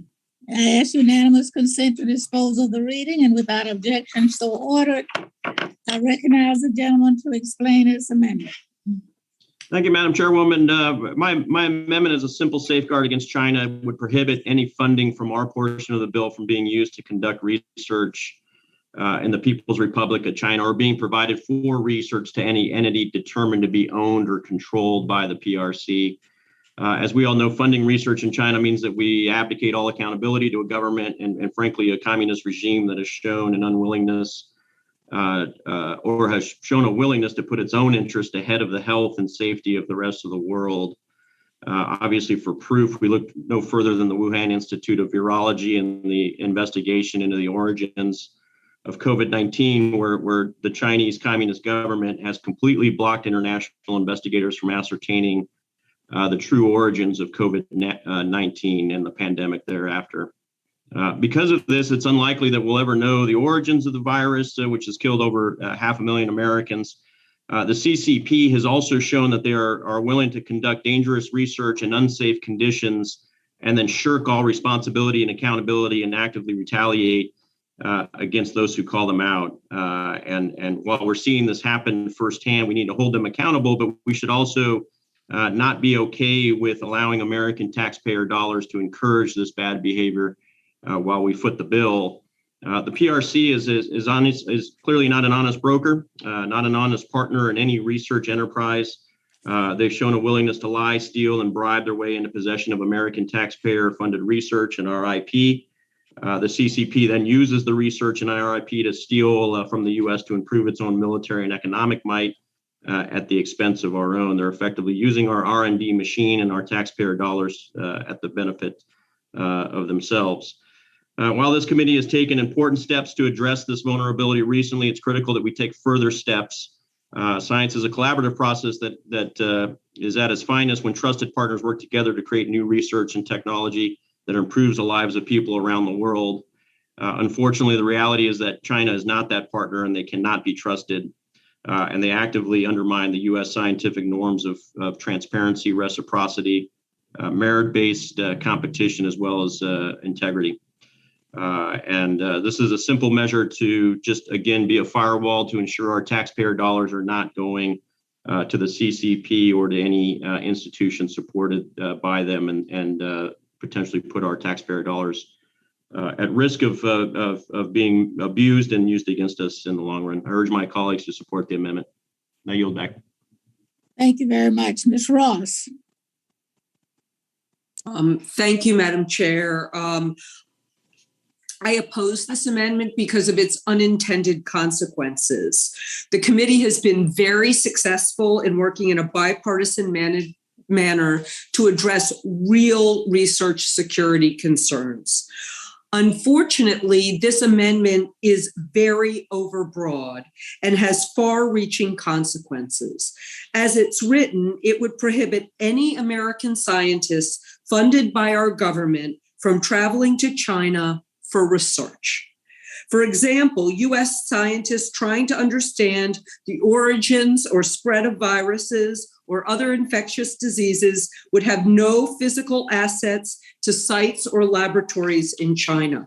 We would lose all insight into China's progress on AI, quantum, biotech, and many other critical technology fields. This is very important to us in the Research Triangle, but it's also important to the rest of the country. I heard what the gentleman said about his intent in drafting the amendment, but the amendment goes so much further than his intent.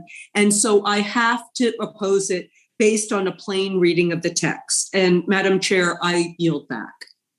Thank you very much. Any other requests for time? Yes, ma'am. I would like to say something. Mr. Babbitt. Madam Mr. Chair, Babbitt. this is Mr. Babbitt here. How are you? Thank you so much. This is very kind of goes along the same lines with my amendment that went down a little while ago while you were absent and Mr. Perlmutter was in there. But I would really hope that in light of the situation in the world today, in light of what we're seeing, in light of the fact that the Chinese consul in Houston, Texas, was closed down because it was a rat's nest of espionage, and I know Mr. Perlmutter very well, and I really, he made a statement a while ago that securing our research institutions is not what this bill is all about. He also said we can address Chinese threats down the road. And I really don't think I really don't think he really means that, if you want to know the truth. But I would hope if we don't stop and if we don't stand up against the Chinese threats that are just tantamount to a siege. I mean, this is a new Cold War, basically. We're losing information, proprietary information. We're losing valuable learning and research to these people. They're inside of our research facilities. They're inside our colleges and universities. And we've seen time after time, even at Texas A&M University right here in Texas, Harvard University, there was a chemistry professor out there was doing some misdeeds with the Chinese. Where do we stand up against these people? If this is not inside this bill, if not now, then when do we? I would just like to ask that question. I would sure hope that our colleagues across the aisle would reconsider and join in with those of us that feel like this is a very, very important part of our existence and continuing our freedoms and liberties in this great country. With that, the gentleman yield. Yes.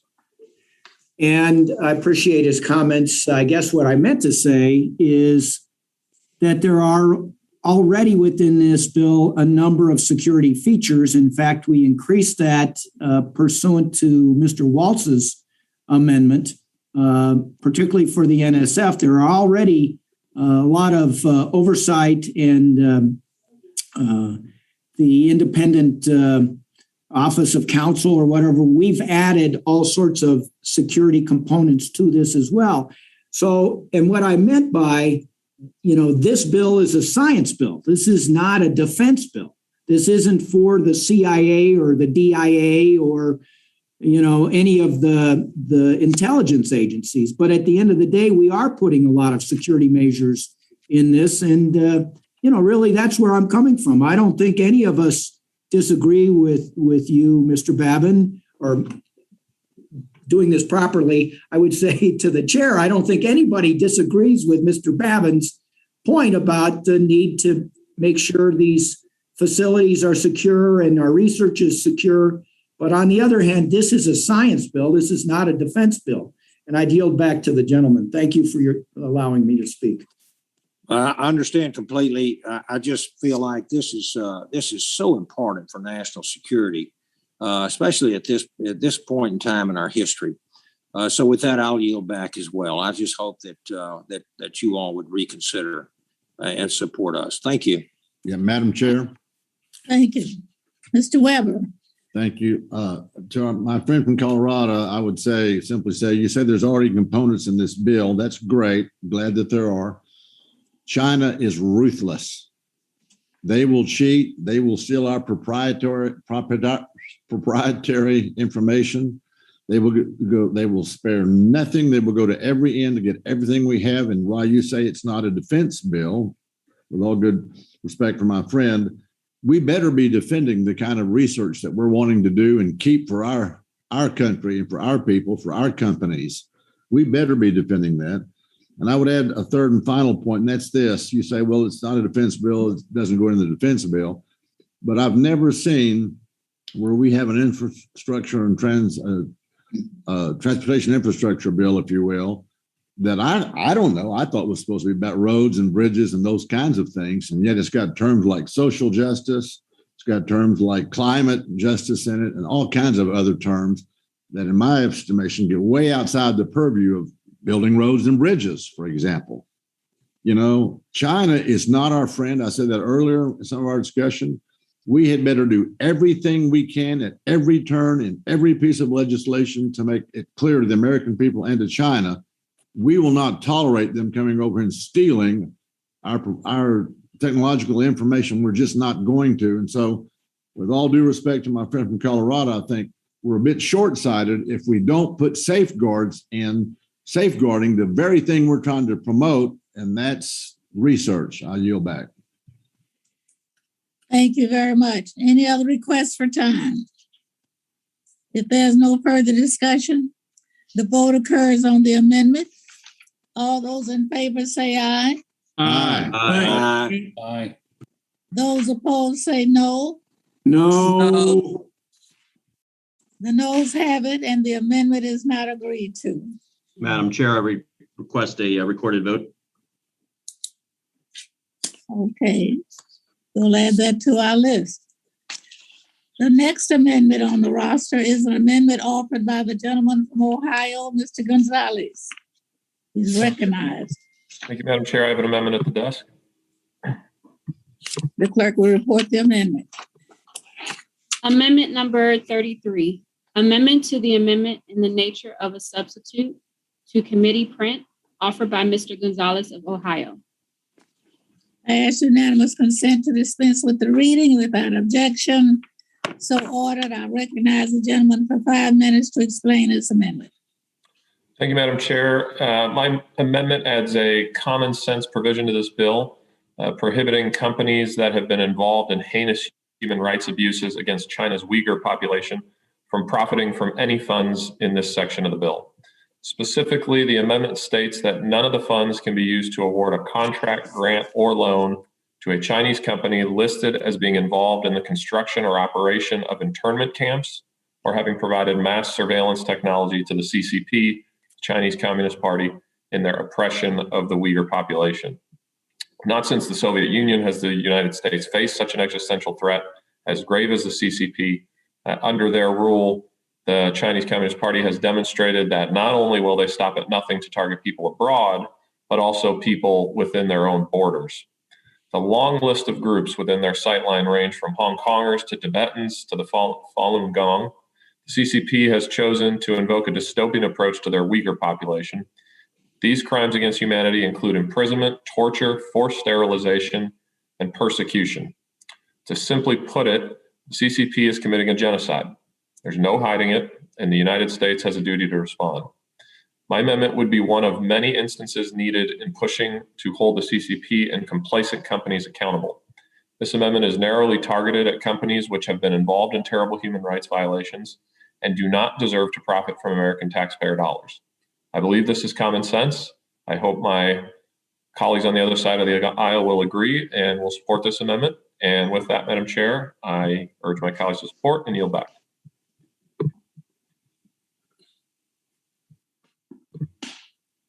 You're on mute, Madam Chair.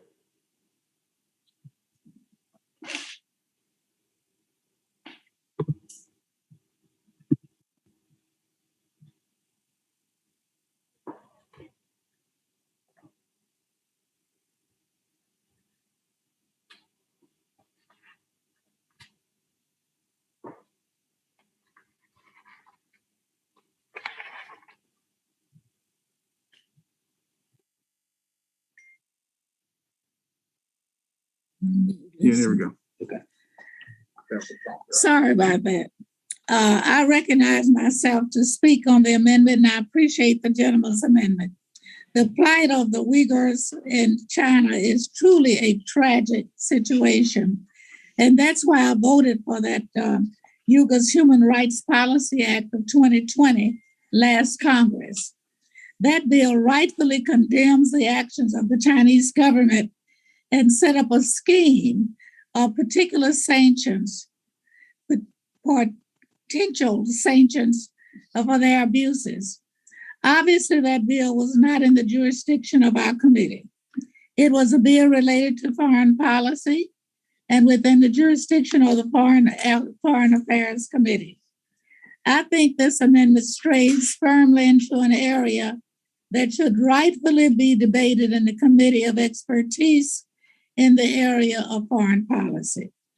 I don't think we can fully evaluate how this amendment would affect U.S. foreign policy any more than we would expect the Foreign Affairs Committee to be experts on fusion energy and the power research in the Department of Energy.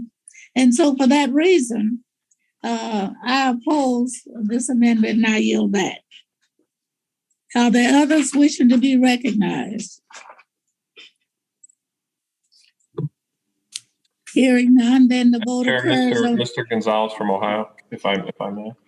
Mr. Gonzalez.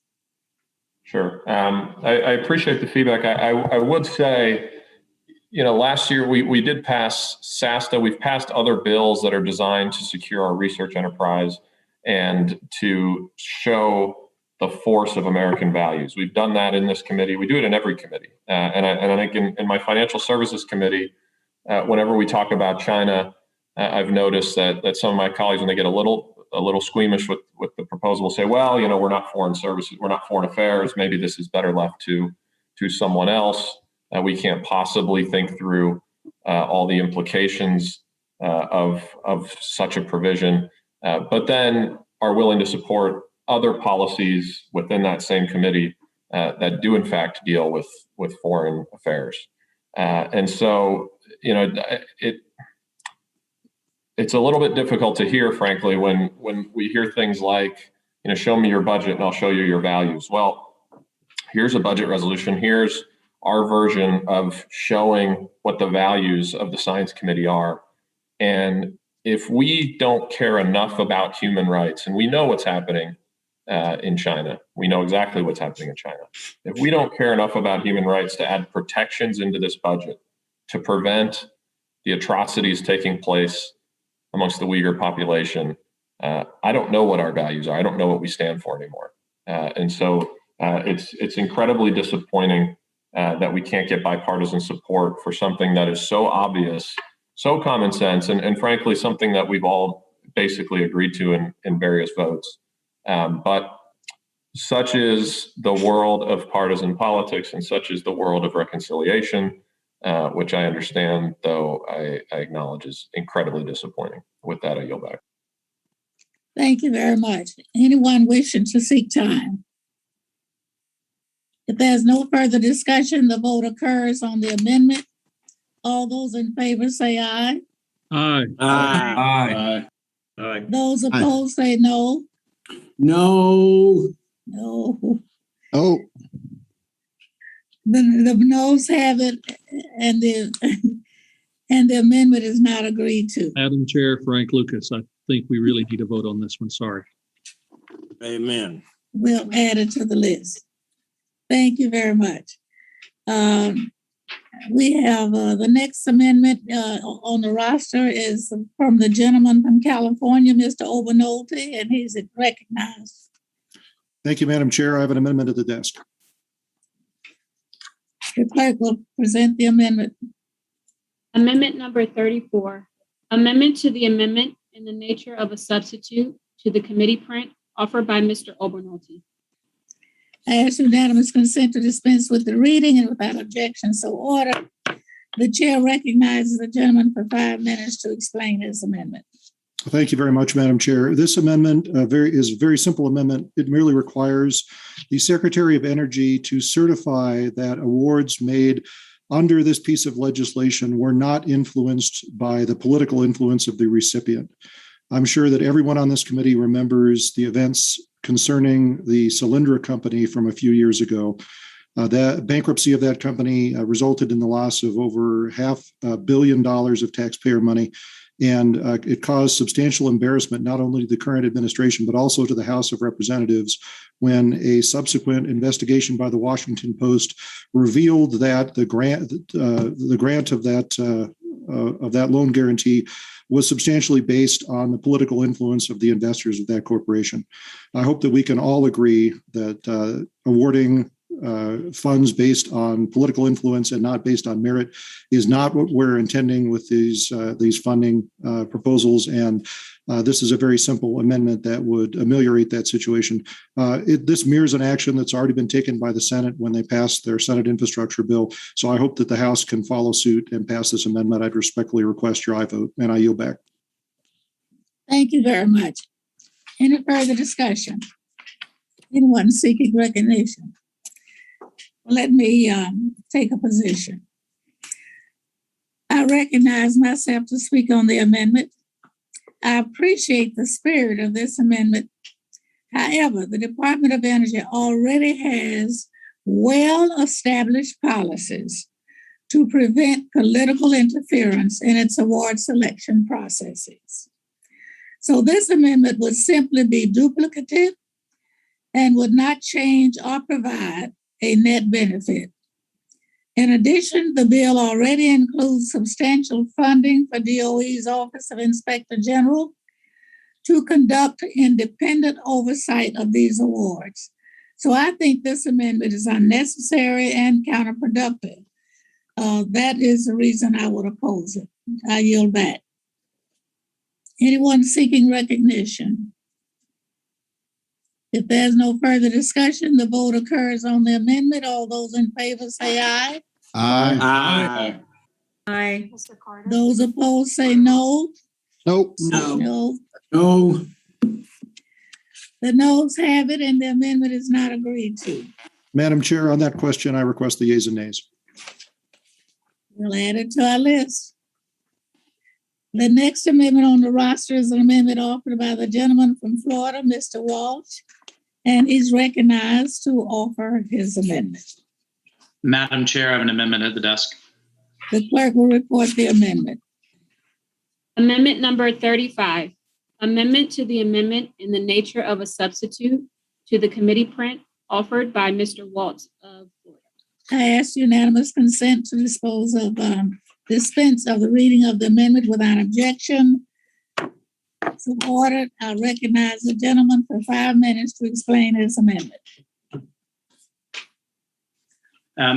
Thank you, Madam Chair. In summary, this amendment would prohibit funds from being used to construct, finance, support, or maintain energy projects with materials or labor sourced from or manufactured from the People's Republic of China or Afghanistan. As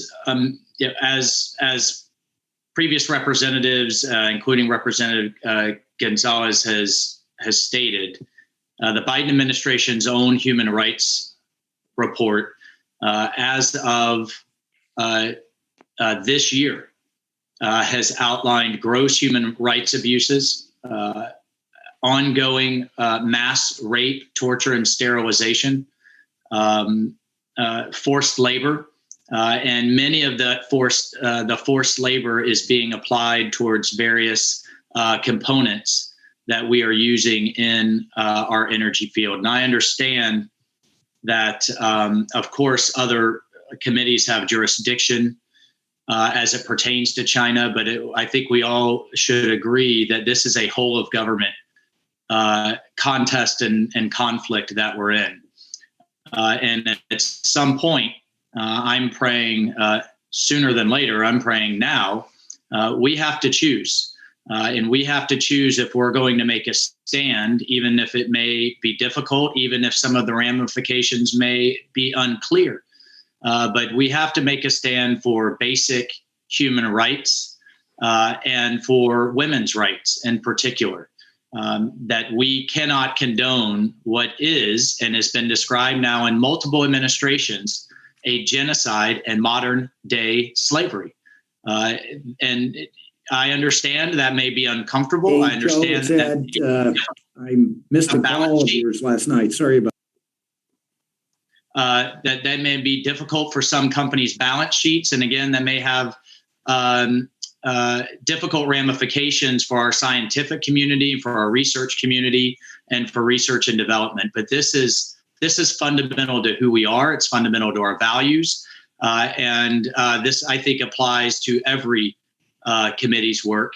And I think historians and the American people will be looking at these votes that we're taking today, and not just in this committee, but in all of our committees, and we'll be taking a hard look at who took a stand and who took a stand to this adversary that seeks to replace, in the chairman of the Communist Party's own words, that the American dream with the China dream, and doing it through such awful, nefarious methodologies like slave labor and like modern day slavery and like genocide.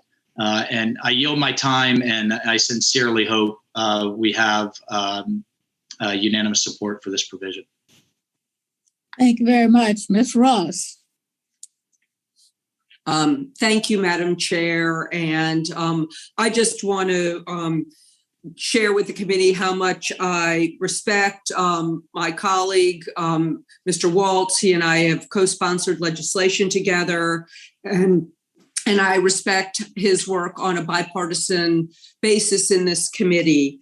However, as an attorney, I can't support this amendment because it is written so broadly that it will essentially create a new tariff, and it's out of the jurisdiction of this committee. And, should it come through the appropriate channels, it may be something that could be considered. But, we're supposed to be focusing on budget issues here, and this is something that's outside of this committee's jurisdiction.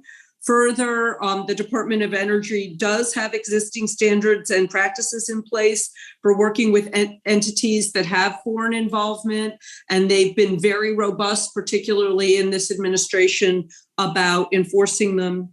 I do want to share the concern that there are legitimate and serious concerns about potential influences of foreign countries in our scientific enterprise writ large.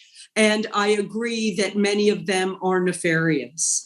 But without understanding the sweeping restrictions and going outside of the purview of this committee, I think it would be premature and inappropriate to support this amendment at this time. And therefore, I encourage our colleagues to oppose it, and I yield back. Thank you very much. Anyone else seeking time? Mr. Garcia. Mr. Garcia.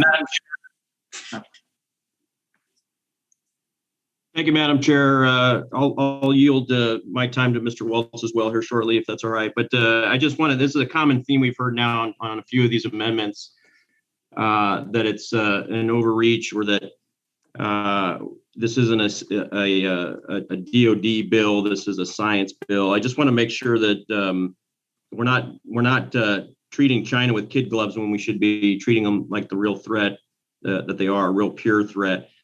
Whether we like it or not, every dollar that ends up going to the Chinese regime ends up becoming a militarized element of some sort to be used against us. And negotiating with China right now is akin to negotiating with the Taliban. We will be disappointed if you go in with rosy glasses expecting this to be something that ends up being a partnership. We will be sorely disappointed as a nation. The unintended consequences that we're discussing right now are the ones that are going to actually be deleterious to our nation's security. And we need to be more aggressive with China rather than being a pacifist or appeasement in this case. I yield back. Thank you very much. Any requests for time? Yeah. Madam Chair, could I ask a clarifying question? Mr. Waltz. Yes. Mr. Waltz. Mr. Waltz. This is Madam Chair, I have a question, I suppose, for you and for council. The crux of Mrs. Ross's objection was that this amendment was outside of the purview of this committee. My question is, was there a referral of this amendment to any other committee, given that concern by council? Amendments aren't referred to committees. Not that I'm aware of. Yes. We were not referred to any other. Thank you. Madam Chair, I think that's because council rightly determined that that this amendment only applies to agencies within SST's jurisdiction. So, again, I would argue that really this isn't a parliamentarian or jurisdictional issue. It's rightly within the committee's jurisdiction. Really, this is a moral issue. And at some point, we have to apply some teeth to our words. We all agree, we talk a lot about the difficulties. We even co-sponsor resolutions dealing with China's genocide and its support and enforcement of modern day slavery and slave labor that's producing the materials that then our agencies are using. So again, this is a moral issue, and at some point we have to take a stand, and we have to take a stand with our votes. But thank you for clarifying that this is within the committee's jurisdiction. Will the gentleman yield? Who is it, Mr. Weber? Yes, please. I will yield. You recognize. Yeah, to my good friend Mike, I would say sounds like you're taking a page out of the playbook of our friends across the aisle, that we cannot let climate change happen and let that be, the legacy that we leave to the generations behind us. We don't want that to be on them. We shouldn't let that be on them. And so I think what you're saying here, that's a moral issue. And your amendment is also a moral issue. So I'd say that there's some cohesiveness there. They understand the moral necessity of not what they would consider, hamstringing our generations to be with a poor climate. And we would argue that your amendment considers the moral issue just as much as theirs does. And I appreciate your amendment, and I hope people support it. Thank you very much. Anyone seeking recognition? If there's no further discussion, the vote occurs on the amendment. All those in favor say aye. Aye. Aye. Those opposed say no. No. No. No. Nope. The noes have it. And the amendment Madam Chair, agreed to. We'll add it to the list. Well, members, we're about to get to the last amendment. And guess who is the sponsor? The handsome debonair guy from Texas. Mr. Weber. Mr. Babbitt. Oh, Madam Chair, I have an amendment at the desk. The clerk will report the amendment. Amendment number 36, amendment to the amendment in the nature of a substitute to the committee print offered by Mr. Weber. Without objection, we'll dispense with the reading of the amendment. And I recognize the gentleman for 5 minutes to explain it. Thank you, Madam Chair. Colleagues, this amendment adds a limitation that none of the funds made available under this title shall support activities to preclude the continued use, and I'll use the word essential, we hear that a lot, especially during the pandemic, to preclude the continued use of essential fossil fuels for power, nor limit the economic competitiveness of industry and manufacturing in the United States. The goal of my amendment is to preserve United States competitiveness and one of this nation's most reliable and affordable assets, fossil fuel powered energy. Right now, there's no cheaper power source for families and industries alike. A drastic decision like abandoning fossil fuels would destroy our economy, and we simply cannot let that happen. Madam Chair, being from Texas, you and I both understand the economic driver the fossil fuel industry represents and the essential role it plays in the United States industry and manufacturing, as well as national security. The traditional energy sector in Texas is 4.9% of total state employment compared to 2.3% of national employment. When you look at market demand, it's not just Texas that relies heavily on fossil fuels. Oil, coal, natural gas supplied 81% of United States energy demand in the year 2020. Until new clean energy sources are globally cost competitive, traditional sources like fossil fuels must be utilized, or else we risk falling behind, not only in global competitiveness, but in a national security platform as well. In 2018, over 40% of China's Belt and Road Initiative energy sector lending was put toward, you guessed it, coal projects. And their national plan for reducing net zero does not envision any cut in fossil fuel generation before 2030. In fact, it calls for adding more coal capacity before then. So if we want to keep up with the country attempting to exert influence through global power supply, albeit through coal, we don't want to do it through coal, we cannot hamstring our own energy and industrial sectors. Our focus should be on technologies that encourage economic growth, like those that capture the carbon produced by fossil power plants. Far too often, fossil fuels are villainized. But I can tell you, the villain is not the oil, the coal, or the natural gas we're taking out of the ground. Work with me here, folks. The villain is the greenhouse gases that get put into the air using those products. Today, carbon capture, utilization, storage work in tandem with fossil fuel power sources and with more research and development, the potential exists to make fossil fuels a net zero emitter. I have the largest carbon capture, sequestration, and storage facility in my district in Port Arthur, Texas. I repeat, the potential exists to make fossil fuels a net zero emitter. This boils down to a fundamental question. Why would we try to shift away from this entire industry, this entire predictable, reliable power source, when the technology pathway exists to almost entirely eliminate greenhouse gases? Why? Why would we do that? We cannot afford to rule out these pathways. My colleagues on both sides of the aisle have heard me say hundreds of times, when it comes to planning our clean energy future, it's always worth repeating. We must pursue an all of the above energy approach and invest responsibly in a diverse portfolio of clean energy technology that includes, yes, fossil fuel energy. I support strategic investments in research and development of renewable energy sources like wind. Texas is the wind leader, solar, geothermal, and hydropower. But it cannot, indeed it must not mean turning off the switch for fossil power and abandoning the infrastructure, resources, and the dependency we currently have. This is simply a recipe for failure and bankrupting millions of families along the way. and giving our energies, of which China is one, an advantage.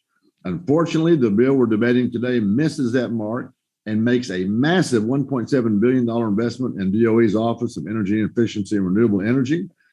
Compare that to the lowly $220 million going towards fossil energy, $1.7 billion to $220 million. You see the massive discrepancy.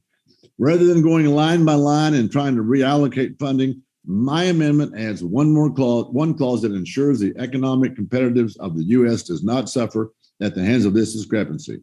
I want to be clear with my friends across the aisle. I'm not seeking to rule out essential energy source and undermine U.S. competitiveness, not at all. My amendment simply provides. I'm sure you're like, you're in hell. I'm sitting on your bed in your messy, disgusting room. I'll resume. My amendment simply provides a reasonable and necessary fail-safe on $45 billion with the B dollars, so that amount of money cannot be interpreted to rule out fossil fuels. It's common sense. It means national security. It means energy independence. I urge my colleagues to support this amendment and reserve the balance of my time. Thank you very much. So said a native Texan. I recognize myself a native Texan to speak on this amendment. This amendment runs counter to the purposes of this bill, and it makes me oppose it.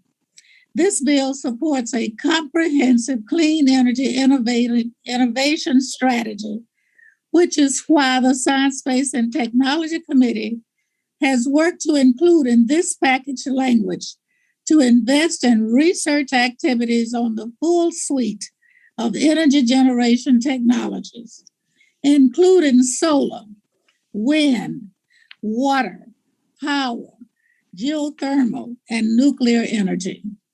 This bill also includes funds for the Department of Energy's Office of Fossil Energy and Carbon Management, which would be in addition to the substantial support already provided in the bipartisan development to mitigate and eliminate the environmental impacts of extracting and using these resources is important. But it makes no sense to mandate fossil fuel use in perpetuity, regardless of impacts and limitations. And to be clear, I would oppose the amendment if it singled out any other single resource as essential as well. We simply don't know the exact mix of resources that our nation will be using in the long term to meet our economic, national security, and environmental needs. Putting one resource above the rest does not achieve these goals. That's precisely why we need to support and explore the full range of potential energy generation options. Thank you, and I yield back. Are there others seeking time? Madam Chair, if there's no others, I'd like to respond to some of your comments. Okay, Mr. Weber. I appreciate you, and I really do. And I will argue that, sure, we want renewable, clean source of energy. And as I already stated, Texas is number one in wind energy, number 5 in solar panel. But I will tell you this, that none of our military assets, planes, ships, trucks, any of those, none of those are going to operate without fossil fuels. So for us not to say that it's an essential fossil fuel energy supply that we need going forward, I think is short-sighted. I would not want to be on record saying that we don't really need to worry about fossil fuel, because unless and until we get all of the infrastructure in place and all of the research done and enough energy produced that we can rely on. And I remind you, the second week of February this year, Texas went through the deep freeze we don't normally see. 20% of the state was covered with windmill energy, and it failed us miserably. It was a perfect storm, but yet it wasn't as dependent as having fossil fuel energy plants that can start up and get us energy in a heartbeat, so to speak. So I do want to remind my colleagues across the aisle and my friends here on my side of the aisle, fossil fuel energy, gas plants, and even nuclear energy, which we've discussed. Of course, that's not in this amendment. but that is dependable energy. It's reliable energy. It's not going to ebb and flow necessarily with climate and weather like some of the other energy sources will. It's dependable. It's reliable. It's economic security. It's energy security. It's national security. It's just that important. With that, I'll yield back. Madam Chair, Frank Lucas. Madam Chair, Frank Lucas. Just a couple. I'm assuming that the chairman's recognized me, and I would simply note to all my friends, being from Oklahoma, I have never questioned the amount of wind energy in Texas. Oh, I'm sorry. I was muted. I kept calling on you. I couldn't figure out why you were. I'm so sorry. Thank you, Madam Chair. I finished my point. I appreciate it. Yield back. I would like to be recognized, Madam Chair. Okay, Brian Mr. Babin. Mr. Caston was next, and then I'll come right to you, Mr. Okay, Babin. thank you. Well, Mr. Weber, I know you're going to be totally surprised by what I'm about to say. Look, here's the reality that we have got to deal with as a party. And I had this conversation with the speaker before we left. What is scientifically necessary is the only thing that matters. And for us to articulate what's scientifically necessary sounds politically naive because there is such a gap between those points. We have got to deal with that in our jobs as leaders of this party. Now, I want to stress, I want the same things you do. I want clean energy. I want reliable energy. I want affordable energy. I want free markets. And if we're going to embrace those things, let's start by dealing with the fact that the International Monetary Fund has calculated that the United States subsidizes the fossil fuel industry to the tune of $650 billion a year in this country, direct and indirect subsidies, not just tax policy. We got Ways and Means right now may or may not emerge with getting rid of $60 billion of tax subsidies. That's 1/10 of the total subsidies that the U.S. fossil fuel industry gets. And in spite of all those subsidies, the coal industry has gone from 50% of our nation's power grid to 30% because they are uneconomic. The alternative, gas and oil players have lost, I think, $300 billion of free cash flow in the last decade because we're creating way more jobs in the clean sector. Markets are working. And that's in spite of those subsidies. It's in spite of us driving our economy effectively with the emergency brake on. So we got to embrace all those things because it's scientifically necessary. We got to embrace those things because it is economically appropriate. We got to do all those things because we have a moral obligation to future generations. It is a win-win-win-win-win. The only clean energy technology that has a higher operating cost and a higher capital cost than the dirty energy it displaces is a fossil fuel-fired power plant with carbon capture and sequestration on the back end. That's an unfortunate reality, but we've got to deal with that. And that's really hard because I get it, as I said before. That means a wealth transfer away from those congressional districts that depend on energy production to those congressional districts that depend on energy consumption. Every single American is an energy consumer. A tiny number of them are in energy production. If we look out for the interests of every single American, we are going to do the right thing. But putting more subsidies to the fossil industry, they're doing fine, except for the fact that they don't have a competitive product if they didn't have all those subsidies. So let's do what we have to do. Yield back. Madam Chair, I think Brian Babin wanted the next floor, and then I'll take the next one. Yeah, Mr. Babin's recognized. Yes, ma'am. Thank you. Thank you very much, Madam Chair. I strongly support my friend and colleagues, Mr. Weber's amendment here. His district happens to be exact right next to mine. Between the two of us, there are very few other districts that represent more petrochemical refining facilities, fossil fuel producers, chemical plants, and the tens and hundreds of thousands of employed individuals who are our constituents and Texans, Louisianans, all the way down are being employed in this. I'm disturbingly, I have seen a number of refineries go on the auction block. Several of them are now being considered to be sold.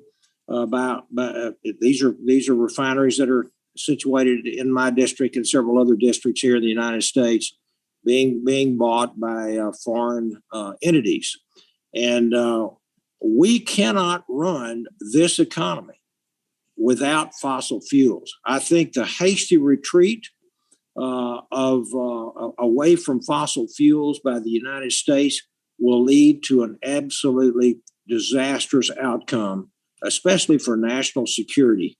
And I certainly hope that we will continue to have research and development as we speak. In fact, just a few days ago, I visited a facility in my district that is building a carbon capture facility.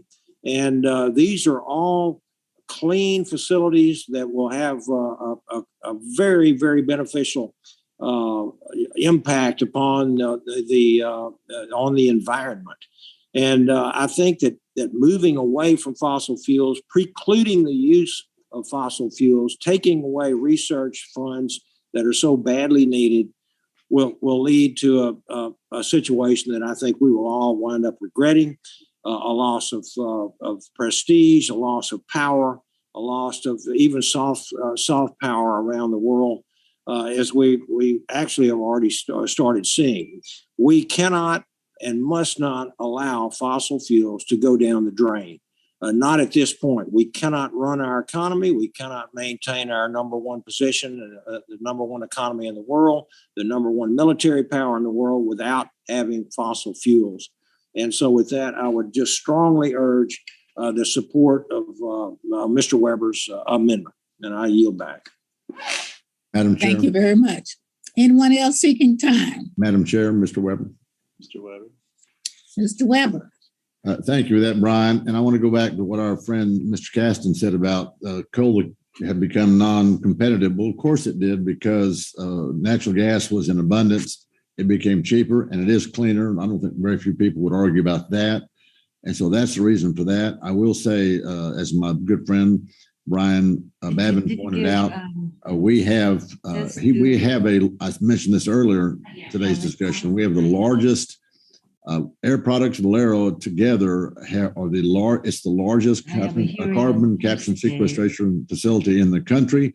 It was done with ERA money back during Obama. It's a $400 billion project, and somebody's not muted, Madam Chair. Yes. Please mute if you're not speaking. Okay, thanks. Thank you. The largest carbon capture sequestration facility in the country. It was built with ERA money, American Investment and Recovery Act money. It was $400 million. So 60% of it, $240 million, was built with ERA recovery money. It can be done. It's going to be getting more and more reasonable as time goes on, and we do it more. We get, quite frankly, a market for CO2. Let's not rule out the geopolitical implications of this. We have LNG in our market area. Louisiana has it. I have it in my district. Michael Cloud has in his district over by Corpus Christi. We can sell LNG around the world. We would much rather sell to Eastern Europe than them to get gas from the Russian pipeline.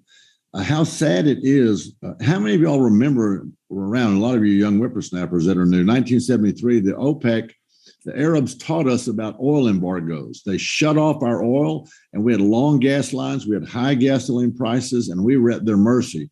And yet for the president to come out now in this administration and shut down the Keystone Pipeline, open up the Nord Stream 2 pipeline for Russia, and then ask OPEC to increase their production when we've got the product right here. What are we thinking? We should be saying, listen, Brian Babin's exactly right. Randy Weber's exactly right. We've got to make sure that we sustain the fossil fuel production for national security, for affordable, reliable, dependable energy security for our families, all the while building up the repertoire, if you will, of clean energy. It's a no-brainer to me. It just makes sense. And I'll get off my high horse and yield back. Thank you, Madam Chair. Thank you very much. Any requests for time? Can I make one science comment just because we're on the science committee? Mr. Caston. That facility in Port Arthur is pumping carbon dioxide underground for enhanced oil recovery. Taking a carbon atom that is stapled to 2 oxygen atoms in the gas phase and accelerating the release of carbon that is stapled to roughly 2 hydrogen atoms per carbon atom in the liquid phase does not reduce atmospheric CO2. It increases it. I get that it qualifies for 45Q, but it is not reducing CO2 in the atmosphere. If we're going to have a conversation about climate change, let's have a conversation about climate change. But that is that I get that you have to do that for economics, but it is not a climate responsible project. It's a project that got tax credits for carbon sequestration as is defined in the tax code. Will the gentleman yield? Sure. Notice in my comments, if you will, Sean, that I said we get a market for CO2. Once we get a market for CO2, CO2 is marketable. It's used in a lot of different ways. We're now able to capture it out of the air. We're now able, if my friends across the aisle were not anti-pipeline, there's ways we could move that product around the country to different facilities for different uses. But we get the market for CO2. It's a win-win. So I'm not unaware of what you're talking about, but I also know that fossil fuel is going to be a major source of our energy, our economy, our dependability around the world, and we would do well to recognize that, and I yield back. Thank you very much. Anyone seeking time? Well, if there's no further discussion, the vote occurs on the amendment. All those in favor say aye. Aye. Aye. Those opposed say no. No. No.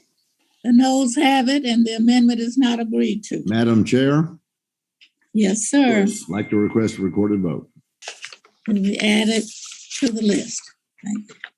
Well, that concludes our amendment debate, and we have a large number of recorded votes requested. We will take a recess and now and try and make sure we take our vote series with as little conflict with other committees as possible. We'll have to be in touch in order to be sure of that. So before we start any voting, we will issue a 15-minute notice to all committee members. It is my hope that we can start the vote series relatively soon. So please be watching for your phones or your emails. And if there are no questions with that, we'll stand in recess, subject to the call of the chair.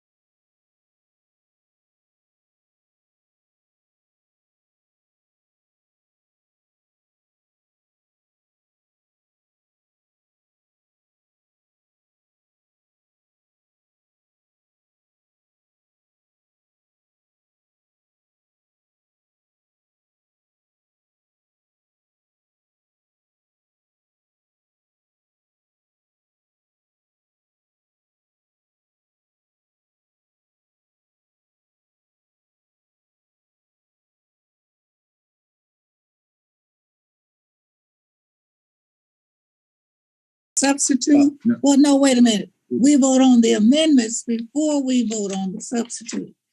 So the question now is on Weber number 3. And I would ask that members please state their names first when responding to the roll. So the clerk will call the roll on each of the amendments. Chairwoman Johnson. No. Chairwoman Johnson, no. Ms. Lofgren. Lofgren, no. Ms. Lofgren, no. Ms. Bonamici. Bonamici, no. Ms. Bonamici, no. Mr. Barra. Mr. Barra. Ms. Stevens. Ms. Stevens. Ms. Cheryl. No. Ms. Cheryl, no. Mr. Bowman. Mr. Bowman. Ms. Stansberry. Ms. Stansberry. Mr. Sherman. Mr. Sherman. Mr. Perlmutter. Perlmutter votes no. Mr. Perlmutter, no. Mr. McNerney. McNerney votes no. Mr. McNerney, no. Mr. Tonko. Mr. Tonko votes no. Mr. Tonko, no. Mr. Foster. Foster votes no. Mr. Foster, no. Mr. Norcross. Norcross votes no. Mr. Norcross, no. Mr. Byer. Byer votes no. Mr. Byer, no. Mr. Chris. Mr. Chris. Mr. Caston. Aston votes no. Mr. Caston, no. Mr. Lamb. Lamb votes no. Mr. Lamb, no. Miss Ross. Ross votes no. Miss Ross, no. Miss Moore. Miss Moore. Mr. Kildee. Kildee votes no. Mr. Kildee, no. Miss Wild. Wild votes no. Miss Wild, no. Miss Fletcher. Miss Fletcher. Fletcher votes no. Miss Fletcher, no. Mr. Lucas. Lucas, yes. Mr. Lucas, yes. Mr. Brooks. Mo Brooks, yes. Mr. Brooks, yes. Mr. Posey. Posey, yes. Mr. Posey, yes. Mr. Weber. Weber, yes. Mr. Weber, yes. Mr. Babin. Babin, yes. Mr. Babin, yes. Mr. Gonzalez. Yes. Mr. Gonzalez, yes. Mr. Waltz. Waltz is yes. Mr. Waltz, yes. Mr. Baird. Yes. Mr. Baird, yes. Mr. Webster. Webster votes yes. Mr. Webster, yes. Mr. Garcia. Garcia, yes. Mr. Garcia, yes. Miss Bice. Miss Bice votes yes. Miss Bice, yes. Miss Kim. Kim is yes. Miss Kim, yes. Mr. Feenstra. Feenstra, yes. Mr. Feenstra, yes. Mr. Laturner. Yes. Mr. Laturner, yes. Mr. Jimenez.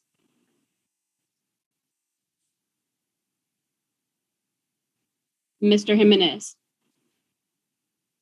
Mr. Obolnoti. Obernolte, yes. Mr. Obernolte, yes. Mr. Meyer, Yes. Mr. Meyer, yes. Mr. Elzey, Mr. Elzey, Mr. Barra,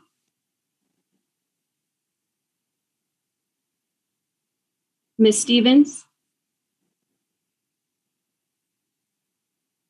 Mr. Bowman, Mr. Bowman is a no. Mr. Bowman, no. Ms. Stansberry, No. Ms. Stansberry, no. Madam Mr. Chair, how am I recorded?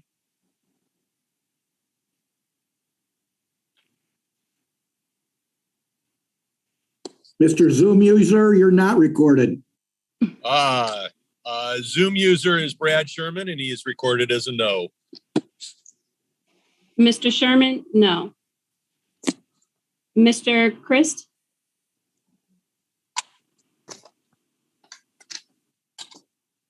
Ms. Moore,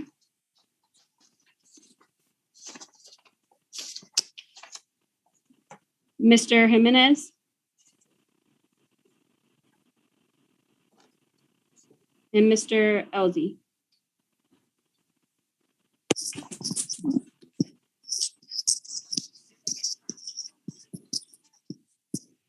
Yep. Hello, this is Charlie Kerr.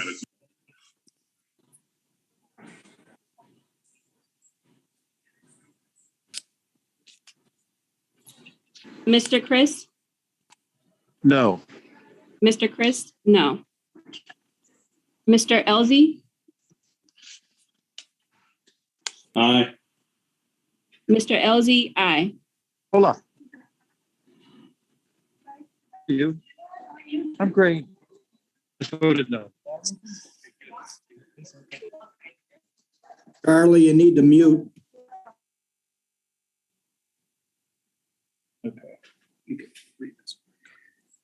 Have all members, any members not recorded yet?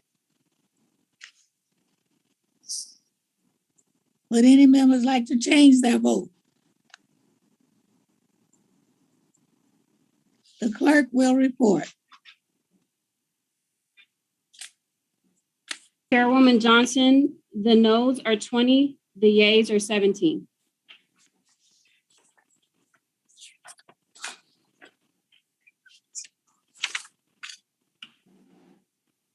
The amendment is not adopted.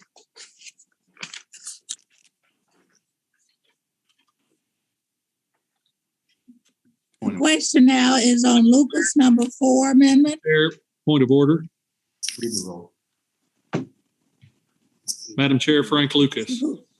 Oh, Mr. Lucas. Point of order. Could we clarify the roll call now? Who did not answer, and repeat the numbers again? I'm a little confused in my tracking it.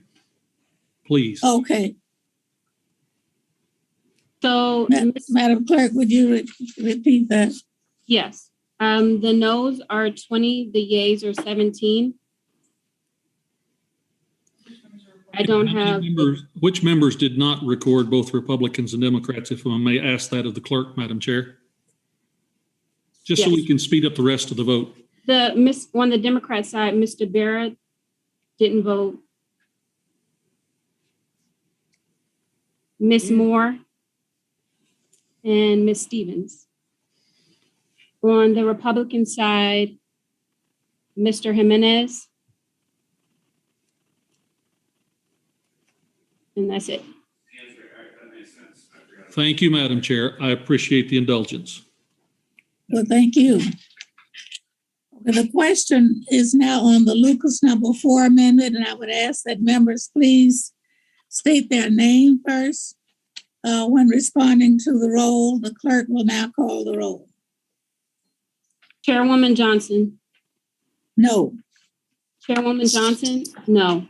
Ms. Lofgren. Lofgren is no. Ms. Lofgren, no. Ms. Bonamici. Bonamici is no. Ms. Bonamici, no. Mr. Barra. Mr. Bear. Ms. Stevens? Ms. Stevens? Ms. Cheryl? No. Ms. Cheryl? No. Mr. Bowman? Mr. Bowman, no. Mr. Bowman? No. Ms. Stansberry? No. Ms. Stansberry? No. Ms. Stansberry? No. Mr. Sherman? No. Sherman, no. Mr. Sherman? No. Mr. Perlmutter? Perlmutter votes no. Mr. Perlmutter? No. Mr. McNerney? McNerney votes no. Mr. McNerney? No. Mr. Tonko? Taco votes no. Mr. Tonko? No. Mr. Foster? Foster votes no.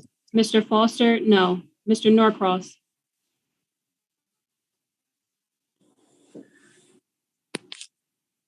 Mr. Norcross?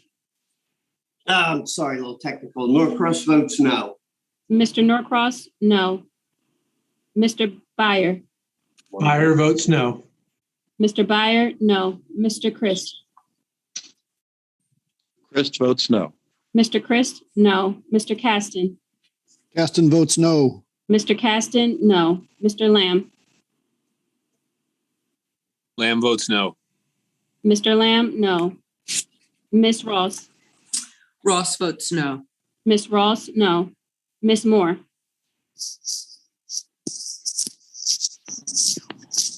Miss Moore? Mr. Kildee? Kildee votes no. Mr. Kildee? No. Miss Wild? Wild votes no. Miss Wild? No. Miss Fletcher? Fletcher votes no. Miss Fletcher? No. Mr. Lucas? Yes.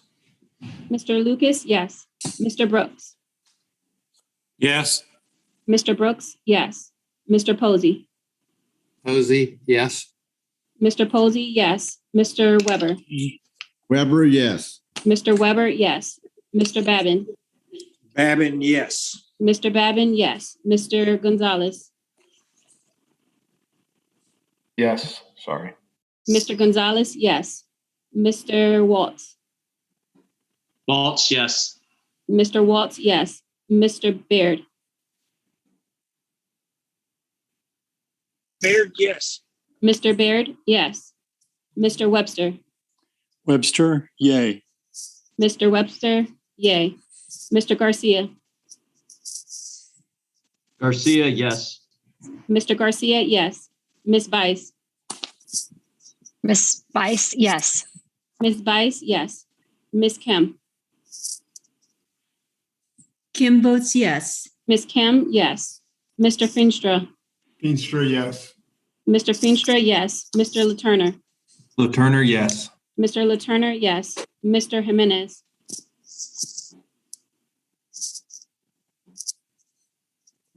Mr. Jimenez? Mr. Obernolte? Obernolte, yes. Mr. Obernolte? Yes. Mr. Meyer? Yes. Mr. Meyer? Yes. Mr. Elzy? Elsie, yes. Mr. Elzy? Yes. Mr. Barra? Ms. Stevens? Ms. Moore? Mr. Jimenez?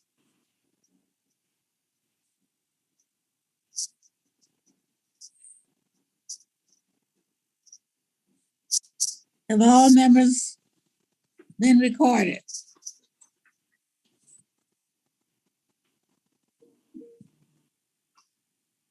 Any member wishing to record?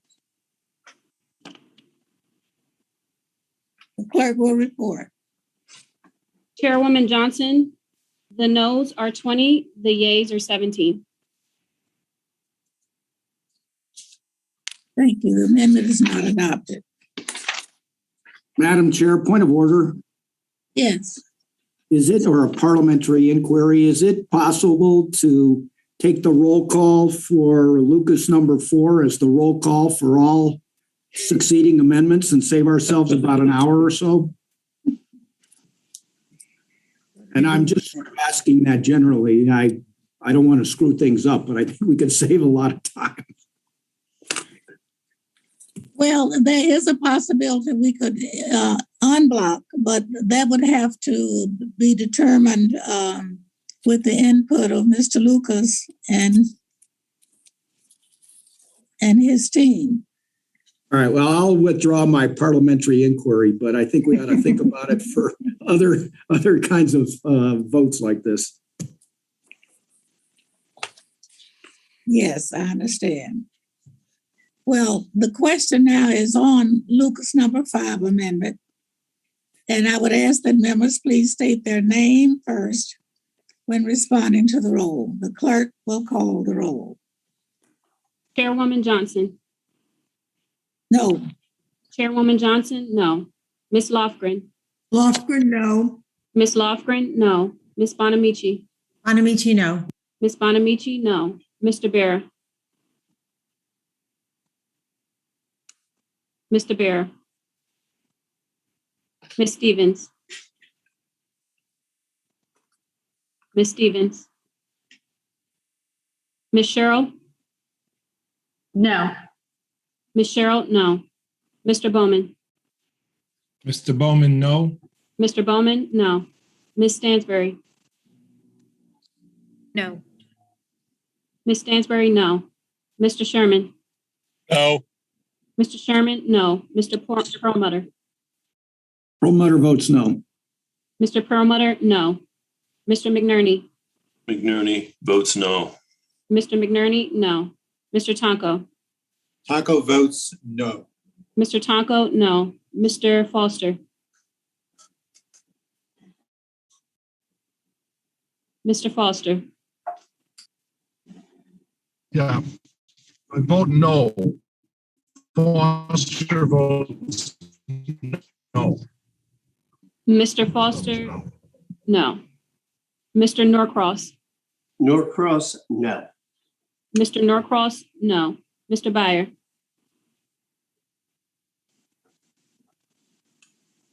Byer votes no, excuse me. Mr. Byer, no. Mr. Christ. No. Mr. Christ, no. Mr. Caston. Caston votes no. Mr. Caston, no. Mr. Lamb. Okay. Lamb votes no. Mr. Lamb, no. Ms. Ross. Ross votes no. Ms. Ross, no. Ms. Moore. Ms. Moore. Mr. Kildee. Mr. Kildee votes no. Mr. Kildee, no. Ms. Wild. Wild votes no. Ms. Wild, no.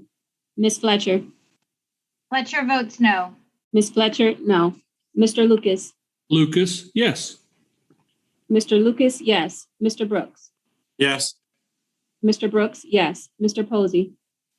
Posey, yes. Mr. Posey, yes. Mr. Weber. Weber, yes. Mr. Weber, yes. Mr. Babin. Babin, yes. Mr. Babin, yes. Mr. Gonzalez. Yes. Mr. Gonzalez, yes. Mr. Waltz. Waltz, yes. Mr. Waltz, yes. Mr. Baird. Yes. Baird, yes. Mr. Baird, yes. Mr. Webster. Webster votes yay. Mr. Webster, yay. Mr. Garcia. Yes. Mr. Garcia, yay. Ms. Bice. Miss Spice, yes. Ms. Bice, yes. Ms. Kim. Kim votes yes. Ms. Kim, yes. Mr. Feenstra. Feenstra, yes. Mr. Feenstra, yes. Mr. LaTurner. LaTurner, yes. Mr. LaTurner, yes. Mr. Jimenez.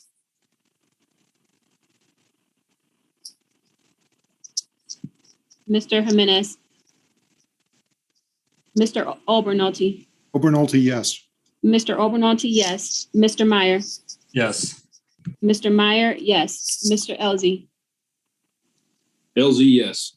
Mr. Elzey, yes. Mr. Barra.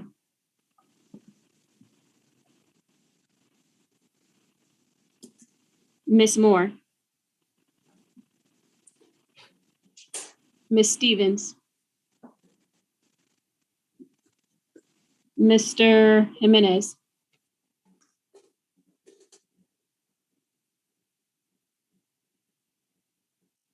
Have any members not been recorded or would like to change their vote?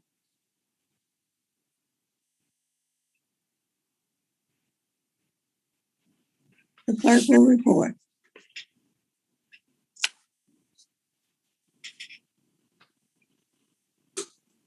Chairwoman Johnson, the yeas are 20, the nays are 17. The amendment is not adopted. I'm sorry, Chairwoman Johnson, one moment. Sorry, I missed it. I apologize. The noes are 20, the yeas are 17. Thank you. The amendment's not adopted. The question now is on vice number 8. I'd like to ask the members to please state their name when responding to the roll, and the clerk will call the roll. Chairwoman Johnson? No. Chairwoman Johnson, no. Ms. Lofgren? Lofgren, no. Ms. Lofgren, no. Ms. Bonamici? Bonamici, no. Ms. Bonamici, no. Mr. Barra? Mr. Barra? Ms. Stevens? Ms. Stevens? Ms. Cheryl? Ms. Cheryl votes no. Ms. Cheryl, no. Mr. Bowman? Bowman votes no. Mr. Bowman, no. Ms. Stansberry? No. Ms. Stansberry, no. Mr. Sherman? No. Mr. Sherman, no. Mr. Perlmutter? Perlmutter may bring up his parliamentary inquiry again. Perlmutter votes no. Mr. Perlmutter, no. Mr. McNerney? McNerney votes no, and I agree with Ed about the parliamentary inquiry. Mr. McNerney, no. Mr. Tonko? Taco votes no. Mr. Tonko, no. Mr. Foster? Foster, no. Mr. Foster, no. Mr. Norcross? Norcross, no, and I'm with Perlmutter. Mr. Norcross, no. Mr. Byer? Byer votes no and Mr. agrees Byer? with my colleagues. Mr. Byer, no. Mr. Christ? Christ, no. Mr. Christ, no. Mr. Caston? Caston, no. Mr. Caston, no. Mr. Lamb? Lamb, no. Mr. Lamb, no. Ms. Ross? Ross votes no. Ms. Ross, no. Ms. Moore? Ms. Moore? Mr. Kildee? Kildee, no. Mr. Kildee, no. Ms. Wild? Ms. Wild? Ms. Fletcher? Fletcher votes no. Ms. Fletcher, no. Mr. Lucas? Lucas votes yes. Mr. Lucas, yes. Mr. Brooks? I'm sorry. How did the ranking member vote? I Yes. vote yes. Mr. Brooks, yes. Mr. Posey? Posey, yes. Mr. Posey, yes. Mr. Weber? Weber, yes. Mr. Weber, yes. Mr. Babin? Babin, yes. Mr. Babin, yes. Mr. Gonzalez? Yes. Mr. Gonzalez, yes. Mr. Waltz? Waltz, yes. Mr. Waltz, yes. Mr. Baird? Baird, yes. Mr. Baird, yes. Mr. Webster? Webster votes yes. Mr. Webster? Mr. Webster, yes. Mr. Garcia? Garcia, yay. Mr. Garcia, yay. Ms. Bice? Ms. Bice votes aye. Ms. Bice, aye. Ms. Kim. Kim votes aye. Ms. Kim, aye. Mr. Feenstra. Feenstra, aye. Mr. Feenstra, aye. Mr. Latourner. Latourner, aye. Mr. Latourner, aye. Mr. Jimenez.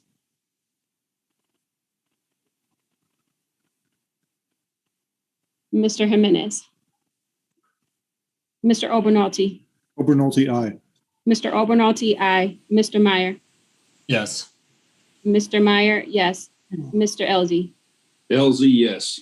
Mr. Elzey, yes. Mr. Barra. Ms. Stevens. Ms. Moore. Ms. Wild.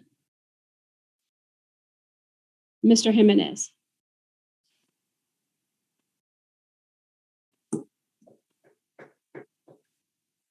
Have any members not been recorded? Would any member like to change the vote? The clerk will report. Chairwoman Johnson, the noes are 20, the yeas are 17. The amendment is not adopted. Madam Chair, Frank Lucas again with another question. Yes. My count is 19 to 17. Madam Clerk, would you review that vote?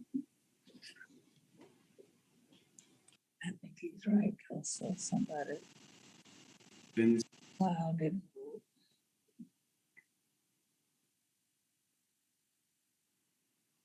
The noes are 19, the yeas are 17. Thank you, Madam Chairman. Thank you, Clerk. Thank you for the correction. The amendment's not adopted. The next amendment is Babin number 9. I'd like to ask the members to please state their names first when responding to the roll, and the clerk now will call the roll. Chairwoman Johnson? No. Chairwoman Johnson, no. Ms. Lofgren? Lofgren, no. Ms. Lofgren, no. Ms. Bonamici? Bonamici, no. Ms. Bonamici, no. Mr. Barra?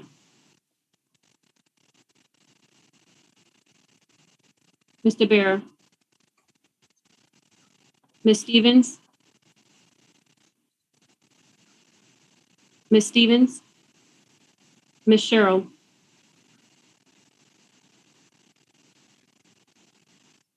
Ms. Cheryl? No.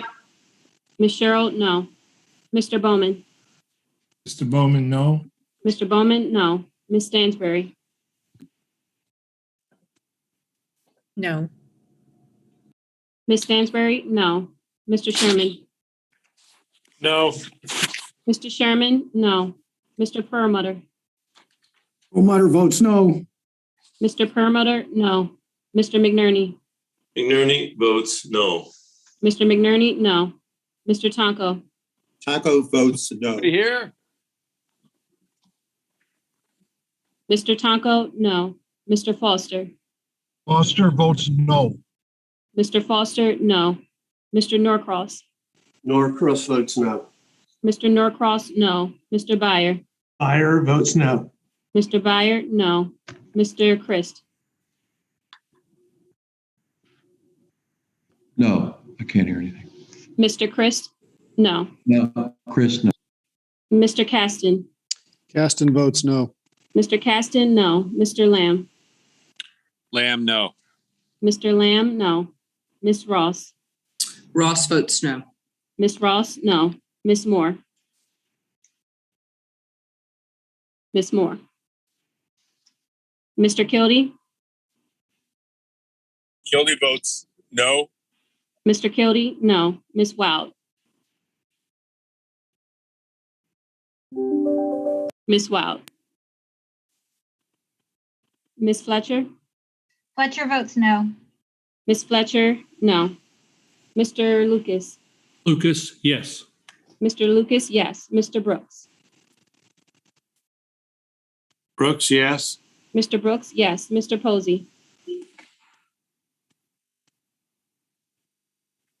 Posey votes yes.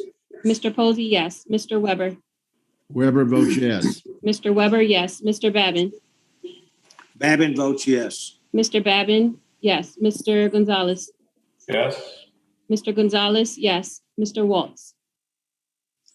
Waltz, yes. Mr. Waltz, yes. Mr. Baird. Baird, yes. Mr. Baird, yes. Mr. Webster. Webster votes yay. Mr. Webster, yay. Mr. Garcia. Garcia, yay. Mr. Garcia, yay. Ms. Bice. Ms. Bice, yay. Ms. Bice, yay. Ms. Kim. Kim votes aye. Ms. Kim, aye. Mr. Feenstra.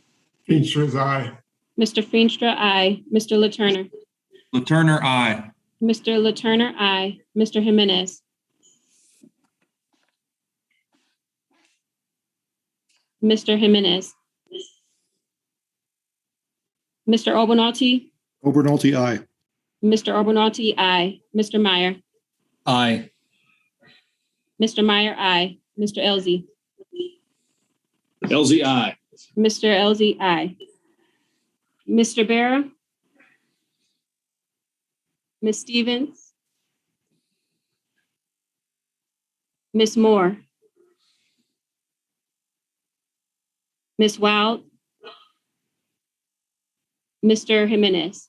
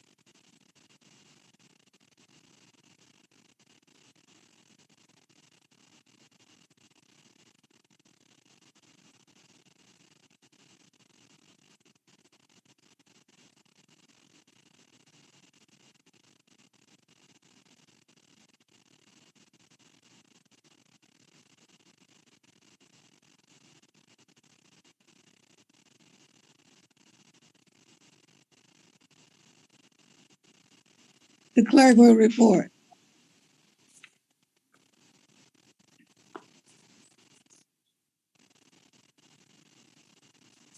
Chairwoman Johnson, the noes are 19, the yeas are 17. The amendment's not adopted.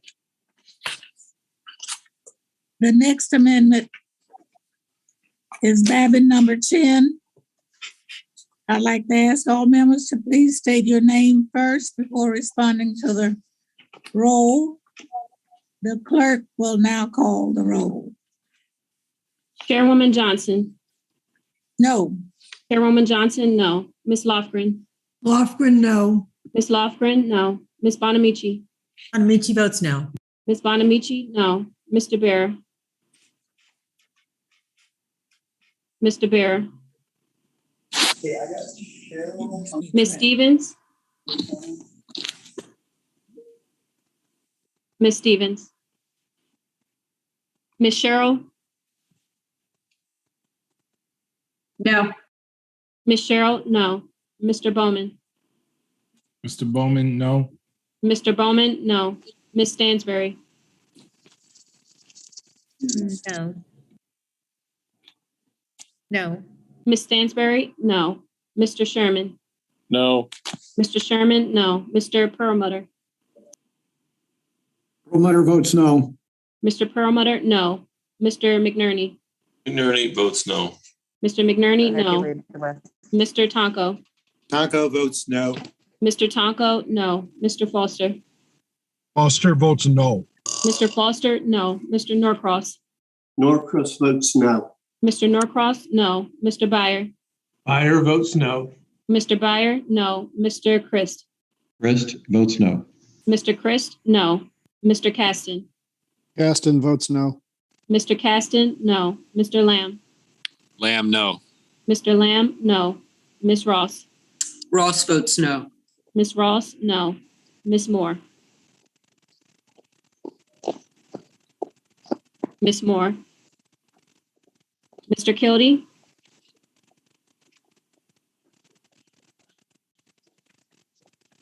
Mr. Kildee? Ms. Wild? Wild votes no. Ms. Wild, no. Ms. Fletcher? Fletcher votes no. Ms. Fletcher, no. Mr. Lucas? Yes. Lucas, yes. Mr. Lucas, yes. Mr. Brooks? Brooks, yes. Mr. Brooks, yes. Mr. Posey?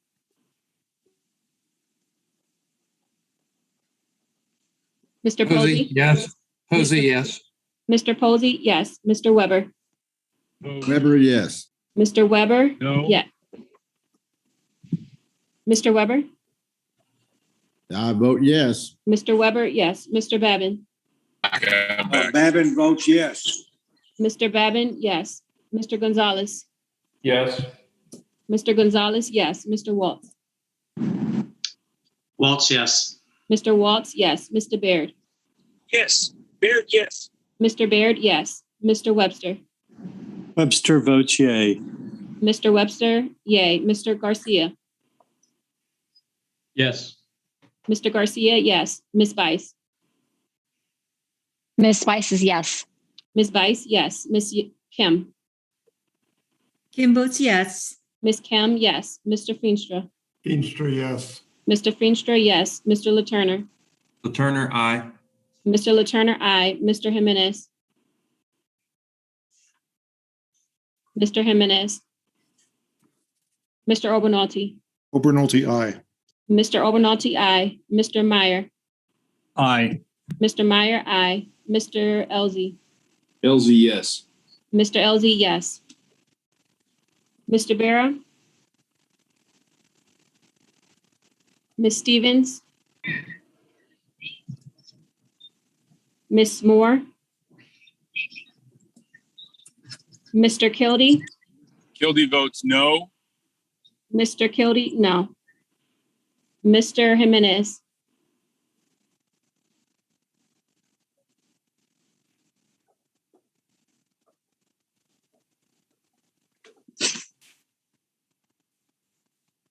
She finished. Have any members not been recorded? Would any members like to change their vote? The clerk will report. Chairwoman Johnson, the noes are 20, the yeas are 17. The amendment is not adopted.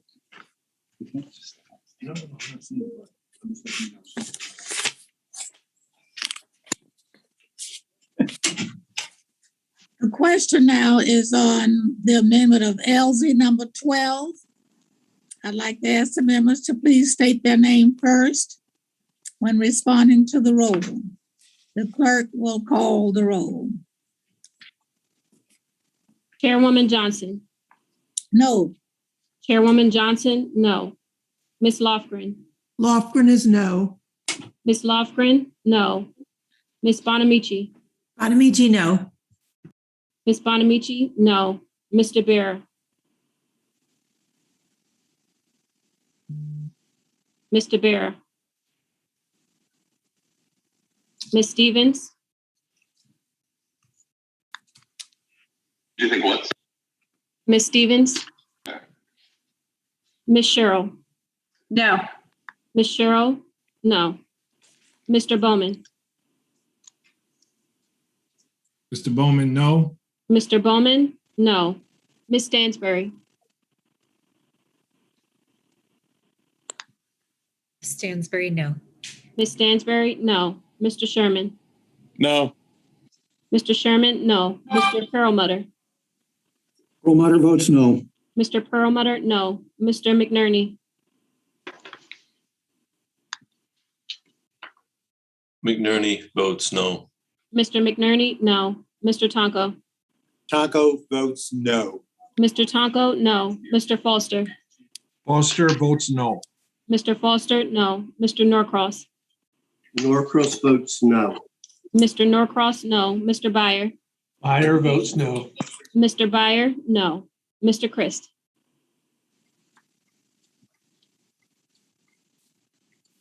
Mr. Christ? Mr. Caston? Caston votes no. Mr. Caston, no. Mr. Lamb? Lamb, no. Mr. Lamb, no. Miss Ross? Ross votes no. Miss Ross, no. Miss Moore? No. Miss Ross? I'm sorry, Miss Moore? Miss Moore, no. Miss Moore, no. Mr. Kildee? Miss Moore, no. Am I Miss- being recorded? Miss Moore, no. Miss Can you hear Moore? me? Miss Moore, no. Mr. Kildee? Kildee, no. Mr. Kildee, no. Miss Wild? Wild votes no. Miss Wild, no. Miss Fletcher?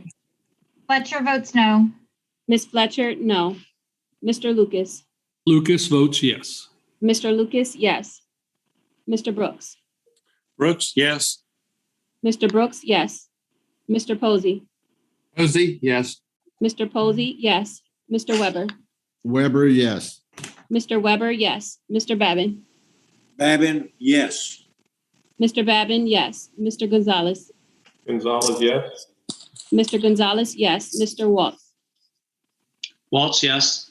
Mr. Waltz, yes. Mr. Baird? Baird, yes. Mr. Baird, yes. Mr. Webster? Webster votes yay. Mr. Webster, yay. Mr. Garcia? Yes. Mr. Garcia, yes. Miss Bice? Miss Bice, yes. Miss Bice, yes. Miss Kim? Kim votes yes. Miss Kim, yes. Mr. Feenstra? Feenstra, aye. Mr. Feenstra, aye. Mr. LaTurner? LaTurner, aye. Mr. LaTurner, aye. Mr. Jimenez? Mr. Jimenez? Mr. Obernolte? Obernolte, aye. Mr. Obernolte, aye. Mr. Meyer? Aye. Mr. Meyer, aye. Mr. Elzey? LZ, aye. Elzey, aye. So what phone number do they want? They want my Miss- email. Mr. Vera? Miss Stevens? Somebody's unmuted, like Ms. Moore. Gwen Moore, how am I recorded? Miss Moore, you are recorded as no.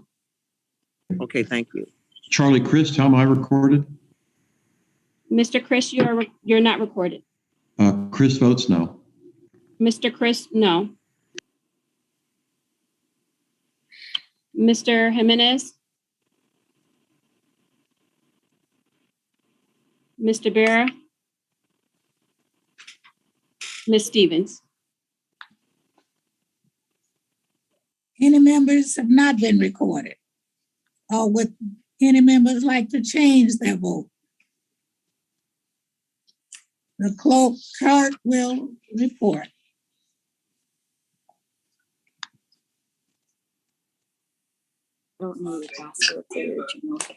Chairwoman Johnson, the noes are 21, the yeas are 17. The amendment is not adopted. The question now is on Posey number 13.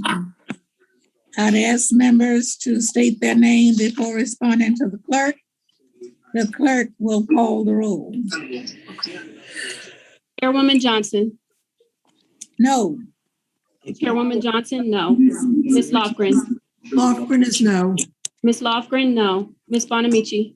That's good. Here, let's put this in here. So, Bonamici's no. Ms. Bonamici, no. Mr. Vera? Mr. Vera? Ms. Moore needs to move. Mr. Bear?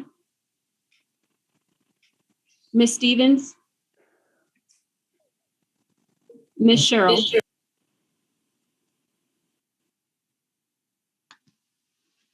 No. Ms. Cheryl, no. Mr. Bowman? No. Mr. Bowman, no. Ms. Stansberry? No. Ms. Stansberry, no. Mr. Sherman? No. Mr. Sherman, no. Mr. Perlmutter? Perlmutter votes no. Mr. Perlmutter, no. Mr. McNerney? McNerney votes no. Mr. McNerney, no. Mr. Tonko? Taco votes no. Mr. Tonko, no. Mr. Foster? Foster, no. Mr. Foster, no. Mr. Norcross? Norcross, no. Mr. Norcross, no. Mr. Byer? Byer, no. Mr. Byer, no. Mr. Christ? Chris, no. Mr. Christ, no. Mr. Caston? Caston, no. Mr. Caston, no. Mr. Lamb? Lamb, no. Mr. Lamb, no. Miss Ross? Ross votes no. Miss Ross, no. Miss Moore? Moore votes no. Miss Moore, no. Mr. Kildee? Kildee, no. Mr. Kildee, no. Miss Wild? Wild votes no. Miss Wild, no. Miss Fletcher? Fletcher votes no. Miss Fletcher, no. Mr. Lucas?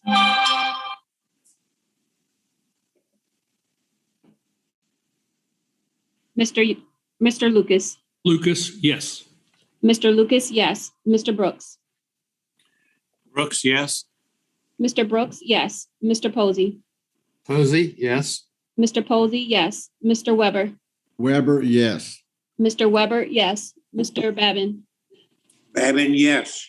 Mr. Babin, yes. Mr. Gonzalez? Yes. Mr. Gonzalez, yes. Mr. Waltz? Waltz, yes. Mr. Waltz, yes. Mr. Baird?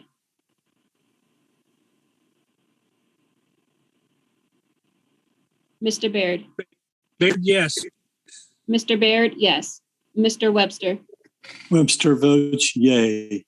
Mr. Webster, yay. Mr. Garcia? Garcia, yes. Mr. Garcia, yes. Miss Bice? Miss Bice votes aye. Miss Bice, aye. Miss Kim? Kim votes yes. Miss Kim, yes. Mr. Feenstra? Aye.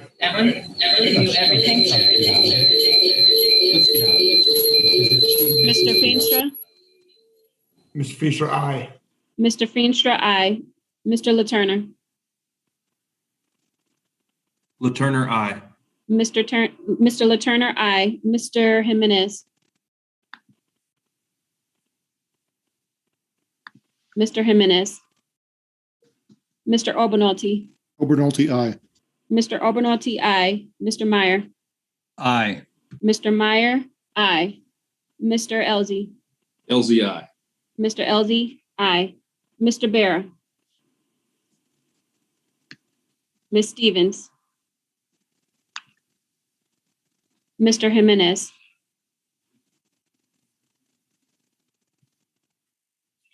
Any members not recorded? Any members like to change their vote? The clerk will report.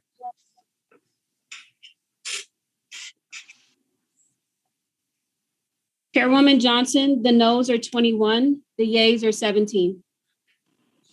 The amendment is not adopted. The question now is on the LZ number 15 amendment, and I would ask all members to please state their name first before responding to the roll, when responding. The clerk will call the roll. Chairwoman Johnson? No. Chairwoman Johnson, no. Ms. Lofgren? Lofgren, no. Ms. Lofgren, no. Ms. Bonamici? Bonamici, no. Ms. Bonamici, no. Mr. Barra? Mr. Barra? Ms. Stevens? Ms. Stevens? Aye, 8. Ms. Cheryl? Cheryl, no. Ms. Cheryl, no. Mr. Bowman? Bowman, no. Mr. Bowman, no. Ms. Stansberry? Stansberry, no. Ms. Stansberry, no. Mr. Sherman.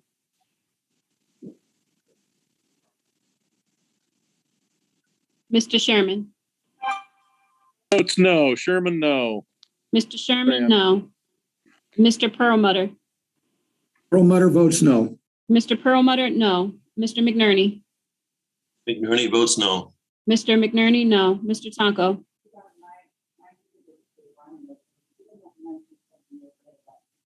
Mr. Tonko.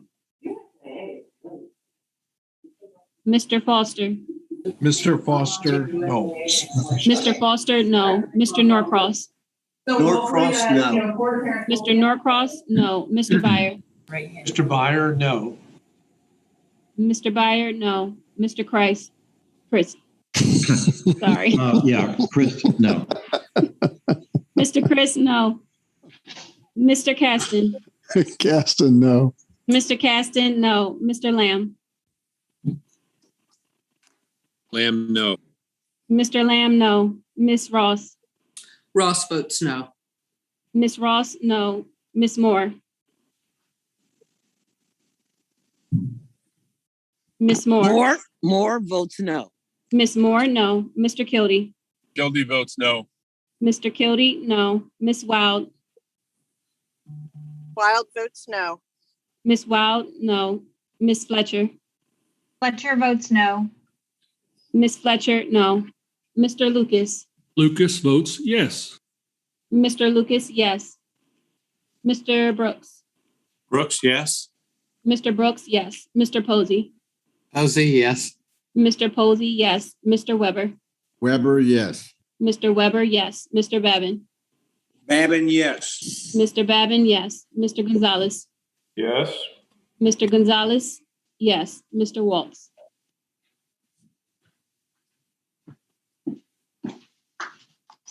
Mr. Waltz. Waltz, yes. Mr. Waltz, yes. Mr. Baird. Baird, yes. Mr. Baird, yes. Mr. Webster. Webster votes yay. Mr. Webster, yay. Mr. Garcia. Garcia, yes. Mr. Garcia, yes. Miss Bice. Miss Spice is a yes. Miss Bice, yes. Miss Kim. Kim votes yes. Miss Kim, yes. Mr. Feenstra. Feenstra, yes. Mr. Feenstra, yes. Mr. LaTurner. LaTurner, aye. Mr. LaTurner, aye. Mr. Jimenez. Mr. Jimenez. Mr. Obernolte. Obernolte, aye. Mr. Obernolte, aye. Mr. Meyer. Aye.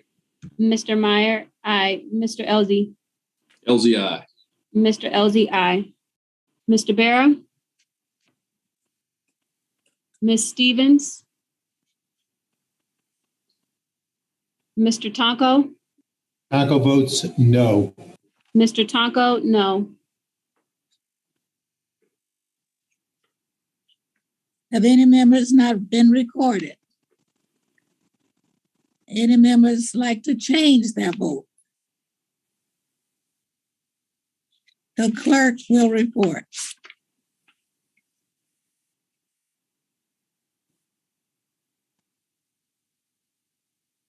Chairwoman Johnson, the noes are 21, the yeas are 17. The amendment is not adopted. We now have Babin number 18. I'd like to ask the members to please state their name first when responding to the roll. The clerk will call the roll. Chairwoman Johnson. No. Chairwoman Johnson, no. Ms. Lofgren. Lofgren, no. Ms. Lofgren, no. Ms. Bonamici. Bonamici, no. Ms. Bonamici, no. Mr. Vera. Mr. Vera. Ms. Stevens. Ms. Stevens. Ms. Cheryl. No. Ms. Cheryl, yay. Mr. Bowman. I apologize, Ms. Cheryl, no. Mr. Bowman. Mr. Bowman is no. Mr. Bowman, no. Ms. Stansberry. Stansberry is no. Ms. Stansberry, no. Mr. Sherman. Sherman is a no. Mr. Sherman, no. Mr. Perlmutter? Perlmutter votes no. Mr. Perlmutter, no. Mr. McNerney? McNerney votes no. Mr. McNerney, no. Mr. Tonko?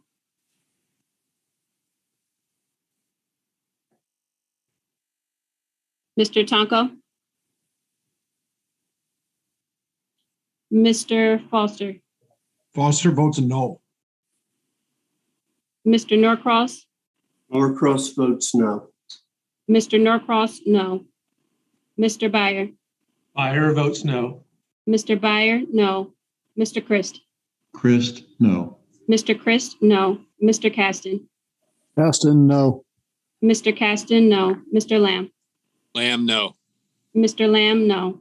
Miss Ross? Ross votes no. Miss Ross, no. Miss Moore? Moore votes no. Miss Moore, no. Mr. Kildee? Kildee, no. Mr. Kildee, no. Miss Wild? Wild is a no. Miss Wild, no. Miss Fletcher? Fletcher votes no. Miss Fletcher, no. Mr. Lucas? Lucas votes yes. Mr. Lucas, yes. Mr. Brooks? Brooks, yes. Mr. Brooks, yes. Mr. Posey? Posey, yes. Mr. Posey, yes. Mr. Weber? Weber, yes. Mr. Weber, yes. Mr. Babin? SSD conference call. Babin, yes. Mr. Babin, yes. All right, I don't mind. Mr. Gonzalez? Yes. Mr. Gonzalez? Yes, Mr. Gonzalez, yes. Mr. Gonzalez, yes. Mr. Waltz? Waltz, yes. Mr. Waltz, yes. Mr. Baird? Baird, yes. Mr. Baird, yes. Mr. Webster? Webster votes yay. Mr. Webster, yay. Mr. Garcia? Garcia, yes. Mr. Garcia, yes. Miss Bice? Miss Spice, yes. Miss Bice, yes. Miss Kim? Kim votes yes. Miss Kim, yes. Mr. Feenstra? Feenstra, aye. Mr. Feenstra, aye. Mr. Laturner? Laturner, aye. Mr. Laturner, aye. Mr. Jimenez?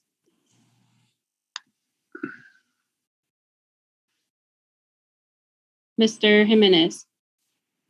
Mr. Albornotti? Obernolte, aye. Mr. Albornotti, aye. Mr. Meyer? Aye. Mr. Meyer, aye. Mr. Elzey?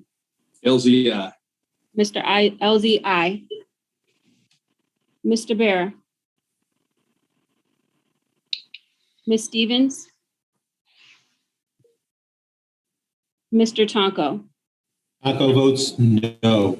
Mr. Tonko, no. Mr. Jimenez?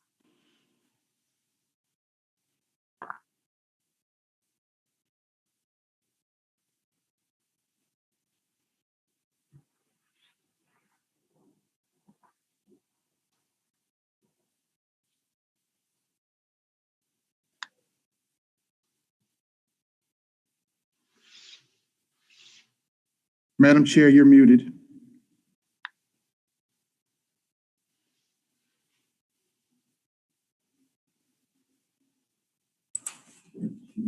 You're still muted.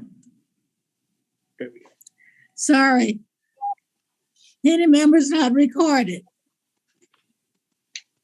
Any members desiring to change their vote? Webster is yay. Mr. Webster, yay. The clerk will report.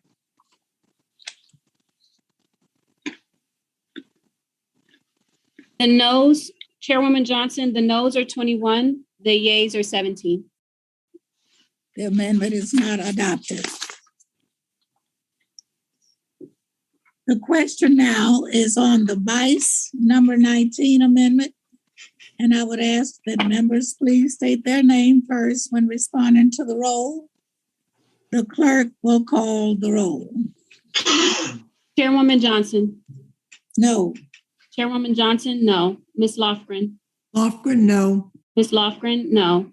Ms. Bonamici? Bonamici, no. Ms. Bonamici, no. Mr. Barra? Mr. Barra? Ms. Stevens? Ms. Stevens? Ms. Cheryl? No. Ms. Cheryl, no. Mr. Bowman? Bowman is no. Mr. Bowman, no. Ms. Stansberry? This. No. Ms. Stansberry, no. Mr. Sherman? No. Mr. Sherman, no. Mr. Perlmutter? Perlmutter votes no. Mr. Perlmutter, no. Mr. McNerney? McNerney votes no. Mr. McNerney, no. Mr. Tonko? Tonko votes no. Mr. Tonko, no. Mr. Foster? Foster votes no. Mr. Foster, no. Mr. Norcross? Norcross votes no. Mr. Norcross, no. Mr. Byer?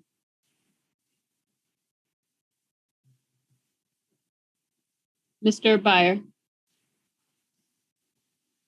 Mr. Christ? Christ votes no. Mr. Christ, no. Mr. Caston? Gaston votes no. Mr. Caston, no. Mr. Lamb? Lamb, no. Mr. Lamb, no. Miss Ross? Ross votes no. Miss Ross, no. Miss Moore? Moore votes no. Miss Moore, no. Mr. Kildee? Kildee votes no. Mr. Kildee, no. Miss Wild?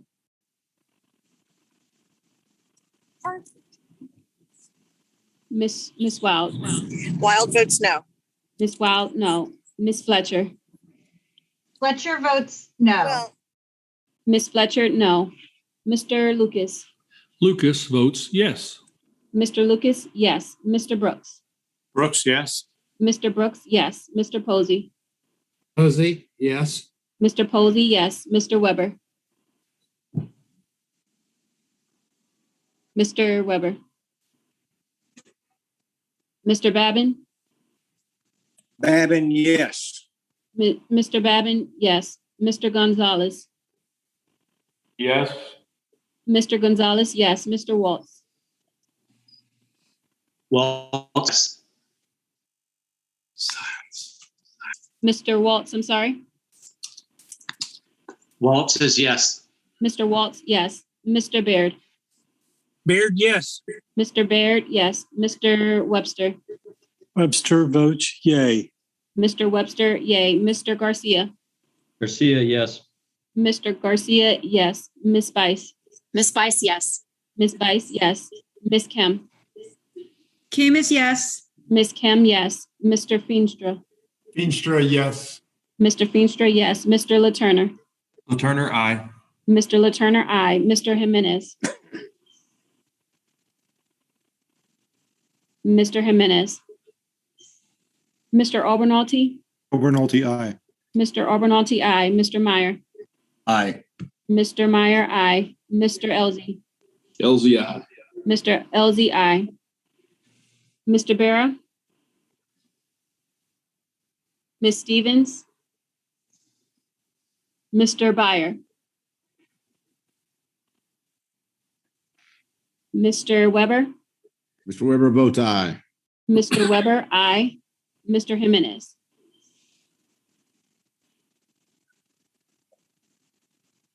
Any members not recorded? Would any members like to change their vote? The clerk will report. Chairwoman Johnson, the noes are 20, the yeas are 17. Amendments not adopted. We now have before us Ms. Bice, number 20 amendment.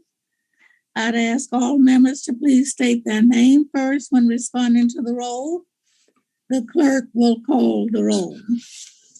Chairwoman Johnson? No. Chairwoman Johnson, no. Ms. Lofgren? Lofgren, no. Ms. Lofgren, no. Ms. Bonamici?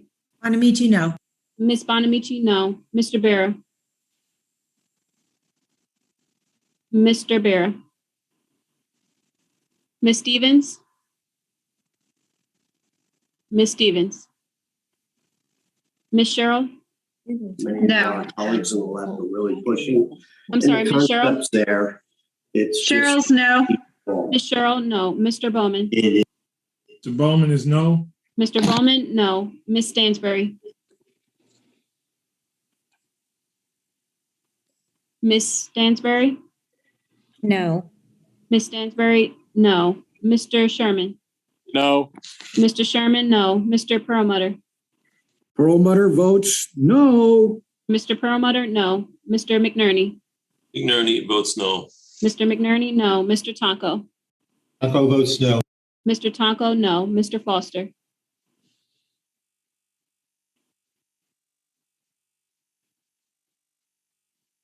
Foster, no. Mr. Foster, no. Mr. Norcross? Mr. Norcross? Mr. Byer? Mr. Byer? Mr. Christ? Christ, no. Mr. Christ, no. Mr. Caston?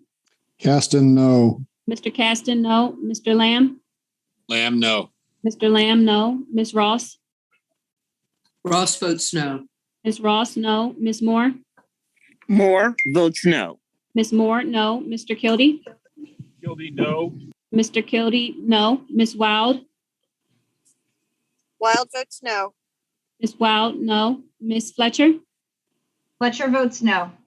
Ms. Fletcher, no. Mr. Lucas? Lucas votes yes. Mr. Lucas, yes. Mr. Brooks? Brooks, yes. Mr. Brooks, yes. Mr. Posey? Posey, yes. Mr. Posey, yes. Mr. Weber? Weber, yes. Mr. Weber, yes. Mr. Babin? Babin, yes. Mr. Babin, yes. Mr. Gonzalez? Gonzalez, yes. Gonzalez, yes. Mr. Waltz? Waltz, yes. Mr. Waltz, yes. Mr. Baird? Baird, yes. Mr. Baird, yes. Mr. Webster? Webster votes yay. Mr. Webster, yay. Mr. Garcia? Garcia, yes. Mr. Garcia, yes. Ms. Bice?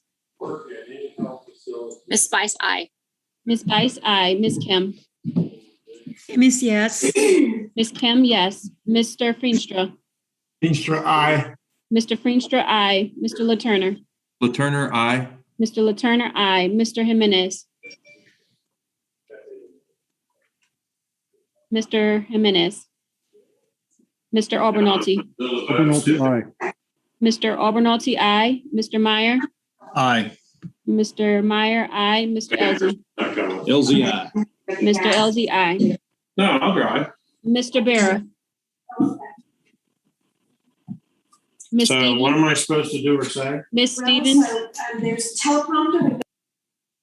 Mr. Norcross? Norcross votes no. Mr. Norcross, no. Mr. Byer?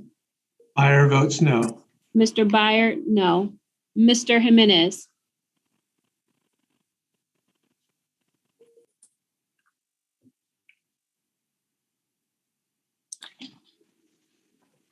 Any members not recorded? Charlie Crist, how am I recorded?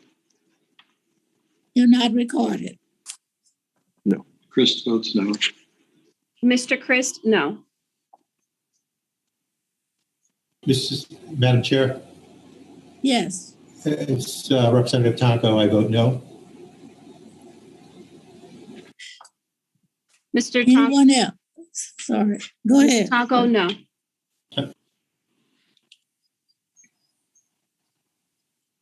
Anyone else wishing to be recorded?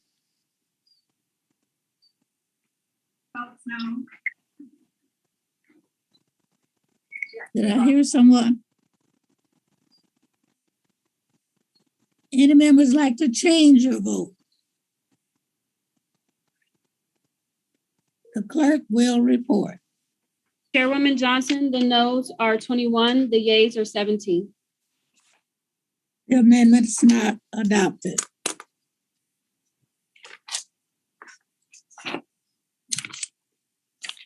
We now have, the question is on the Kim amendment number 23. I'd like to ask members to please state your name when you cast your vote. The clerk will call the roll. Chairwoman Johnson, No. Chairwoman Johnson, no. Ms. Lofgren. Lofgren votes no. Ms. Lofgren, no. Ms. Bonamici. Bonamici votes no. Ms. Bonamici, no. Mr. Bear. Mr. Bear. Ms. Stevens. Ms. Stevens. Ms. Cheryl. Cheryl, no. Ms. Cheryl, no. Mr. Bowman. Mr. Bowman votes no. Mr. Bowman, no. Ms. Stansbury. Nay. Ms. Stansbury. No. Ms. Stansbury, no. Mr. Sherman. No.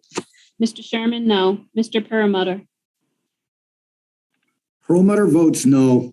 Mr. Perlmutter, no. Mr. McNerney. McNerney votes no. Mr. McNerney, no. Mr. Tonko. Tonto votes no. All right. Mr. Tonko, no. Mr. Foster. Foster, no. Mr. Foster, no. Mr. Norcross. Norcross votes no. Mr. Norcross, no. Mr. Byer. Hang on. Mr. Byer. Mr. Christ. Chris votes no. Mr. Christ, no. Mr. Caston. Aston, no. Mr. Caston, no. Mr. Lamb. Lamb, no. Mr. Lamb, no. Ms. Ross. Ross votes no. Ms. Ross, no. Ms. Moore. Ms. Moore. Mr. Kildee. Kildee votes no. Mr. Kildee, no. Ms. Wild. Ms. Wild. Wild votes no. Ms. Wild, no. Ms. Fletcher. Fletcher votes no. Ms. Fletcher, no. Mr. Lucas. Lucas votes yes. Mr. Lucas, yes. Mr. Brooks. Brooks, yes. Mr. Brooks, yes. Mr. Posey. Posey, yes. Mr. Posey, yes. Mr. Weber. Weber, yes. Mr. Weber, yes. Mr. Babin. Babin, yes. Mr. Babin, yes. Mr. Gonzalez. Yes. Mr. Gonzalez, yes. Mr. Waltz. Waltz, yes. Mr. Waltz, yes. Mr. Baird. Baird, yes. Mr. Baird, yes. Mr. Webster.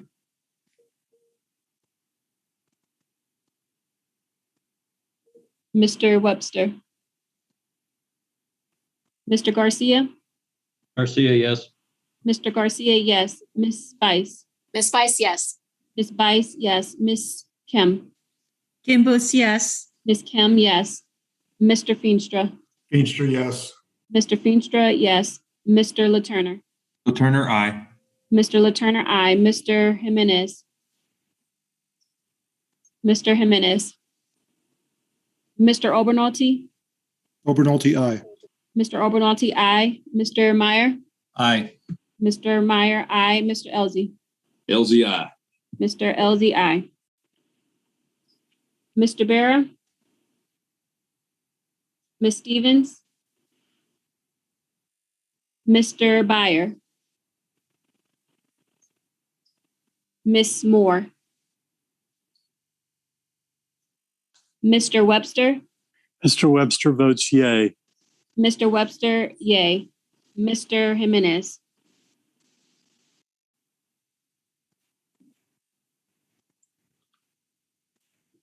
Any members not recorded? See Mr. Byer. Ask Mr. Byer how he's recorded. Mr. Byer, how did you vote? I voted no, Madam Chair. Thank you. Any members like to change their vote?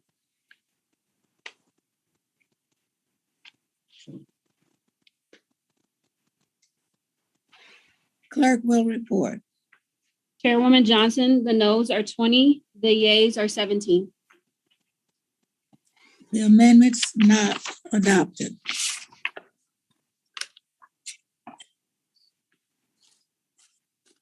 Amendment number 26 by Mr. Barrett.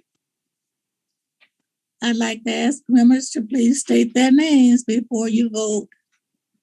The clerk will call the roll. Chairwoman Johnson. No. Chairwoman Johnson, no. Ms. Lofgren. Lofgren, no. Ms. Lofgren, no. Ms. Bonamici. Bonamici votes no. Ms. Bonamici, no. Ms. Stevens.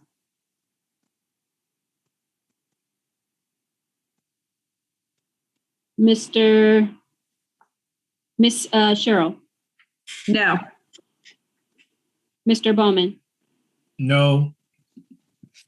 Ms. Stansberry. No. Ms. Stansberry, no. Mr. Sherman. No. Someone needs to move. Sherman votes no. Mr. Sherman, no. Mr. Perlmutter. Perlmutter votes no. Mr. Perlmutter, no. Mr. McNerney. McNerney votes no. Mr. McNerney, no. Mr. Tonko. Tonko votes no. Mr. Tonko, no. Mr. Foster. Foster votes no. Mr. Foster, no. Mr. Norcross. Norcross votes no. Mr. Norcross, no. Mr. Byer. Byer votes no. Mr. Byer, no. Mr. Christ. Chris votes no. Mr. Christ, no. Mr. Caston. Caston votes no. Mr. Caston, no. Mr. Lamb. Lamb, no. Mr. Lamb, no. Ms. Ross. Ross votes no. Ms. Ross, no. Ms. Moore. Moore votes no. Ms. Moore, no. Mr. Kildee. Kildee, no. Mr. Kildee, no. Ms. Wild. Wild votes no. Ms. Wild, no.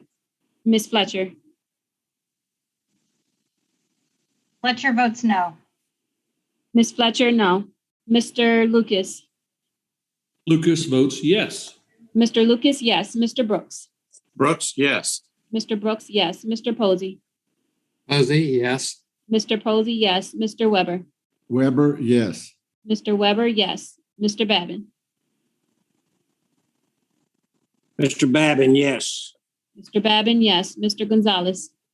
Gonzalez, yes. Mr. Gonzalez, yes. Mr. Waltz. Waltz, yes. Mr. Waltz, yes. Mr. Baird. Mr. Baird. Mr. Webster. Mr. Webster. Mr. Garcia. Garcia, yes. Mr. Garcia, yes. Ms. Bice. Ms. Spice, aye. Ms. Bice, aye. Ms. Kim. Kim votes aye. Ms. Kim, aye. Mr. Feenstra. Mr. Yes. Feenstra, yes. Mr. LaTurner. LaTurner, aye. Mr. LaTurner, aye. Mr. Jimenez. Mr. Jimenez. Mr. Meyer. Aye. Mr. Meyer, aye. Mr. Elzey. Elzey, aye. Mr. Elzey, aye. Mr. Bear. Ms. Stevens.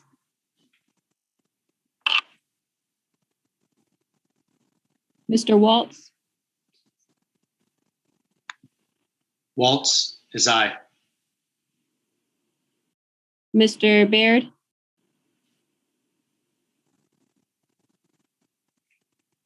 Mr. Webster. Webster votes yay. Mr. Webster, yay. Mr. Jimenez. Mr. Obernolte. Obernolte, aye. Mr. Obernolte, aye.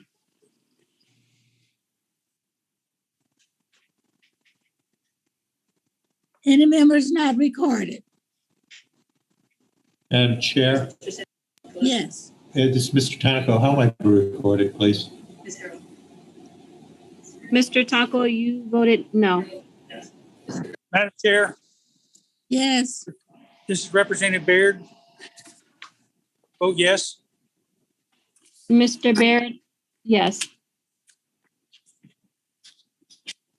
Anyone else needing to be recorded? This is Representative Stansberry. Is my vote recorded? Yes, Ms. Stansberry, you are no. Good. Okay. Thanks. Anyone else? Anyone like to change their vote? The clerk will report.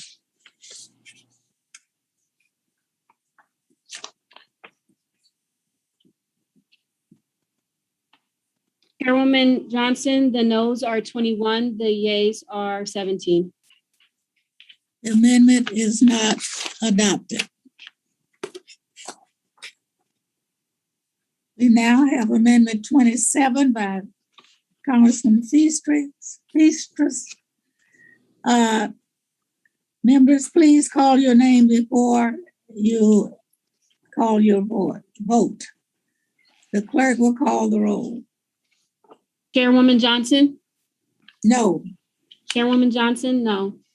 Ms. Lofgren? Lofgren, no. Ms. Lofgren, no. Ms. Bonamici? Bonamici votes no. Ms. Bonamici, no. Mr. Barra? Mr. Barra? Ms. Stevens? Ms. Stevens? Ms. Cheryl? No. Ms. Cheryl, no. Mr. Bowman? No. Mr. Bowman, no. Ms. Stansberry? 17, and the nays are 25. Ms. Stansberry? No. Ms. Stansberry, no. Mr. Sherman? No. Mr. Sherman, no. Mr. Perlmutter?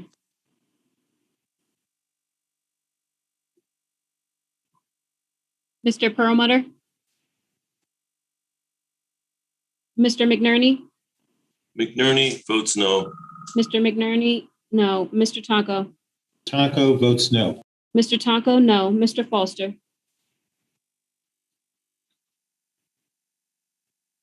Mr. Foster? Mr. Norcross? Norcross votes no. Mr. Norcross, no. Mr. Byer? Mr. Byer votes no. Mr. Byer, no. Mr. Christ? Chris, no. Mr. Christ, no. Mr. Caston? Caston, no. Mr. Caston, no. Mr. Lamb? Lamb, no. Mr. Lamb, no. Ms. Ross? Ross votes no. Ms. Ross, no. Ms. Moore? Moore votes no.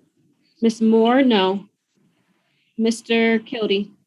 Kildee votes no. Mr. Kildee, no. Ms. Wild? Wild votes no. Ms. Wild, no. Ms. Fletcher? Fletcher votes no. Ms. Fletcher, no. Mr. Lucas? Mr. Lucas, yes. Mr. Lucas, yes. Mr. Brooks? Yes. Brooks. Mr. Brooks, yes. Mr. Posey? Posey, yes. Mr. Posey, yes. Mr. Weber? Weber, yes. Mr. Weber, yes. Mr. Babin? Babin, yes. Mr. Babin, yes. Mr. Gonzalez? Yes. Mr. Gonzalez, yes. Mr. Waltz? Waltz, yes. Mr. Waltz, yes. Mr. Baird? Mr. Baird? Mr. Webster? Webster votes yay. Mr. Webster, yay. Mr. Garcia? Garcia, yay. Mr. Garcia, yay. Ms. Bice? Ms. Spice, aye. Ms. Bice, aye. Ms. Kim?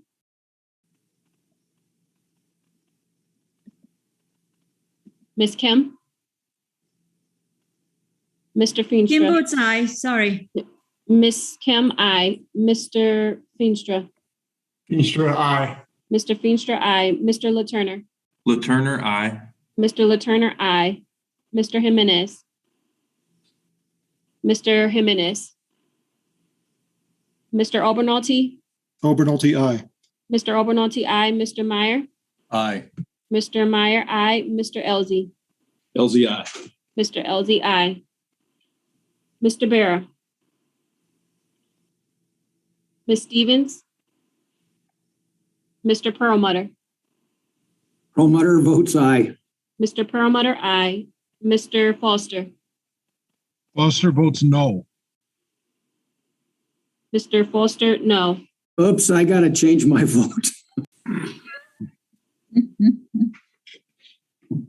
Mr. Perlmutter, Perlmutter would like to change his vote to no.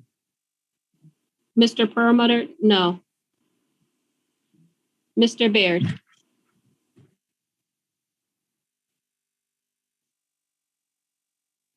Mr. Jimenez, It is, yeah. Okay, I think we're. No. Anyone not recorded? Mr. Yes. Christ, how am I recorded? Yes. Representative Baird votes yes. Mr. Christ, you voted no. Mr. Baird, yes. Great. Thank you. Anyone like to change their vote? The clerk will report. Chairwoman Johnson, the noes are 21, the yeas are 17. The amendment is not adopted. Amendment 28 by Lucas. I'd ask the members to please state their name first before voting. The clerk will call the roll. Chairwoman Johnson, No. Chairwoman Johnson, no. Ms. Lofgren, Lofgren, no. Ms. Lofgren, no. Ms. Bonamici, Bonamici, no. Ms. Bonamici, no. Ms. Stevens, Or do you feel ready for this? Just 1 second. Ms. Stevens, Ms. Sherrill, No. Ms. Sherrill, no. Mr. Bowman, Mr. Bowman, no. Mr. Bowman, no. Ms. Stansberry, No. Ms. Stansberry, no. Mr. Sherman, Sherman, no. Mr. Sherman, no. Mr. Perlmutter, Perlmutter votes no. Mr. Perlmutter, no. Mr. McNerney, McNerney votes no. Mr. McNerney, no. Mr. Tonko, Taco votes no. Mr. Tonko, no. Mr. Foster, Foster votes no. Mr. Foster, no. Mr. Norcross, Norcross votes no. Mr. Norcross, no. Mr. Byer, Fire, no. Thank you. Byer, no. Mr. Christ, Christ, no. Mr. Christ, no. Mr. Caston, Justin, no. Mr. Caston, no. Mr. Lamb, Lamb, no. Mr. Lamb, no. Ms. Ross, Ross votes no. Ms. Ross, no. Ms. Moore, Moore votes no. Ms. Moore, no. Mr. Kilty,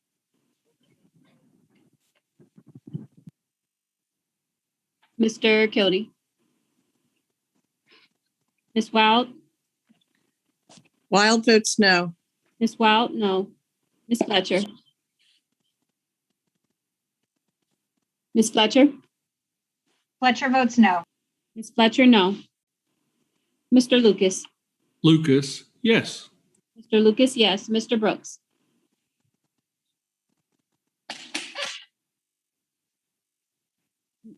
Brooks, yes. Sorry, I Miss- couldn't get it unmuted. Mr. Brooks, yes. Mr. Posey, Posey, yes. Mr. Posey, yes. Mr. Weber, Weber, yes. Mr. Weber, yes. Mr. Babin, Evan, yes. Mr. Babin, yes. Mr. Gonzalez, Yes. Mr. Gonzalez, yes. Mr. Waltz,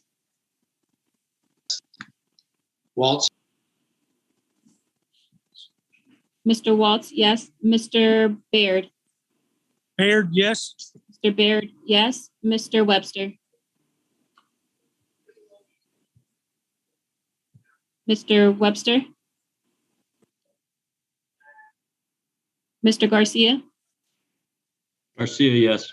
Mr. Garcia, yes. Ms. Spice, Ms. Spice, yes. Spice, yes. Ms. Kim, Kim is yes. Ms. Kim, yes. Mr. Feenstra, Feenstra, aye. Mr. Feenstra, aye. Mr. Laturner, Laturner, aye. Mr. Laturner, aye. Mr. Jimenez,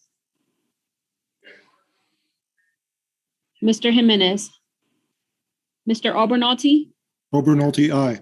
Mr. Abernathy, aye. Mr. Meyer. Aye. Mr. Meyer, aye. Mr. Elzey. Elzey, aye. Mr. Elzey, aye. Mr. Barra. Ms. Stevens. Mr. Kildee. Kildee votes no. Mr. Kildee, no. Mr. Webster. Webster votes yay. Mr. Webster, yay. Mr. Jimenez. Any members not recorded?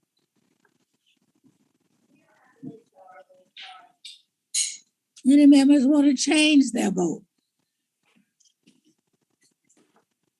The clerk will report.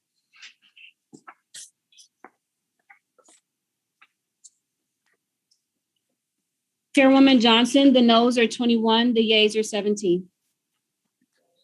The amendment is not adopted. The question is on amendment number 29 by Mr. Babin. I'd like to ask all the members to please state their name when they're responding to the roll. The clerk will call the roll. Chairwoman Johnson. No. Chairwoman Johnson, no. Ms. Lofgren. Lofgren, no. Ms. Lofgren, no. Ms. Bonamici. Bonamici, no. Ms. Bonamici, no. Mr. Barra. Mr. Barra. Ms. Stevens. Ms. Stevens. Ms. Cheryl.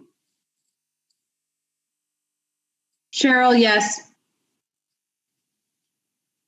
Ms. Cheryl, yes. Mr. Bowman. Mr. Bowman, yes. Mr. Bowman, yes. Webster votes yay. Ms. Stansbury. No. Ms. Stansbury, no. Mr. Sherman. Sherman, no. Mr. Sherman, no. Mr. Perlmutter. Perlmutter votes no. Mr. Perlmutter, no. Mr. McNerney. McNerney votes no. Mr. McNerney, no. Mr. Tonko. Tonko votes no. Mr. Tonko, no. Mr. Foster. Foster votes no. Mr. Foster, no. No. Mr. Norcross. Norcross votes no. Mr. Norcross, no. Mr. Byer. Mr. Byer. Mr. Christ. Christ, no. Mr. Christ, no. Mr. Caston. Gaston, no. Mr. Caston, no. Mr. Hi, Lamb. this is Bowman. I need to change my vote to a no. Sorry. Mr. Bowman, no. Mr. Lamb. Lamb, no. Mr. Lamb, no. Miss Ross. Ross votes no. Miss Ross, no. Miss Moore. Moore votes no. Miss Moore, no. Mr. Kildee. Kildee votes no. Mr. Kildee, no. Miss Wild. Wild votes no. Miss Wild, no. Miss Fletcher. Fletcher votes no. Miss Fletcher, no. Mr. Lucas. Lucas votes yes. Mr. Lucas, yes. Mr. Brooks.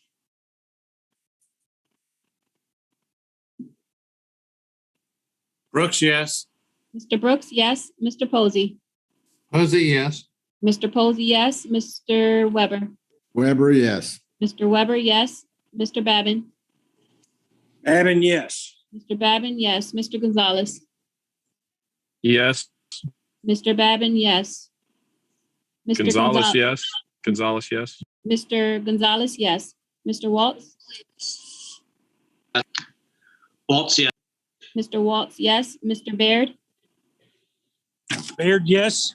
Mr. Baird, yes. Mr. Webster. Mr. Webster. Mr. Garcia. Garcia, yes. Mr. Garcia, yes. Ms. Bice. Ms. Spice, yes. Ms. Bice, yes. Ms. Kim. Kim votes yes. Ms. Kim, yes. Mr. Feenstra. Feenstra, yes. Mr. Feenstra, yes. Mr. Latourner? Latourner, aye. Mr. Latourner, aye. Mr. Jimenez?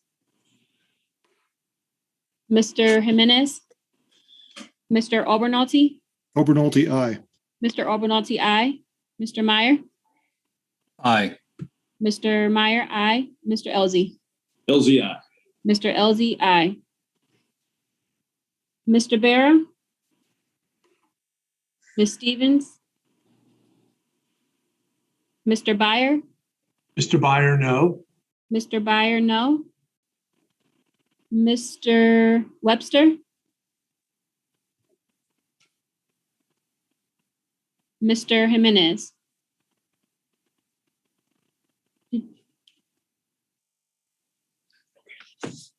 I heard Mr. Webster vote a while ago.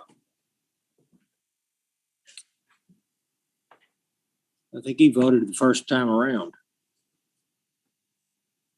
Any members not recorded?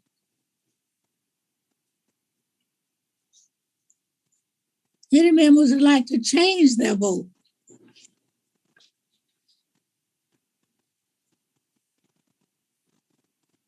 The clerk will report.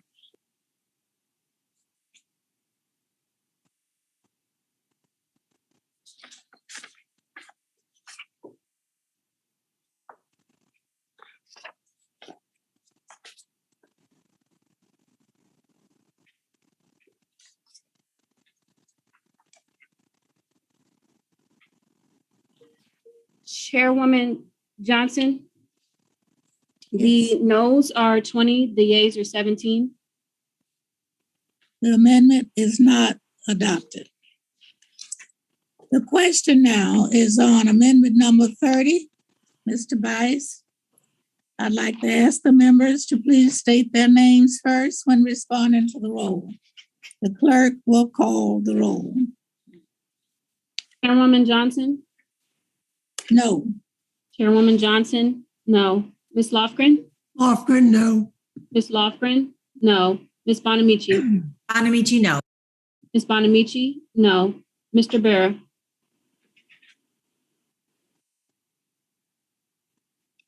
Mr. Barra? Ms. Stevens? Ms. Stevens? Ms. Cheryl? No. Ms. Cheryl, no. Mr. Bowman? No. Mr. Bowman, no. Ms. Stansberry? No. Ms. Stansberry, no. Mr. Sherman? Sherman, no. Mr. Sherman, no. Mr. Perlmutter? Perlmutter votes no. Mr. Perlmutter, no. Mr. McNerney? McNerney votes no. Mr. McNerney, no. Mr. Tonko? Tonko votes no. Mr. Tonko, no. Mr. Foster? Foster votes no. Mr. Foster, no. Mr. Norcross? Norcross votes no. Mr. Norcross, no. Mr. Byer? Byer votes no. Mr. Byer, no. Mr. Christ? Christ, no. Mr. Christ, no. Mr. Caston? Caston, no. Mr. Caston, no. Mr. Lamb? Lamb, no. Mr. Lamb, no. Ms. Ross? Ross votes no. Ms. Ross, no. Ms. Moore? Ms. Moore? Mr. Kildee? Kildee votes no. Mr. Kildee, no. Ms. Wild? Wild votes no. Ms. Wild, no. Wild, no. Ms. Fletcher? Ms. Fletcher? Mr. Lucas? Lucas, yes. Mr. Lucas, yes. Mr. Brooks? Brooks, yes. Mr. Brooks, yes. Mr. Posey? Posey, yes. Mr. Posey, yes. Mr. Weber? Weber, yes. Mr. Weber, yes. Mr. Babin? Babin, yes. Mr. Babin, yes. Mr. Gonzalez? Gonzalez, yes.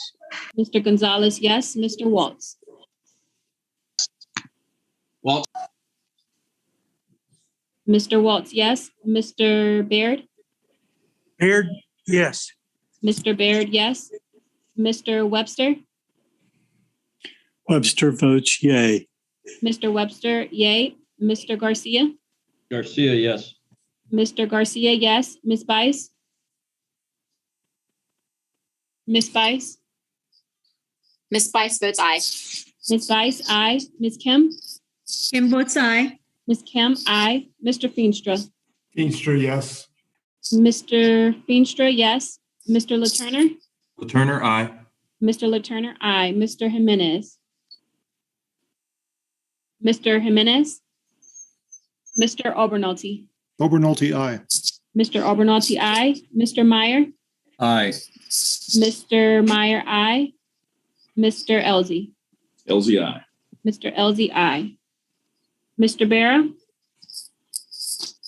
Ms. Stevens? Mr. Webster votes yay. Mr. Webster, yay. Ms. Moore? Webster votes yay. Mr. Webster, Moore. yay. Ms. Moore? Moore votes no. Ms. Moore, no. Ms. Fletcher? Fletcher votes no. Ms. Fletcher, no. Mr. Jimenez?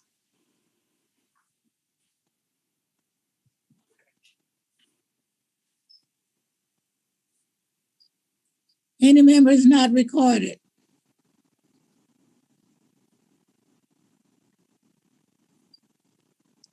Any member would like to change their vote?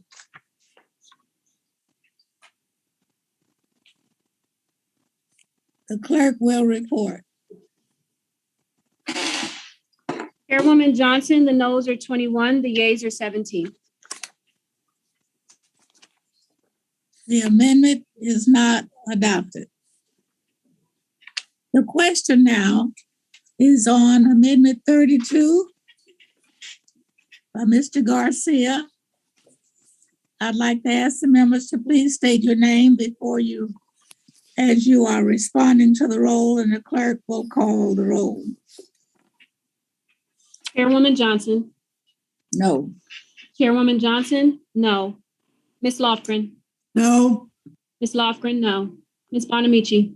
Bonamici votes no. Ms. Bonamici, no. Mr. Bear? Mr. Bear? Ms. Stevens? Ms. Stevens? Ms. Sherrill? No. Ms. Sherrill? No. Mr. Bowman? No. Mr. Bowman? No. Ms. Stansberry? Ms. Stansberry?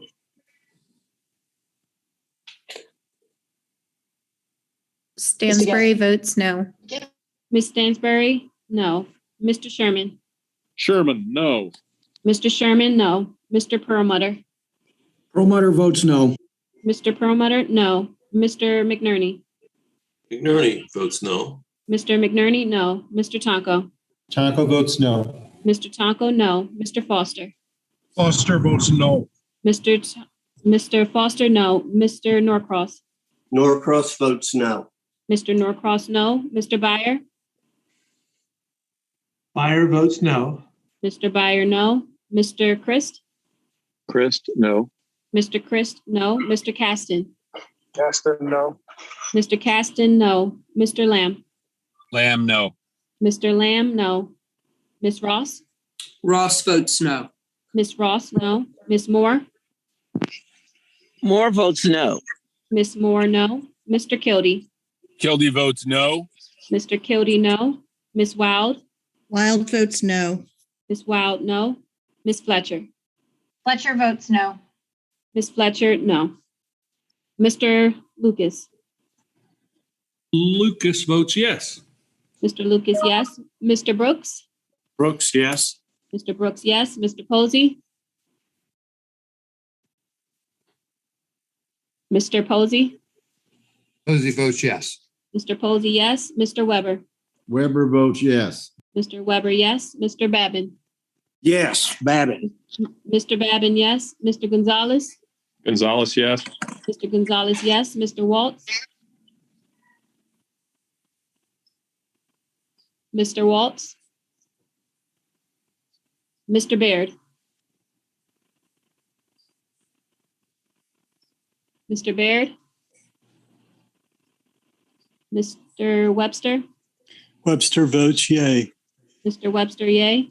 Mr. Garcia, Garcia, yay. Mr. Garcia, yay. Ms. Bice,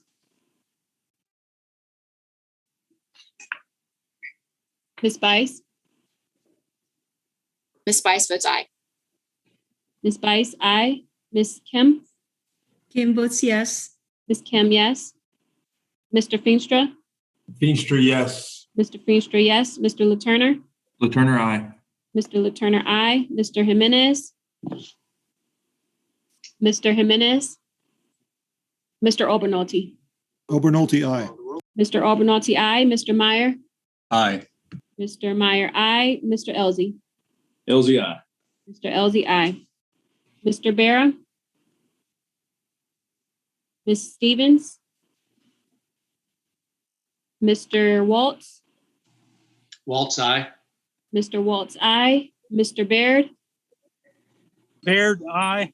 Mr. Baird, aye. Mr. Jimenez,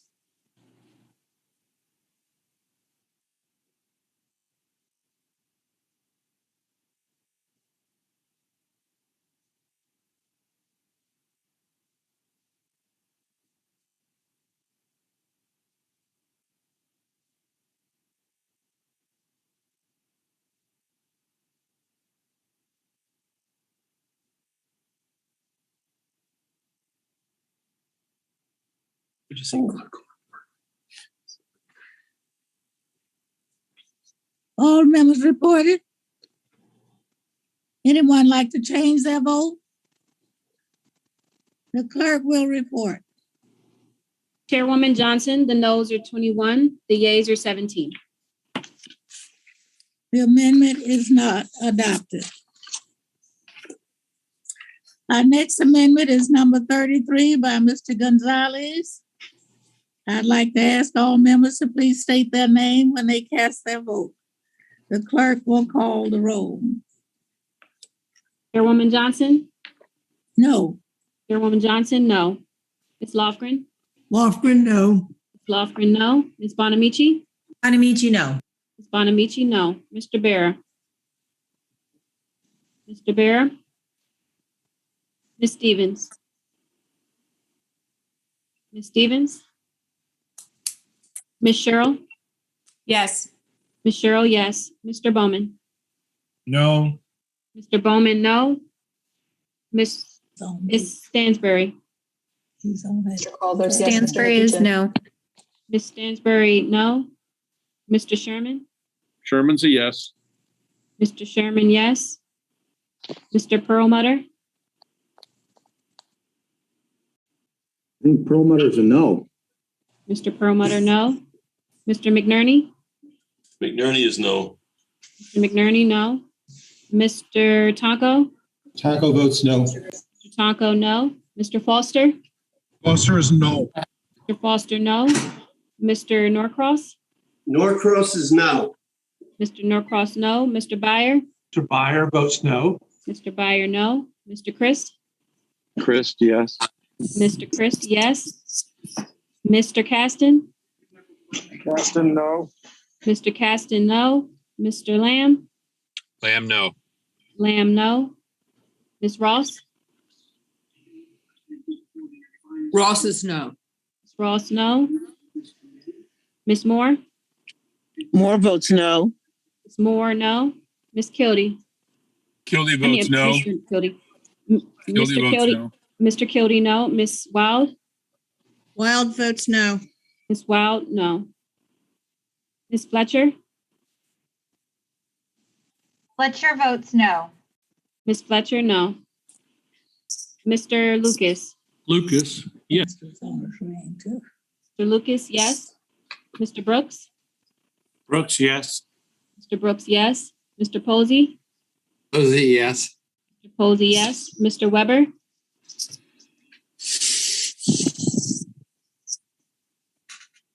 Mr. Weber, Mr. Babin, Mr. Babin, yes.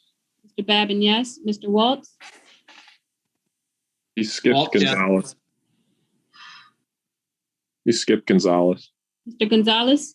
Gonzalez, yes. Mr. Gonzalez, yes. Mr. Waltz? Waltz, yes. Mr. Waltz, yes. Mr. Baird?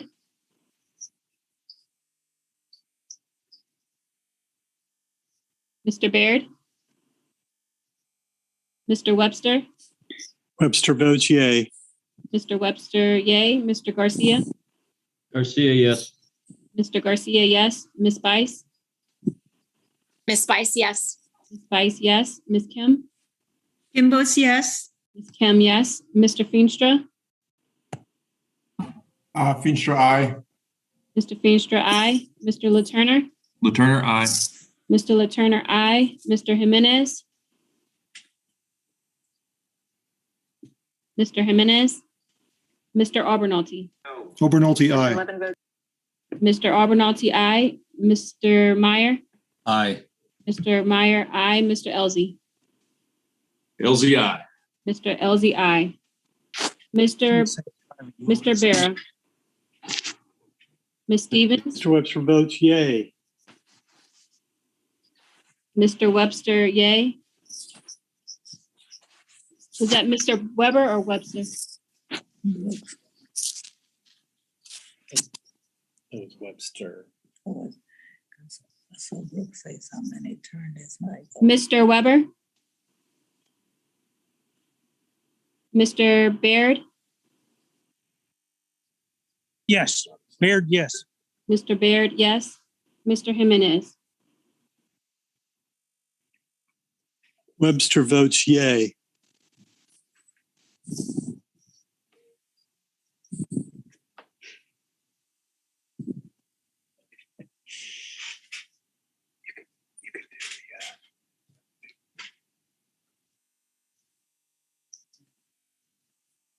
All members recorded.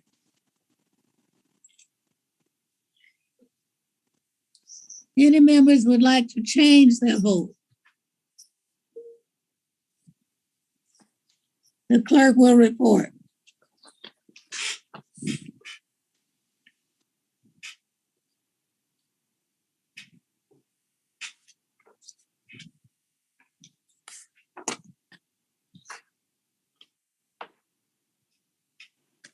Chairwoman Johnson, the noes are 18, the yeas are 19. The motion was adopted. The next amendment is number 34. Mr. Obernolte.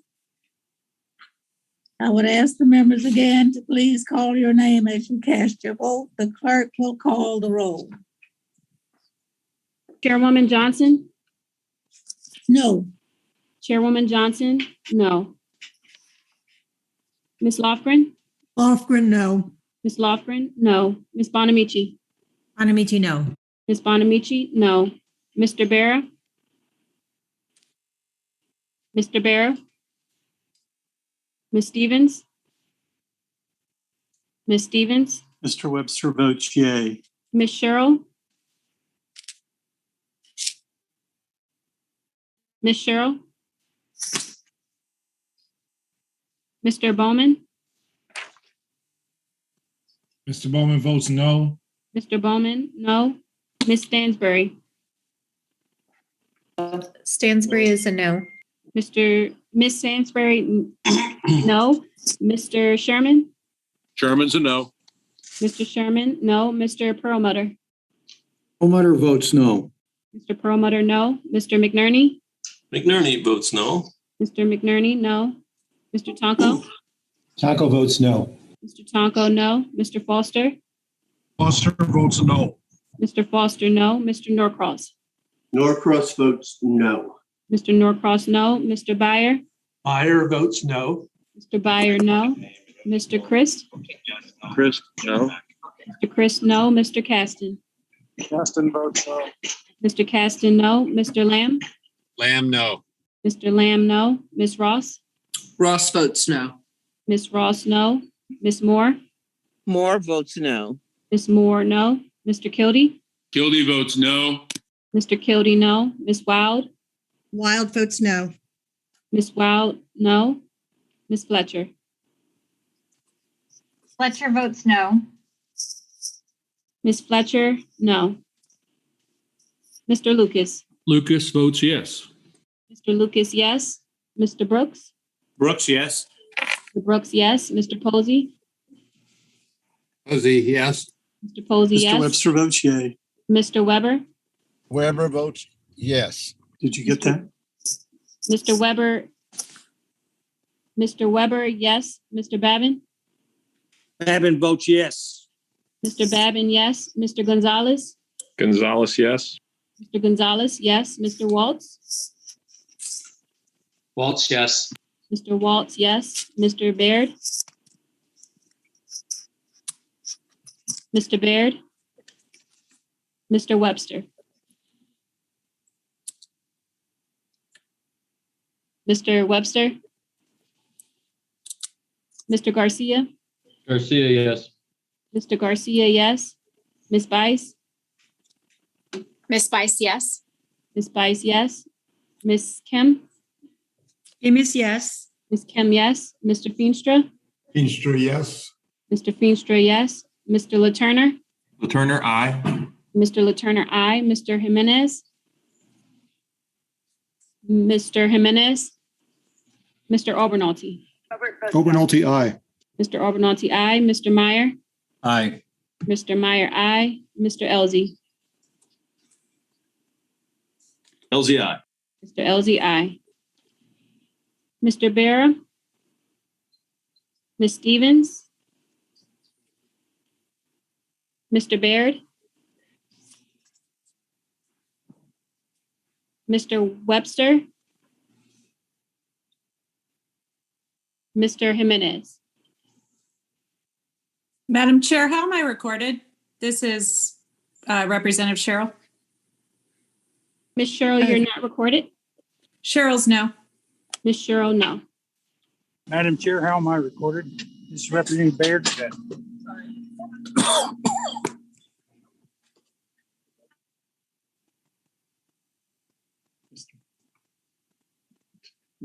Have Mr. Baird vote. Mr.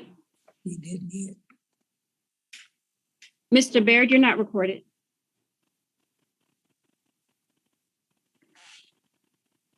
Baird is A. Mr. Baird Baird? is aye. Mr. Baird, aye.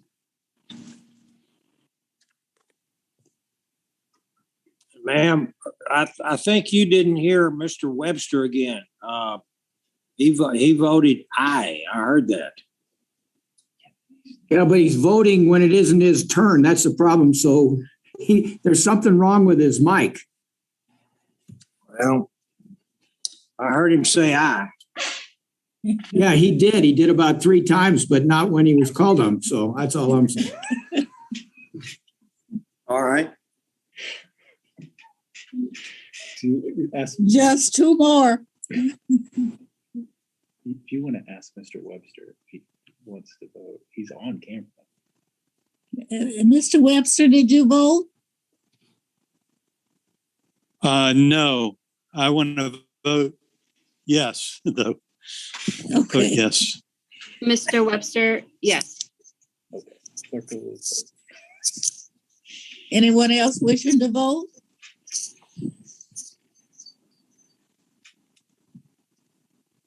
Anyone want to change their vote?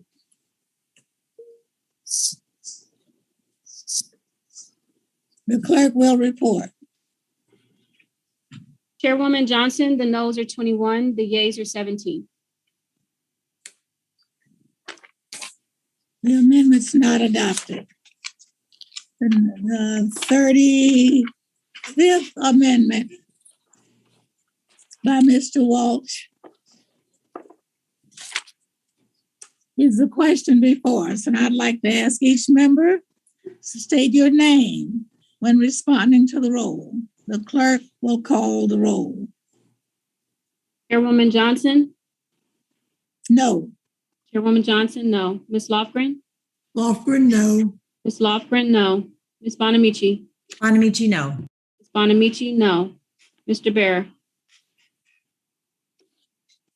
Mr. Bear, Ms. Stevens,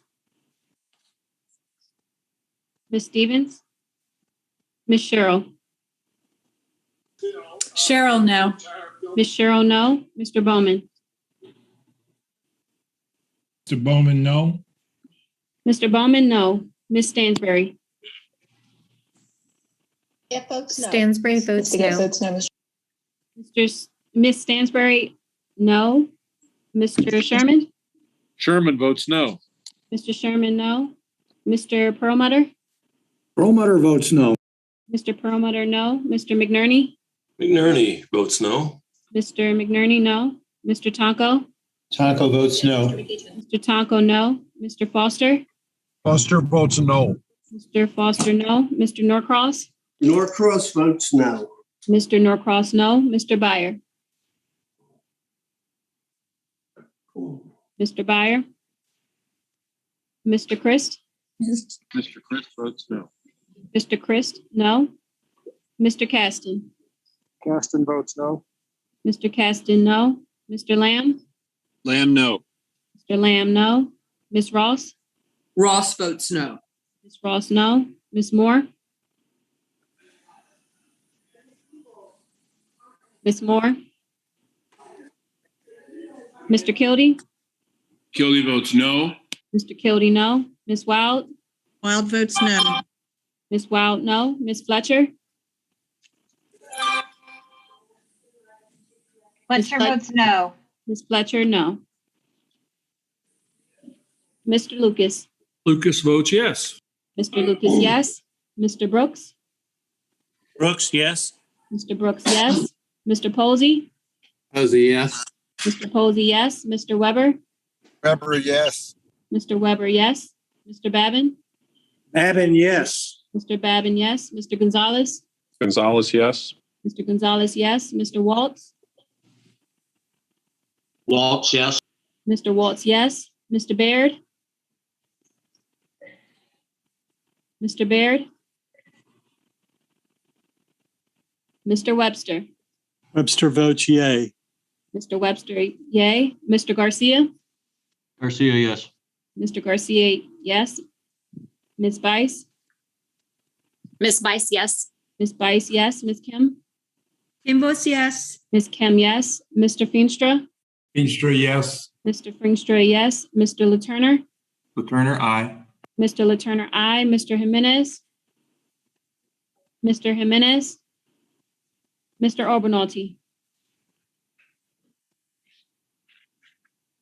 Mr. Obernolte, Obernolte, aye. Mr. Obernolte, aye. Mr. Meyer, Meyer, aye. Mr. Meyer, aye. Mr. Elzey, LZ, aye. Mr. Elzey, aye.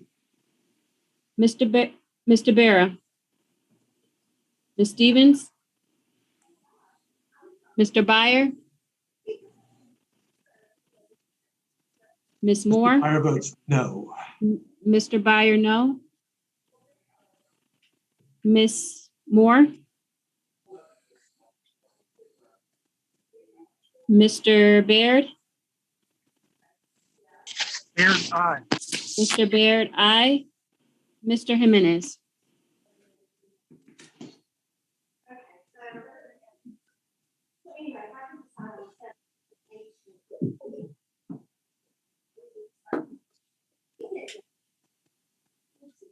Is all members recorded? Anyone like to change their vote? The clerk will report. Chairwoman Johnson, the noes are 20, the yeas are 17. The amendment is not adopted. This is our last amendment, and then we'll have the final vote. The question is on the Weber amendment number 36. I'd like to ask each member to please state your name when you are responding to the roll call. The clerk will call the roll. Chairwoman Johnson, No. Chairwoman Johnson, no. Ms. Lofgren, Lofgren, no. Ms. Lofgren, no. Ms. Bonamici, Bonamici, no. Ms. Bonamici, no. Mr. Barra, Mr. Barra, Ms. Stevens? Ms. Stevens? Ms. Cheryl? No. Ms. Cheryl, no. Mr. Bowman? Mr. Bowman? No. Mr. Bowman, no. Ms. Stansberry? Stansberry votes no. Ms. Stansberry, no. Mr. Sherman? Sherman votes no. Mr. Sherman, no. Mr. Perlmutter? Perlmutter votes no. Mr. Perlmutter, no. Mr. McNerney? McNerney votes no. Mr. McNerney, no. Mr. Tonko? Tackle votes no. Mr. Tonko, no. Mr. Foster? Foster votes no. Mr. Foster, no. Mr. Norcross? Norcross votes no. Mr. Norcross, no. Mr. Byer? Meyer votes no. Mr. Byer, no. Mr. Christ?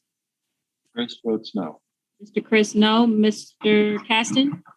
Caston votes no. Mr. Caston, no. Mr. Lamb? Lamb no. Mr. Lamb, no. Ms. Ross? Ross votes no. Ms. Ross, no. Ms. Moore? Moore votes no. Ms. Moore, no. Mr. Kildee? Kildee votes no.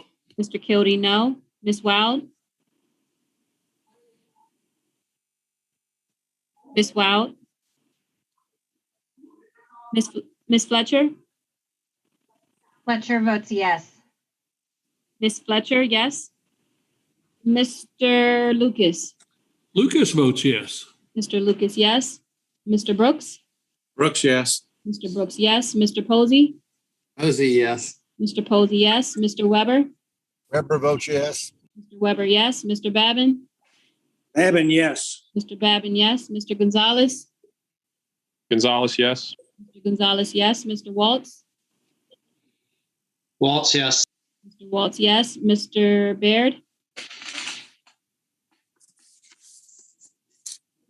Baird, yes. Mr. Baird, yes. Mr. Webster? Webster votes yay. Mr. Webster, yay. Mr. Garcia? Garcia, yes. Mr. Garcia, yes. Ms. Bice? Ms. Spice, yes. Ms. Bice, yes. Ms. Kim? Kim is yes. Ms. Kim, yes. Mr. Feenstra? Feenstra, yes. Mr. Feenstra, yes. Mr. LaTurner? LaTurner, aye. Mr. LaTurner, aye. Mr. Jimenez? Mr. Jimenez? Mr. Obernolte? Obernolte, aye. Mr. Obernolte, aye. Mr. Meyer? Meyer, aye. Mr. Meyer, aye. Mr. Elzey? Elzey, aye. Mr. Elzey, aye. Mr. Barra? Ms. Stevens? Ms. Wild? Mr. Jimenez?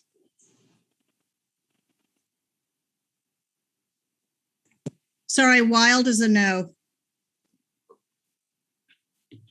Wild, Ms. Wild, no? Correct.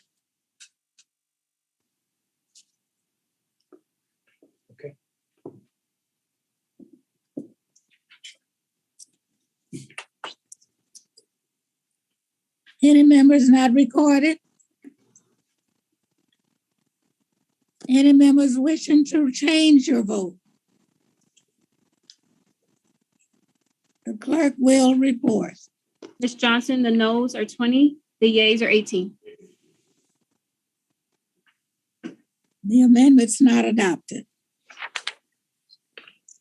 We will now vote on the amendment in the nature of a substitute as amended. The vote occurs on the amendment. All in favor, say aye. Those opposed, nay. Aye. Aye. Aye. No. Hey. Wait a minute. I'm sorry. I made the mistake. I should have said. All those voting aye, say aye. Aye. Aye. Those voting no, say no. No. No. No. No. No. The ayes have it, and the bill is reported. Wait a minute. I'm sorry, the amendment is agreed to. John says this is the last vote.